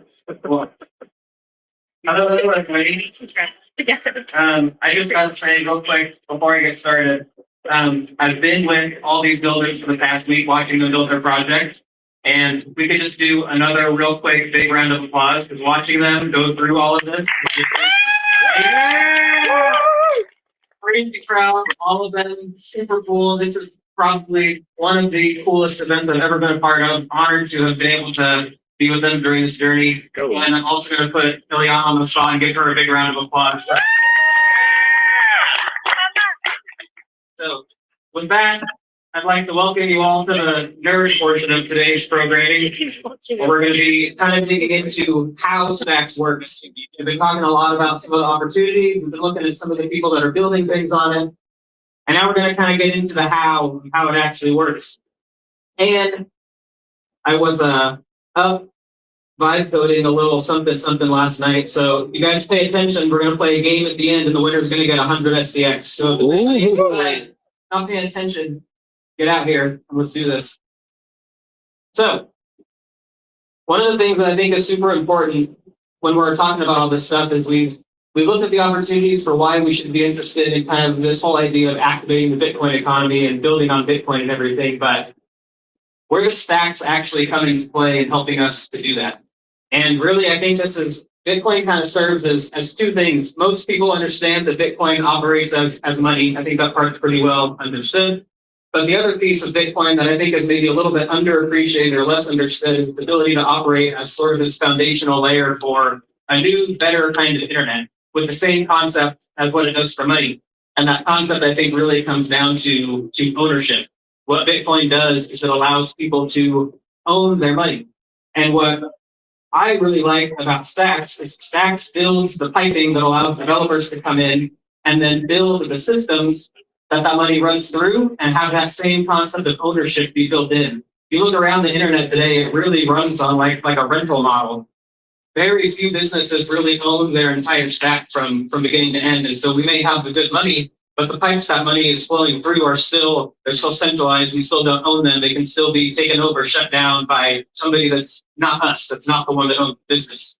And so the vision for the future that I have with Stacks is, can we get those pipes that the money runs through to have this same ethos of decentralization and ownership and freedom and everything. So we're going to look a little bit today at how Stacks approaches that. And so I have open right here the Stacks docs. We're not going to do any slides or anything today. I'm just going to run through and we're going to kind of walk through a couple things together. So we've got the Stacks docs up here, and I find that the best way to kind of help people get their head around how Stacks works is to go through each of the components. We're going to kind of go through these one at a time, but if you're a developer and you go here to the Stacks documentation, that's really the best place to start to kind of get your head around what all these different pieces are. And so we're going to kind of go through some of these in order. We're actually going to start right here. Do you guys read those? Probably not. Let's see if I can zoom in a little bit here. There we go. So this is kind of what I would say almost like what you might call the transaction journey of how somebody's going to interact with Stacks and how that's going to flow from when the user first initiates an action and how it's going to flow through the whole system and ultimately settle onto Bitcoin. It's another term that we throw around a lot. Stacks helps things settle on Bitcoin. So today we're going to kind of look at the path that actually goes down. And the first thing is obviously the user acts. So this might be a wallet, this might be a DeFi protocol, whatever. This is really going to be the first point of interaction. And usually what's going to happen is that when a user uses their wallet to call a transaction, behind the scenes, that's going to be using a JavaScript library called Stacks.js. So real quick, how many people are developers out here? Okay, so like half and half about. So if you've ever built on Solidity, Stacks.js can be thought of as like Web3.js or Ethers.js, but it's really going to be the interaction layer between the user and the Clarity smart contracts. So that's kind of where the journey is going to start from the user perspective. They're going to interact with an AMP. That's going to use a Stacks.js function to then call a Clarity contract. And Clarity is kind of the lifeblood of the Stacks ecosystem because that's the language the smart contracts are actually written in. And so what we're going to do right now is I'm going to have some audience participation. If that's okay with everybody. We can't see this one either, can we? A little bit. How about if I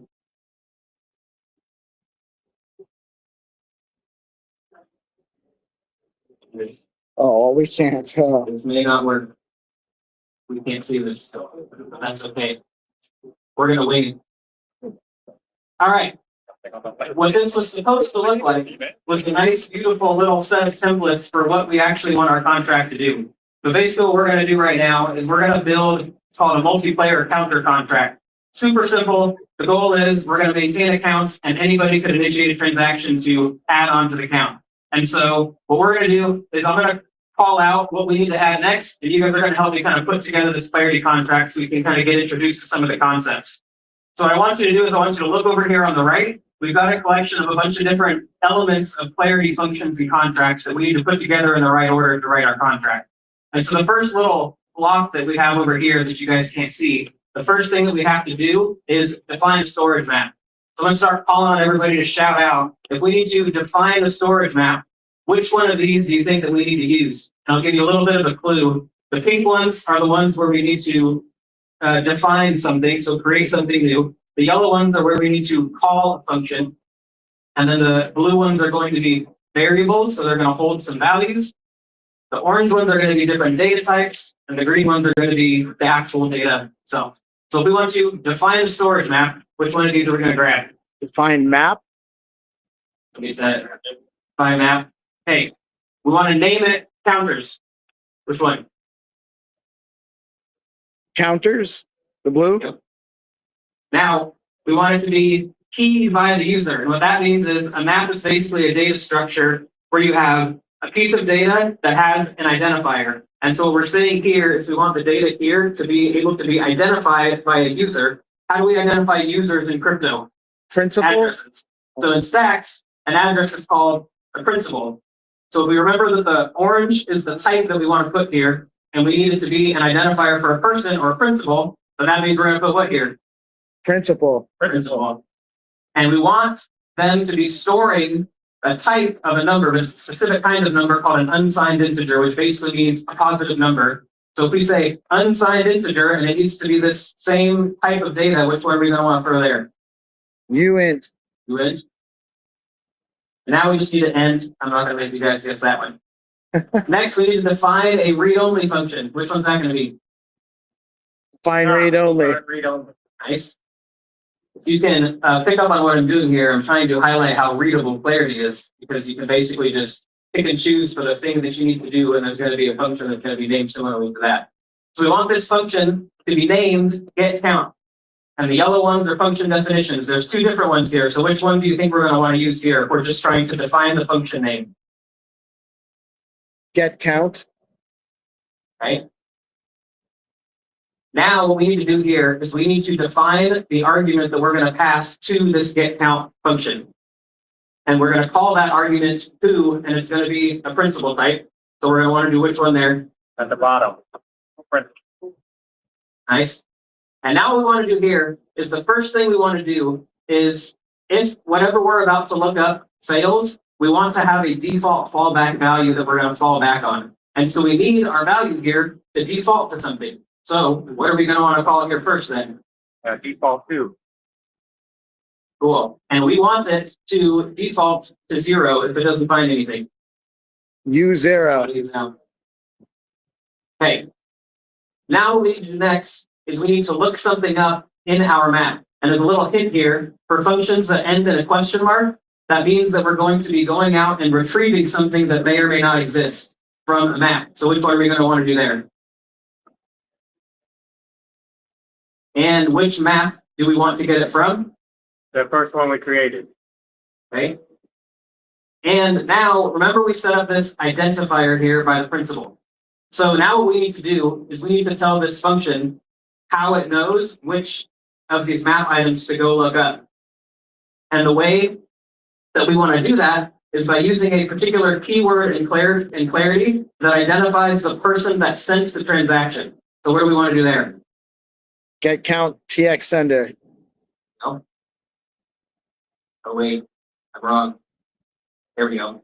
I grabbed the wrong one. What's going on here? What did I do? Oh, okay. I failed my own test. So this is probably going to be the trickiest part of it, but what we have here is when we define this function, we define an argument called who. And when we call that function, we're going to pass a principal into that. But we need to be able to reference it from within the function. So what do we want to do there? So we need to define a public. Not quite yet. All we're doing here is we're telling our function who we want to look up. And it corresponds to the variable name that we defined. Who? There we go. So that's what we want to do there. And then we're just going to end that one. And we're going to end that one. And we're going to end that one. Where are we at time? Okay. We speed up a little bit. Next thing we want to do, define a public function. Which one's that going to be? Define public. We're going to call it count up. Function's going to be named. Now this one doesn't have any arguments because we don't need to pass anything into here because what this behavior is going to do is it's just going to increment the counter that we have right here. So what we want to do is if this succeeds, we want to return a success message. In Clarity, there's two return types. There's OK and error. So we want to tell this function that we need to return a success message. So we're going to do what right here. Now we need to set a value within our map. So we're going to run the map set.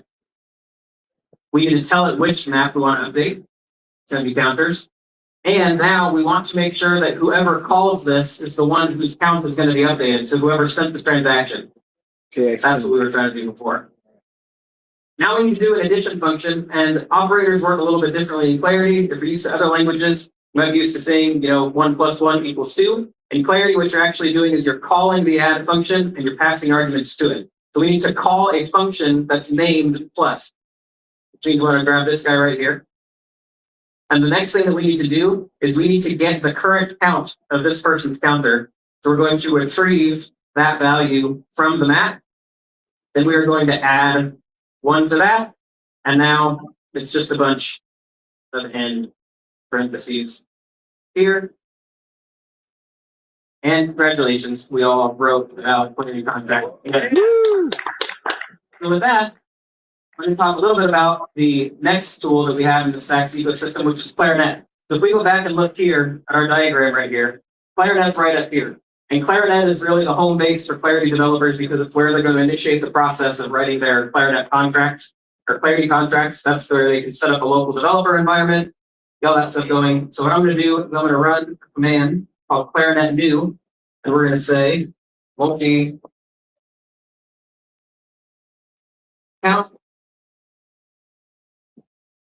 We're going to change into that directory. Then what we want to do is we want to create a new contract called multi-count. And we see here, we've got a couple different folders in here. We're going to pop open cursor. You guys can semi-see that, right? We're going to get our contract right here. Right now, it's just empty. And so we're going to see if this is actually a valid contract that we just wrote together. We're going to save it right here. We're going to run back, and we're going to run Clarinet check. Congratulations, we just wrote a valid Clarity contract by putting some building blocks together. Nice. So that's the quick tour of Clarity. The next thing I want to go over quickly is proof of transfer, because this is a pretty core part of how Stacks actually operates. When we talk about how Stacks is like a Bitcoin layer 2 and settles on Bitcoin and has Bitcoin finality, proof of transfer is the mechanism by which all of that happens. And so we've got a diagram here that can hopefully help make this a little bit easier to understand. I don't know how readable the words are, but we'll go through each piece of it right here for what we can see. So basically it starts with the miner, which is this little guy right here. And what that miner is going to do is that miner is actually going to spend the Bitcoin. So that's how mining works in proof of transfer. The Stacks miners will start by spending Bitcoin. And what that's going to do is that's going to put them into a weighted random function to decide who's going to become the next miner. Now what they do next is a result of the Nakamoto upgrade that happened not too long ago. Previously, Stacks blocks were tied 1-to-1 with Bitcoin blocks. They happened roughly every 10 minutes. Now with the Nakamoto upgrade, what we did is decoupled the block time from Bitcoin. And so now Stacks blocks are roughly 5 seconds or so, sometimes less, is how long it takes for a block to confirm and for a transaction to settle. So most of the time, if you initiate a Stacks transaction, you go to check the Explorer. By the time you actually open it up, a lot of the time it's already confirmed, which is great. So when that miner gets selected, they start a tenure. And what that means is their tenure is going to last that whole Bitcoin block, but they're going to be mining blocks every few seconds during that amount of time. And then what they're going to do is they're going to pass those blocks to signers. So the miners do not append the blocks to the chain. The miners just propose the blocks. They pass them to signers, who are a separate party in the mining ecosystem. And what they're going to do is ensure that the blocks the miner pass actually conform to the rules of the chain. And if they do, then they're going to confirm them onto the chain. And so where does that Bitcoin actually go? That Bitcoin gets sent to stackers who are related to signers in the ecosystem. Stackers are people that are locking their stacks tokens up in exchange for earning that Bitcoin as yield that the miner sent over. So when you earn yield on stacks, you're not earning some randomly inflated token. You're actually earning real Bitcoin. And so the staking mechanism in stacks is not deflationary, because it does not increase the supply of the SDX tokens outside of the set Coinbase reward. It's part of the emission schedule anyway. And so this right here, this whole picture, this is what's called a reward cycle. And a reward cycle is 2,100 Bitcoin blocks, roughly 2 weeks long. And so what'll happen is these stackers, at the end of that reward cycle, they'll get a proportion of that Bitcoin yield distributed out to them, proportional to how much they stacked in the protocol. So that's the quick whirlwind overview of proof transfer. And the next thing I want to cover is SBTC.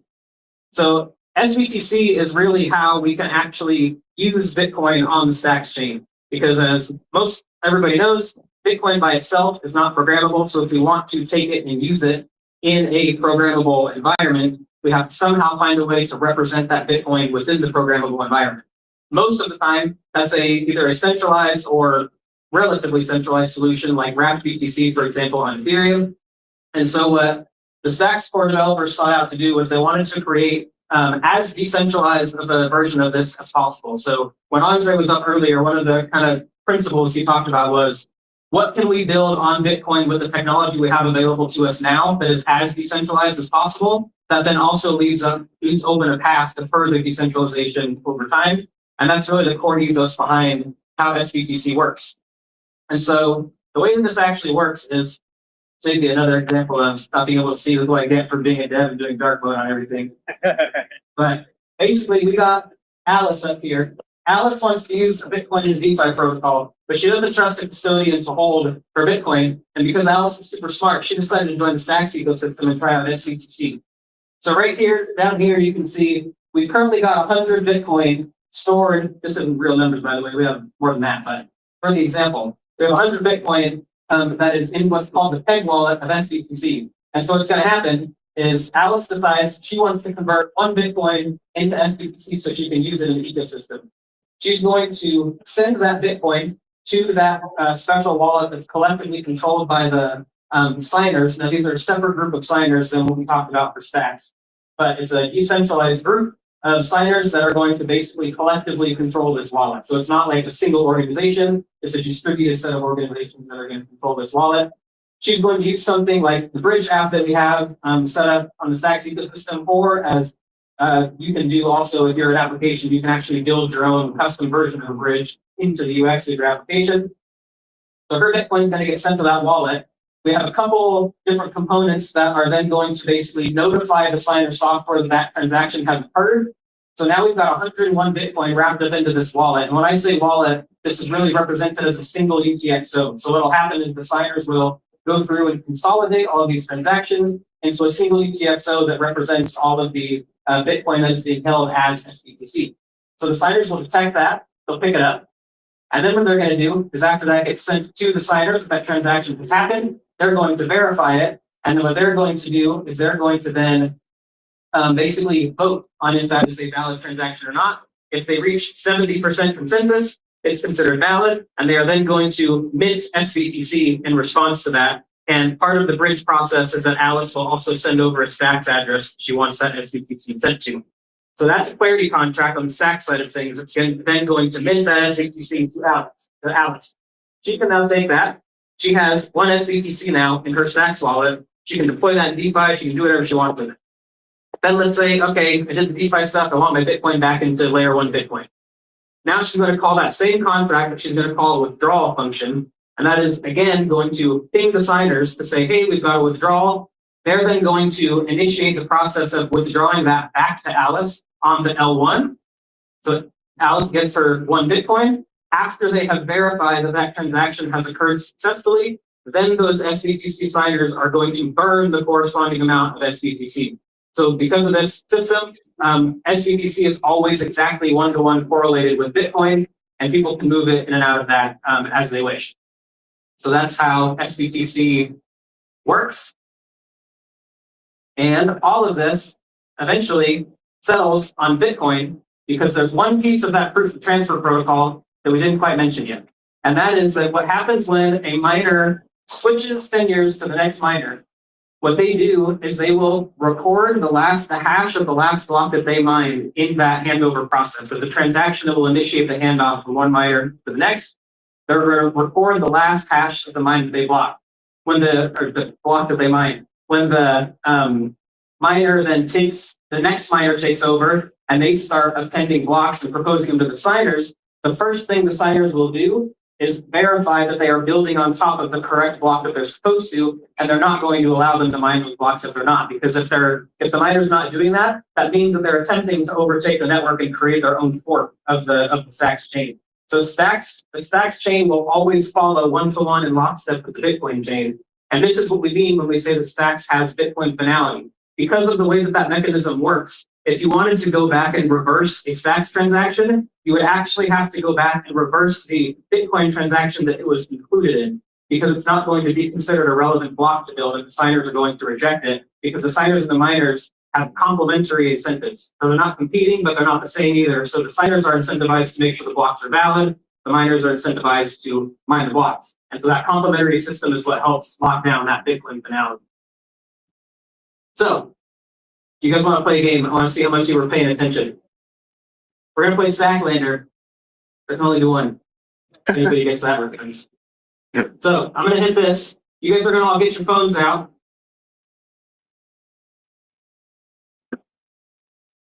And we're going to scan this. We're going to play a little trivia game. The more correct answers you get, and the faster you answer them, the more points you get.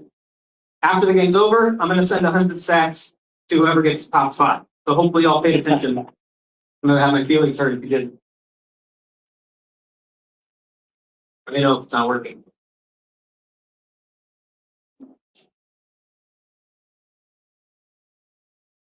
Can I put my BTC name, or does it need to be, yeah? I'm just going to manually send it, so put whatever there.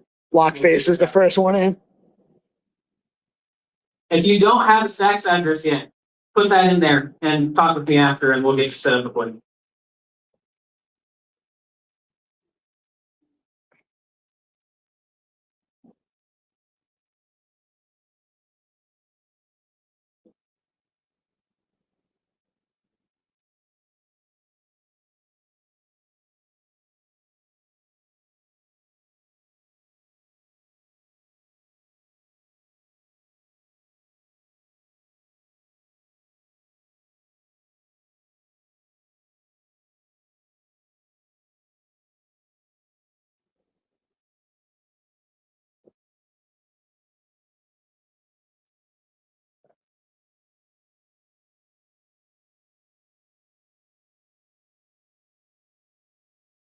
Everybody good? Anybody still going? Wait, all right. We got 6 minutes. The game only takes about 1.5 minutes, so we're good.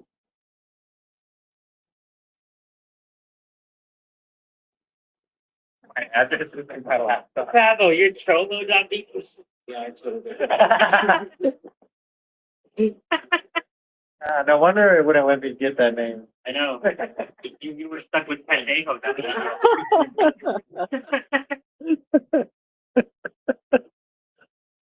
Have some company.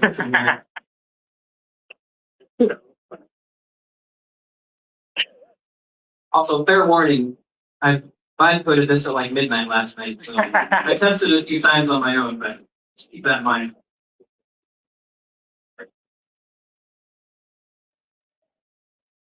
Everybody in? Yep. Somebody say no? Mike, are you saying no, or are you stretching your neck? Okay. All right, we're gonna do this. Everybody get ready? You're gonna be looking at your phones. That's where you're gonna want to look. Questions are gonna pop up. You gotta get the right answer as quick as you can. Ready?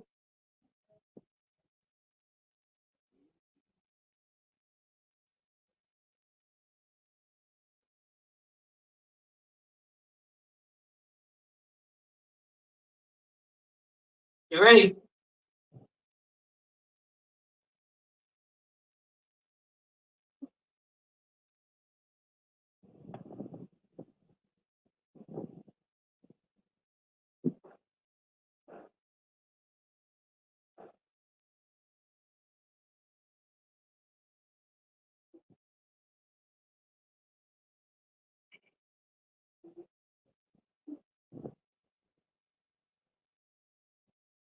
Halfway there.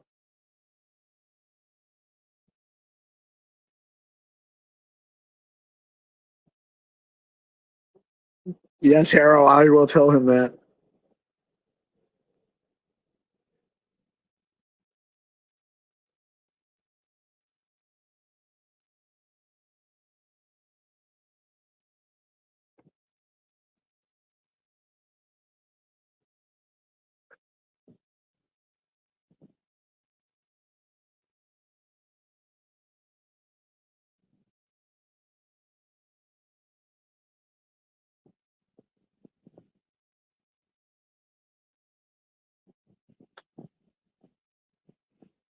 All right, we're down to the last question.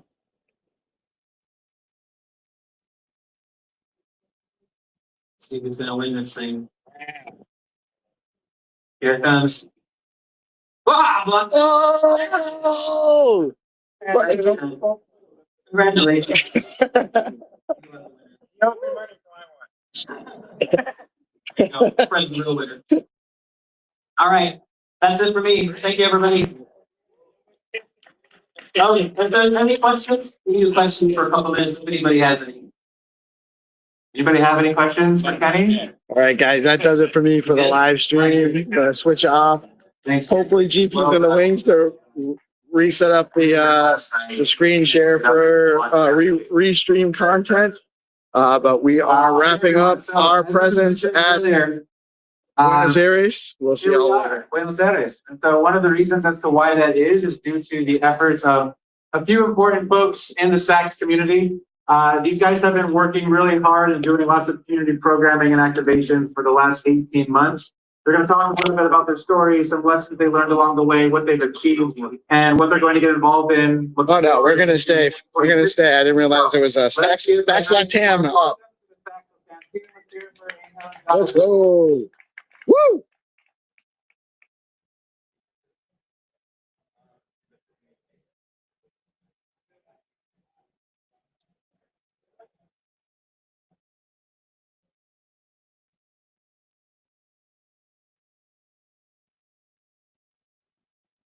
Brother, can you do me a favor? Yeah, sure. Can you just hold this on that for a minute? Sure. That's it, man.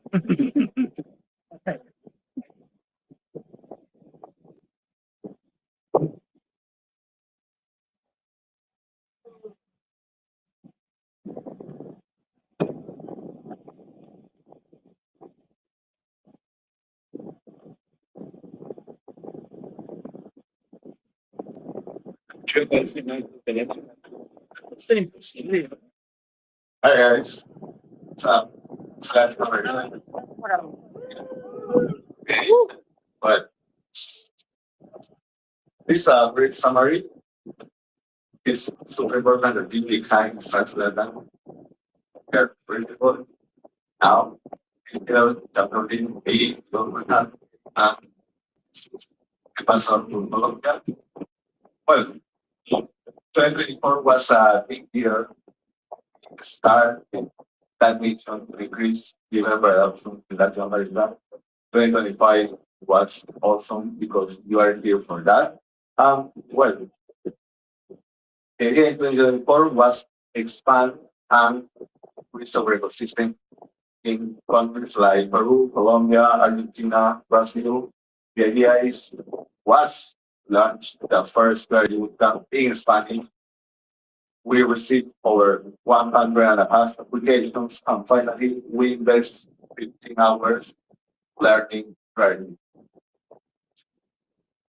Next, Nakamura meetups was a perfect skill to increase our scope. For example, we have 6 countries in 9 big cities to explain how works stacks, how works clarity, few weeks under the Nano upgrade happens.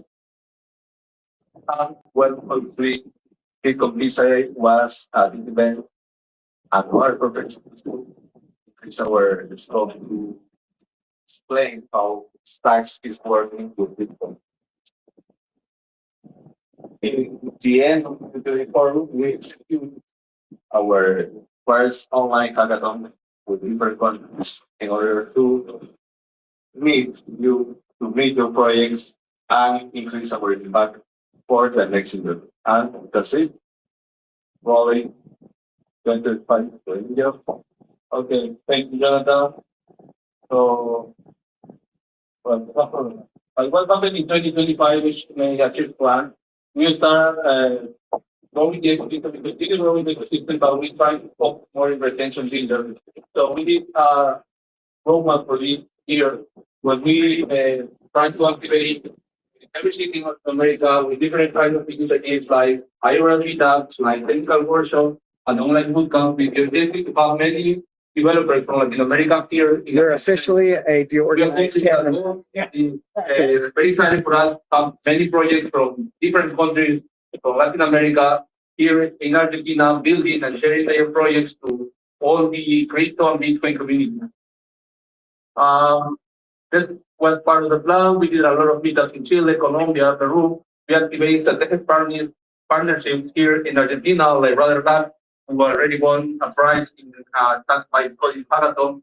We unlock new developer communities like Bolivia, countries we've never been before. And also we expand our presence in other countries like Argentina, like Mexico or Brazil. The results I didn't see, but it was around growing around 600% between 2024 and 2025. We grow with more than 40 developers in the ecosystem right now. In comparison with last year, when we did a hacker house, we had approximately 80 developers. So it's exciting for us to have more developers in our ecosystem right now. But what was one of our most important regional milestone? We did a hackathon last month, an online hackathon, the Start online hackathon, and we have more than 250 builders from across Latin America building projects and stuff. We achieved a record with more than 50 stacks-based projects. Our initial objective was 10 projects, so it was a good result for us, like have more than 50 projects building and doing things and stuff. And the winners from this hackathon come here to our hackathon in Argentina. We have winners from Brazil, from Peru, from Mexico, and Bolivia, winners that you already saw in the previous presentation, like P2P, like certificates like X402 and stuff. Other success stories we have here in LATAM ecosystem. 2 of the 3 winners from the Global Stacks hackathon, Bitcoin hackathon, came from LATAM. Rudder Labs, the first place for this hackathon, they are from Argentina, and they won the hackathon after participating in one of our clarity workshops we did with them in the month of September. So this is good for us because with this initiative, we activate a region like Argentina, which is going to be important for the ecosystem here in Latin America. And also, the winner of the 2024 Stacks Latam Hackathon and Stacks Latam Hackathon we did last year during the Bitcoin here in Argentina, still working in the Stacks ecosystem and be part from the Stacks program, which is like one of the most inclusive programs in the Stacks ecosystem. And he joined to the Stacks ecosystem and the Stacks Hackathon, for his participation in our program. So that's it. Well, then that's what we want to share with us. This is part of the result we had in these 2 years. We have a growth between the quantity of builders we retain between 2024 and 2025. And now Latam is one of the strongest contributors to Stacks ecosystem builder panel. What else? Right. Well, as Jonathan told us, we are just now 3 people in the Stacks core, Stacks core team building, but we invite you, if you are a developer, if you are a builder, if you are an educator, builder, or even you are interested in being part from the Stacks Latam, it doesn't matter what country are you, if you are from Brazil, from Mexico, doesn't matter. We come together, accelerate the Stacks adoption and create impact across the region. If you are interested in joining us in this ecosystem and continue building and continue growing the ecosystem, you can scan this QR code, share with your friends, share with any people who are interested. We speak Spanish, we speak Portuguese, we speak English also, so we have space for everyone in Latin America to continue building in Stacks. And what's next for 2026? So we want to increase our presence here in Argentina, but also in other cities important in Latin America, as Mexico or Brazil.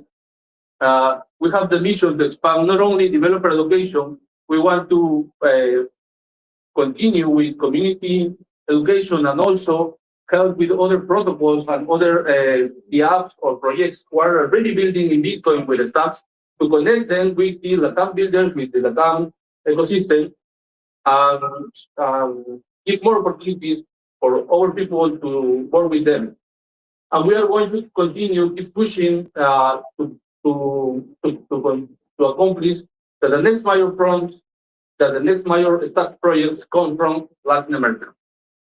So I think it's all. Thank you very much. Gracias. Español. Obrigado. Well done, Stacks Latam team. These guys earned and deserve a little bit more of a louder round of applause than that. Let's hear it a little bit louder. Well done, Angela. Well done. So while they pack up, we have a quick update. So next we're going to hear from Eric. Eric is going to talk about bridging Bitcoin and building with the SBTC JS library. And Eric is going to be our final speaker of the day. So when Eric is wrapped, I'll do an official close, and then we will go into the happy hour closing event of the entire conference. So let's hear it for our last speaker of the day. Let's hear it for Eric Troy from the Stacks Labs. Hello. Oh, nice talk. Oh, I'm live. So, for those who have seen my demo on Sunday, I demoed basically how to bridging your Bitcoins to SBTC via the SBTC library. And, oh yeah.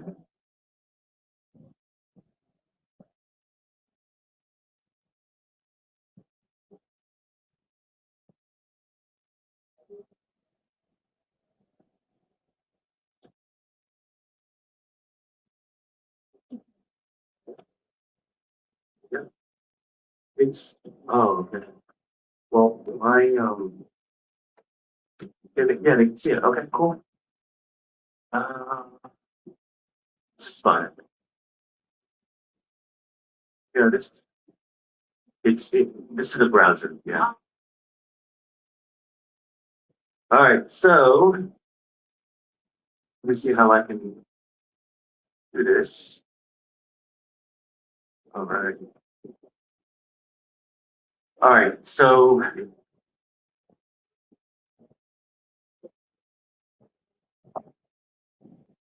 I don't have any slides. Yeah. I'm just raw notes and raw coding. So, all right. So for those who've seen me on Sunday, you've seen me demo how to use the SBTC JS library for pegging in your Bitcoins to SBTC. And I did the reverse of pegging your SBTC out back into Bitcoin. For those who are still sticking around for the last workshop, you know what? I'm gonna peg in the Bitcoins and have somebody else receive the minted SBTC. Who wants the SBTC? Yeah. Okay, let me randomize it. Who should I pick? Who can say SBTC the loudest? Let's do that, right? Who can say SBTC the loudest? Well, let's do it on 3. 3, 2, 1. I think you won. Yeah, absolutely. Send me your stacks address in a Telegram group.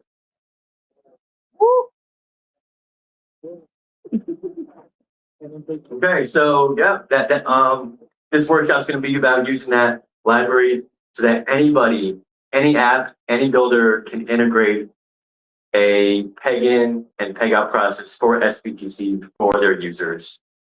At the moment, there is obviously an official SBTC bridge app, but with this library, with this JS library, you can integrate that into your own app and customize it based on the flow of your app and the UX of your app. Scrolling down, so the goals for this workshop is, to understand the Bitcoin to SBTC peg-in flow, understand the reverse, which is the SBTC back in the Bitcoin peg-out flow, and to persuade you to build your own SBTC bridge UI.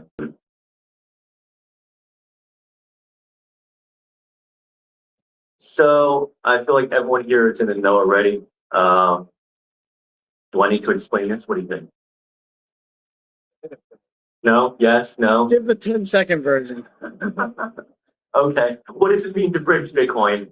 It means to bring Bitcoin from the layer 1 to the layer 2 on stacks and to make Bitcoin productive, programmable, unleash Bitcoin's power.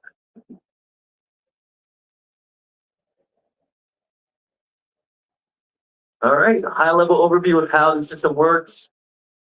We have, think of it as 3 different parties. On the left side is the Bitcoin chain, on the right side is the stacks chain, and in the middle are very well reputable, trusted men in suit and ties signers, right? These are the guys that we're trusting to sign the SBTC operations, communicate with the SBTC contracts, and also help to manage the SBTC UTXOs. The SBTC UTXO, to give you a little quick glimpse of what that is up over here. Let me refresh the page by clicking on this. This is where the single SBTC UTXO lives on this ginormous taproot address, and this is controlled by the signers. It's very dark right now, it's very hard to see, but the current balance is about 4,300, and that represents how much the value is in SBTC on stacks right now. So, Just on like 400 million. Go back here. And yeah.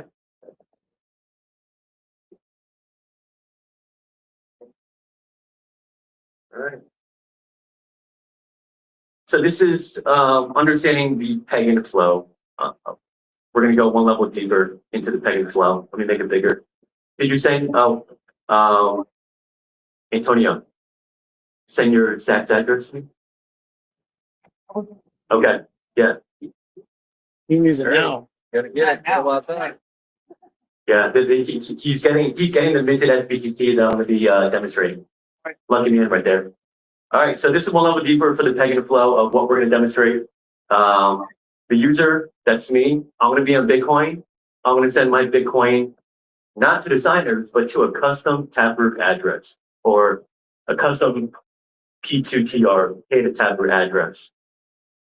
Once this transaction confirms, the signers will then sweep this UTXO right here into their main address that I showed you a second ago. They're going to complete all their configuration checks and whatnot. And then once they feel that it's confirmed and that they have the UTXO in their address, they will then invoke the clarity contracts on the right side, on the stack side, and then Antonio will be getting minted, freshly minted SBTC.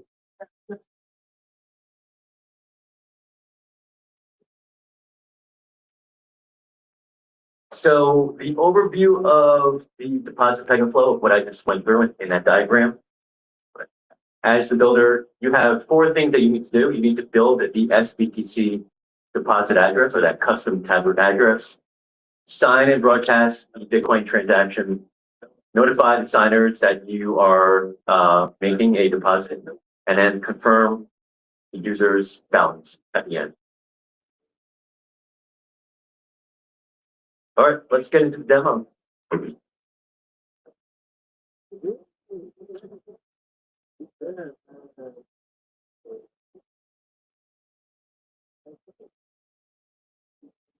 Any questions so far? No? Well, that's good. Thank you. All right. So I have this code over here. I'm gonna run it locally. Right now it's running locally on a local server. I'm gonna bring up that website.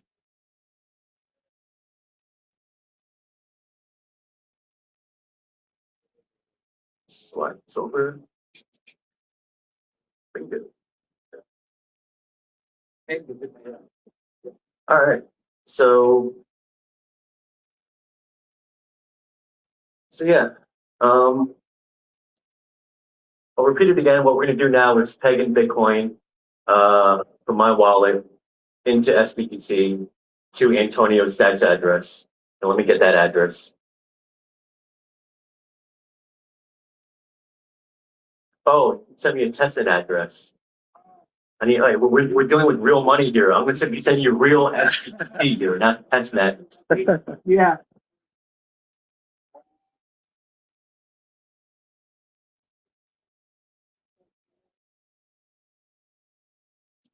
But I can go through the code. Oh, wait, that's kind of hard to see the code, right? We can see it. Oh, we can see it. Okay, from my angle, it's like blurred a little bit. But oh yeah, you're right. Come on down. All right. So let me make it bigger. Actually, it's kind of small. Oh, you send me. Yeah. You send me a main address. Nice. Perfect. Update the code. All right. So this field over here, I'm gonna get rid of that field, and I'm gonna replace it with Antonio's address. Oh. All right.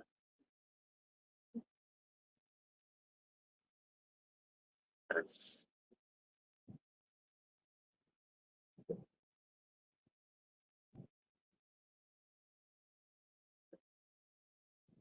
all right, cool. It's working now. Let me just refresh my app. Oh, cool. And let me make the code bigger again. All right. So,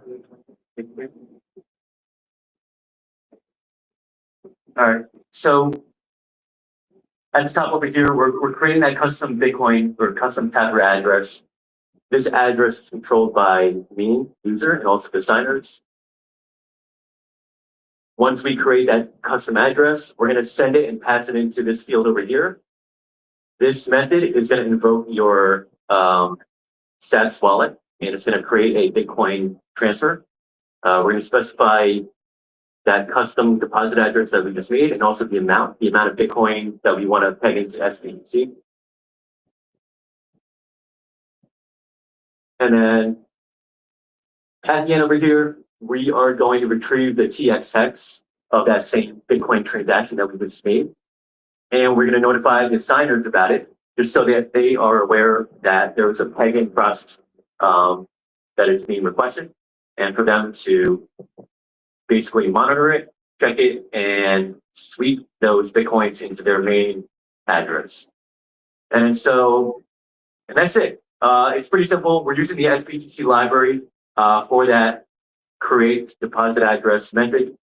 And also with this client over here, this client is using, he's able to communicate with the signers via the Emily API. And then so with this short amount of code, we can simulate the Bitcoin to SBTC process. So let's go ahead and peg first I want to make sure my wallet is properly connected actually. So go and you know what?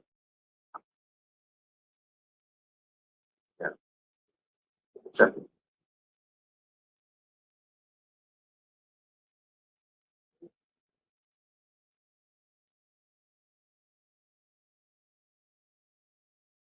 All right, so my wallet's connected to my app, and I'm going to go ahead and click on the purple button. I made it purple just so I can differentiate between peg in and peg out, right? So we're pegging the sets, the old purple facade. So let's go ahead and invoke that function. And nothing is happening. Hold on a second.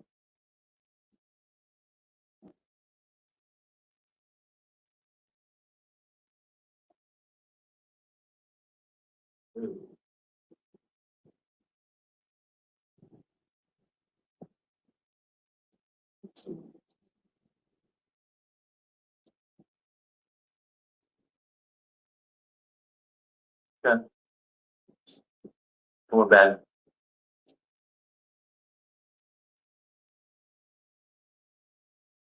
All right. Let's put in my password. Is that what it is?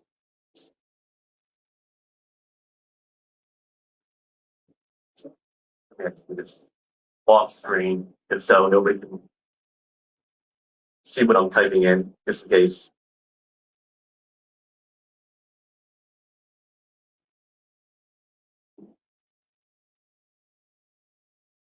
All right, and we're back. So to summarize, I'm making a Bitcoin transaction to mint into SBTC.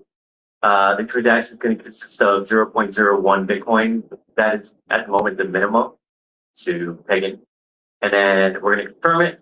And then in about maybe 2 or 3 Bitcoin block confirmations, you should be receiving freshly minted SBTC on mainnet. Woo! Okay, and my Bitcoin is went through. At the moment, it's probably in net pool right now, waiting for confirmation. But essentially, it's honestly as easy as that, and you can customize this flow however you want to based on the purpose of your app, the UX of your app, UI.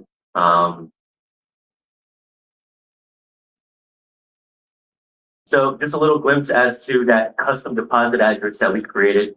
Essentially, we're creating an address or a taproot address that, let me make it bigger.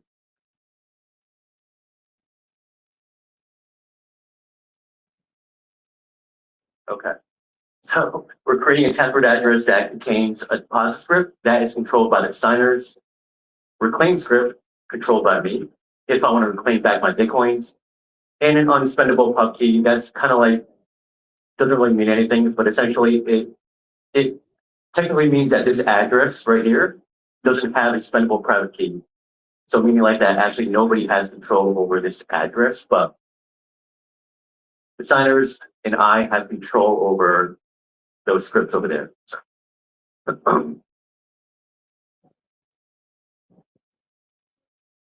And honestly, that was it. So there was the reverse process, the withdrawing of your SBTC back into Bitcoin.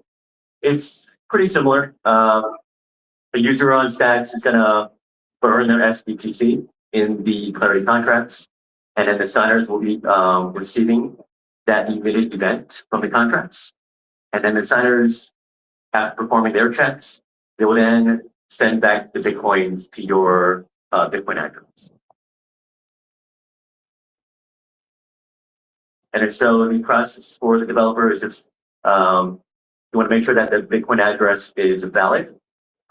Make a contract call to the specific SBTC contract, and then you want to confirm that transaction. So lastly, to sum it up, why build your own SBTC bridge? Well, I kind of stated it in the beginning. One, you can tailor the UX for your specific app's flow. For those who use the main app, maybe there might be some things that you want to add more to get more status updates or more information regarding that. regarding the transaction, either on the Bitcoin side or on the Stack side. You alleviate having your users from moving away from your apps, that you don't need to have your user open up a new window, a new browser, a new app, localize it, rebrand it for your community, and you can continue to make Bitcoin bridging invisible.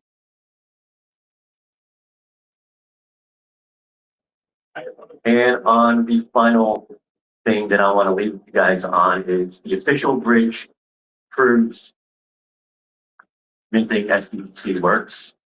Your bridge proves what's possible next. So that's it.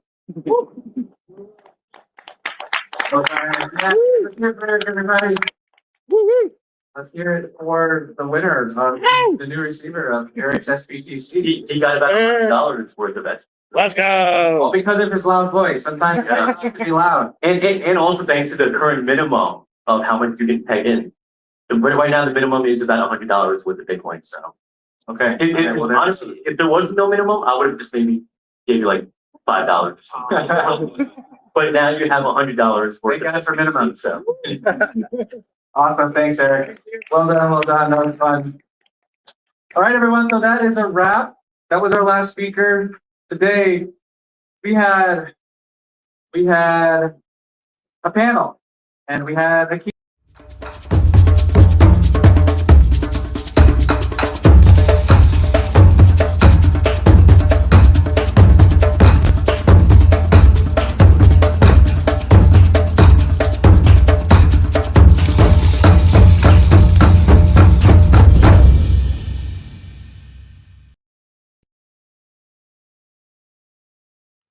What's up, guys? It's your boy GP with DeOrganized Media, Zest Protocol, and Stacking DAO, looking to do a little bit of a Tuesday update for you, the 20th of January 2026. Over the weekend, Trump has proposed a 10% tariff on 8 different European countries as part of a greater deal to acquire Greenland, which has, caused a little bit of a dip in the crypto markets as traders go risk off and move into commodities such as gold and silver. Gold and silver actually hitting new all-time highs as this tariff was announced. So let's read a little bit into this article that I have pulled up here. So Trump's tariffs threats have triggered a sharp crypto market sell-off, with Bitcoin dropping around 3% to approximately 92K on January 19th of 2026. The decline followed President Donald Trump's announcements of 10% tariffs on 8 European nations, escalating to 25% by June unless a deal is reached for the U.S. purchase of Greenland. Bitcoin liquidations totaled 875 million within 24 hours, with over 90% of forced unwinds coming from long positions, according to CoinGlass. Major exchanges like Hyperliquid, Bybit, and Binance saw hundreds of millions in positions liquidated amid the thin holiday liquidity. Risk-off sentiment spread across markets, with gold rising to record highs and U.S. stock futures falling. So looking like traders are a little standoffish, waiting to see what happens with these tariffs. Trump has been pushing to acquire Greenland for some time since he kind of got into office. So with that, Bitcoin has had a little bit of a sell-off among other cryptocurrencies as well. Moving into other news from our ecosystem, Tenero, from the main Tenero handle, that is at Tenero_IO, has an update to their homepage.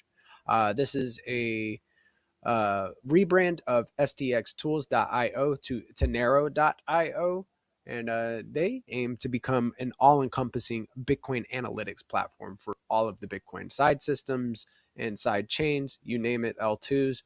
Tenero's got it. So this is a pretty cool update here. Tenero's multi-chain homepage just got a big upgrade, a more focused vision, improved cross-chain data, and clearer visuals. Here's what's new. All right, so track DEX and train metrics like volume and trader count across multiple time frames, explore weekly in-depth market articles from Caesar Data, and discover the latest tokens with updated socials across all chains. Stay informed with real-time data and expert analysis all in one place. Love that. We're very proud of our amazing partners and now showcase them all on our partner hub, trusted by the best: Stacking DAO, BZ, Caesar, Stacks, Xverse, Simple Swap, Sports.Fun, and Spark. Want to explore more? Head to Tenero.io join the Discord for daily market updates and alpha. So headed over to Tenero on the homepage. You can see we've got Stacks, Sports.fun, Spark, all listed here. You can check out the different DEX platforms that are across those multiple chains, and also social metrics, which is really cool. We're going to talk a little bit about Leo here in a second, but Leo getting some mentions. POS, Droid, USDH, Master, Play, a few different of the SIP10 assets from our ecosystems, getting some mentions on the timelines. Going into the Stacks ecosystem, we can click here and it'll take us directly to Stacks. Stacks moving into support and resistance as Bitcoin has moved down a little bit among the tariff news. But if you take a look at Leo, Leo is up. A cool thing about Leo is a lot of the liquidity is paired with Alex. Alex is a governance token for the Alex DEX, and it's pretty cool because Alex has been pretty much down and sideways, whereas Stacks has gotten a little bit of pump, where the correlating assets like meme coins that have Stacks as their base pair for the liquidity also get a pump when Stacks moves up.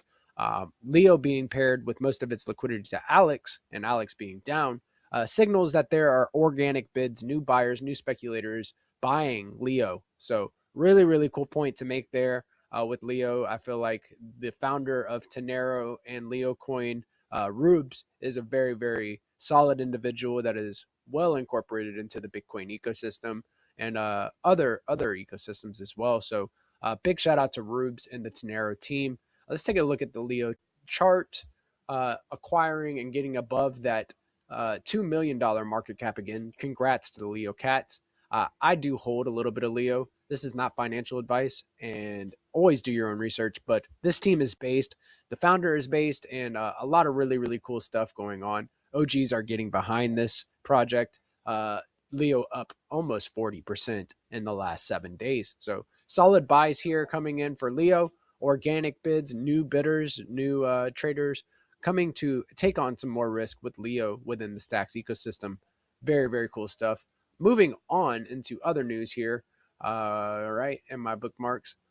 Coming from The Advisor BTC, this guy is super base. You guys should be definitely giving The Advisor a follow. Looking to get started on Stacks DeFi and HODLMM to earn top yield in the ecosystem. I'm hosting a free BFF Army bootcamp to walk through how to do it step by step. Join next week on Wednesday, the 21st of January at 12 p.m. ET. The link is below.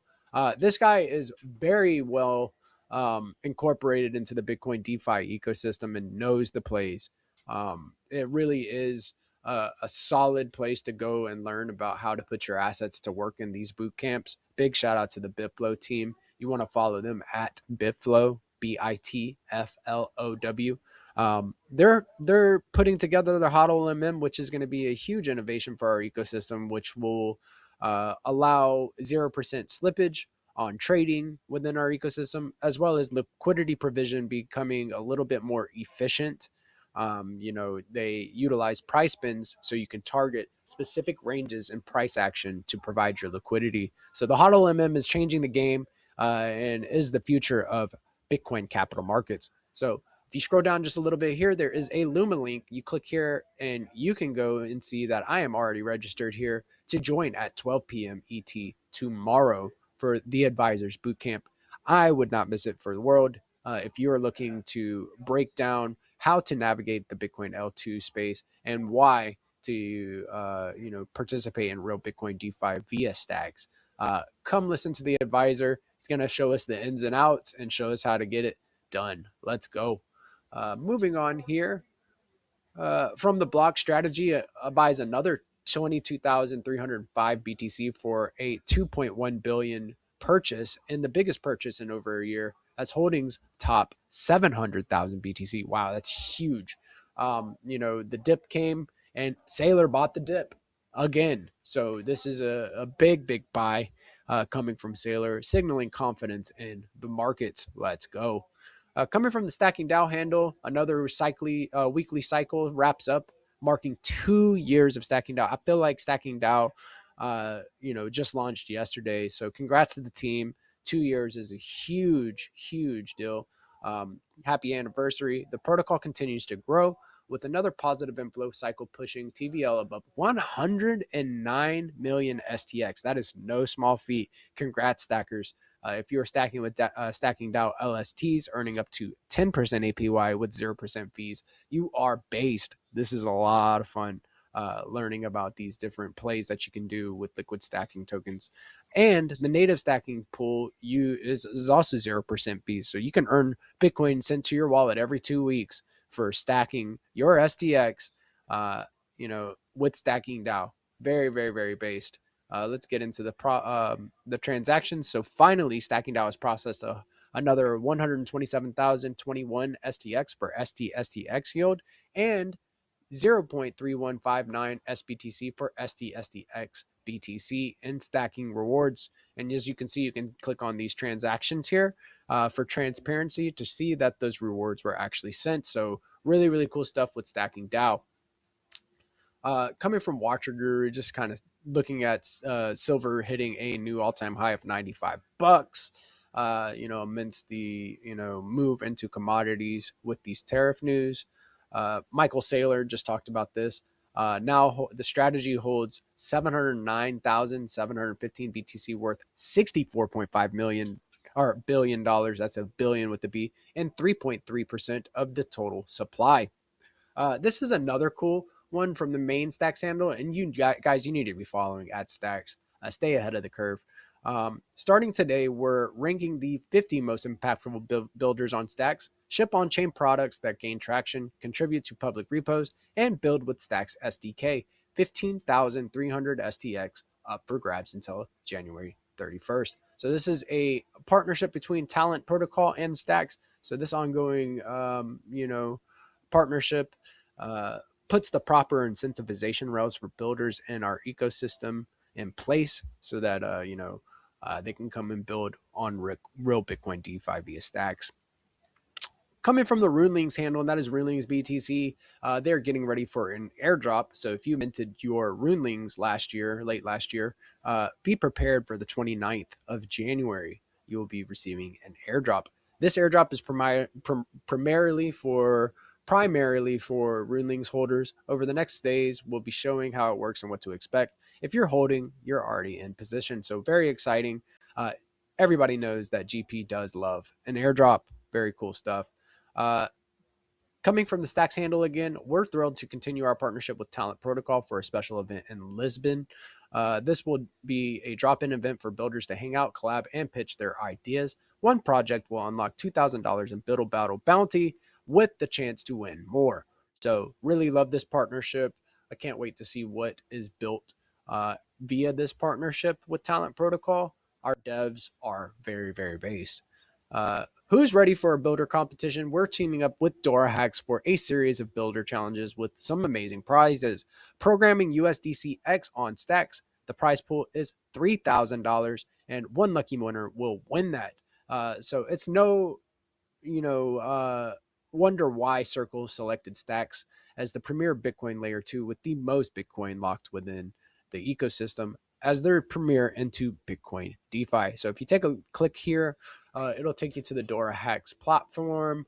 You can see that the prize pool is 3,000 USDC and that there's 5 days left for submission. So if you're a builder within our space, go submit your builds, register as a hacker, and get on the DoraHacks platform. Let's go. Big shout out to DoraHacks. Moving on, and this is a pretty big one. Want early access to Zest V2? 3 people that like, retweet, and comment will be selected. It's your opportunity to get a feeling of the most advanced lending protocol on Stacks. So Pantera Capital actually, made this prediction that 1% of BTC will flow back on chain. And borrowing and lending is one of the premier use cases that they, talked about in their article that they posted. And, borrowing and lending, Bitcoin DeFi, arbitrage opportunities, all sorts of ways to earn with Zest protocol. So big shout out to the winners of the early access to V2. Go check it out and get into the know, and definitely jump into the Zest protocol Discord. Tomorrow we will be doing a weekly screen share at 1 p.m. ET, where we cover all of the based lending and borrowing strategies. Again, from the Stacking DAO handle, this happened a little bit earlier. We had the Stacks DeFi show. That is every Tuesday at 10 a.m. ET. You need to tune into this. This is a really, really good place to get your updates from within the ecosystem and see what our leaders from our ecosystem are planning on doing for the week. And we spoke a little bit briefly on this. Being back from the Leo Coin STX handle, being back at a 2 million market cap feels good, but has me wondering what a $3 million market cap would feel like. It's only a matter of time. More and more speculators and traders are doubling down on the risk within the Bitcoin DeFi ecosystem.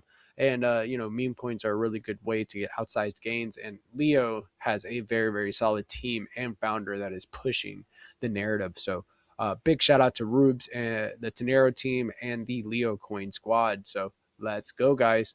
And then Rubes also spoke in the Stacks DeFi show this morning at 8 a.m. ET. I've actually pushed that to my timeline. So if you want to check it out, go to GPSC_STX and give me a follow, like, and comment, and, stay in the know. I'm very well incorporated into the Stacks and Bitcoin DeFi ecosystem. And I'm looking to help you get incorporated into it as well. And this is the main one I really wanted to cover. So from the Zest protocol handle, and that is at Zest protocol, 700 SBTC have been deployed in Zest, 800 SBTC next. So as you can see here in this picture, and it's actually a little bit more now, I believe, but 705.78 SBTC supplied on Zest. That is huge. That SBTC is put to work, earning 5.04% APY. Really, really based way to put your Bitcoin to work. If you bridge your Bitcoin over into the ecosystem, it already earns a base APY of 0.5%. But when you supply on Zest and then enroll into dual stacking, you will be able to earn 5.04% on your Bitcoin. So stack your sats with Zest. Let's go. 800 SBTC. This milestone for 700 SBTC was only set just a couple weeks ago, and it was blown straight through. It's only a matter of time, and I don't think it'll take a long time to get 800 SBTC deployed into Zest at all. This is your weekly update with the stackers. I'm your boy GP, and I'm wishing you a very high frequency rest of your week, as well as for love to surround you. Keep it pushing, guys. Get bullish. This is the time to be doubling down and accumulating and getting ready for the next leg up. I will catch you guys on the flip side, and look forward to seeing you in the Stacking DAO and Zest Protocol Discords. Peace.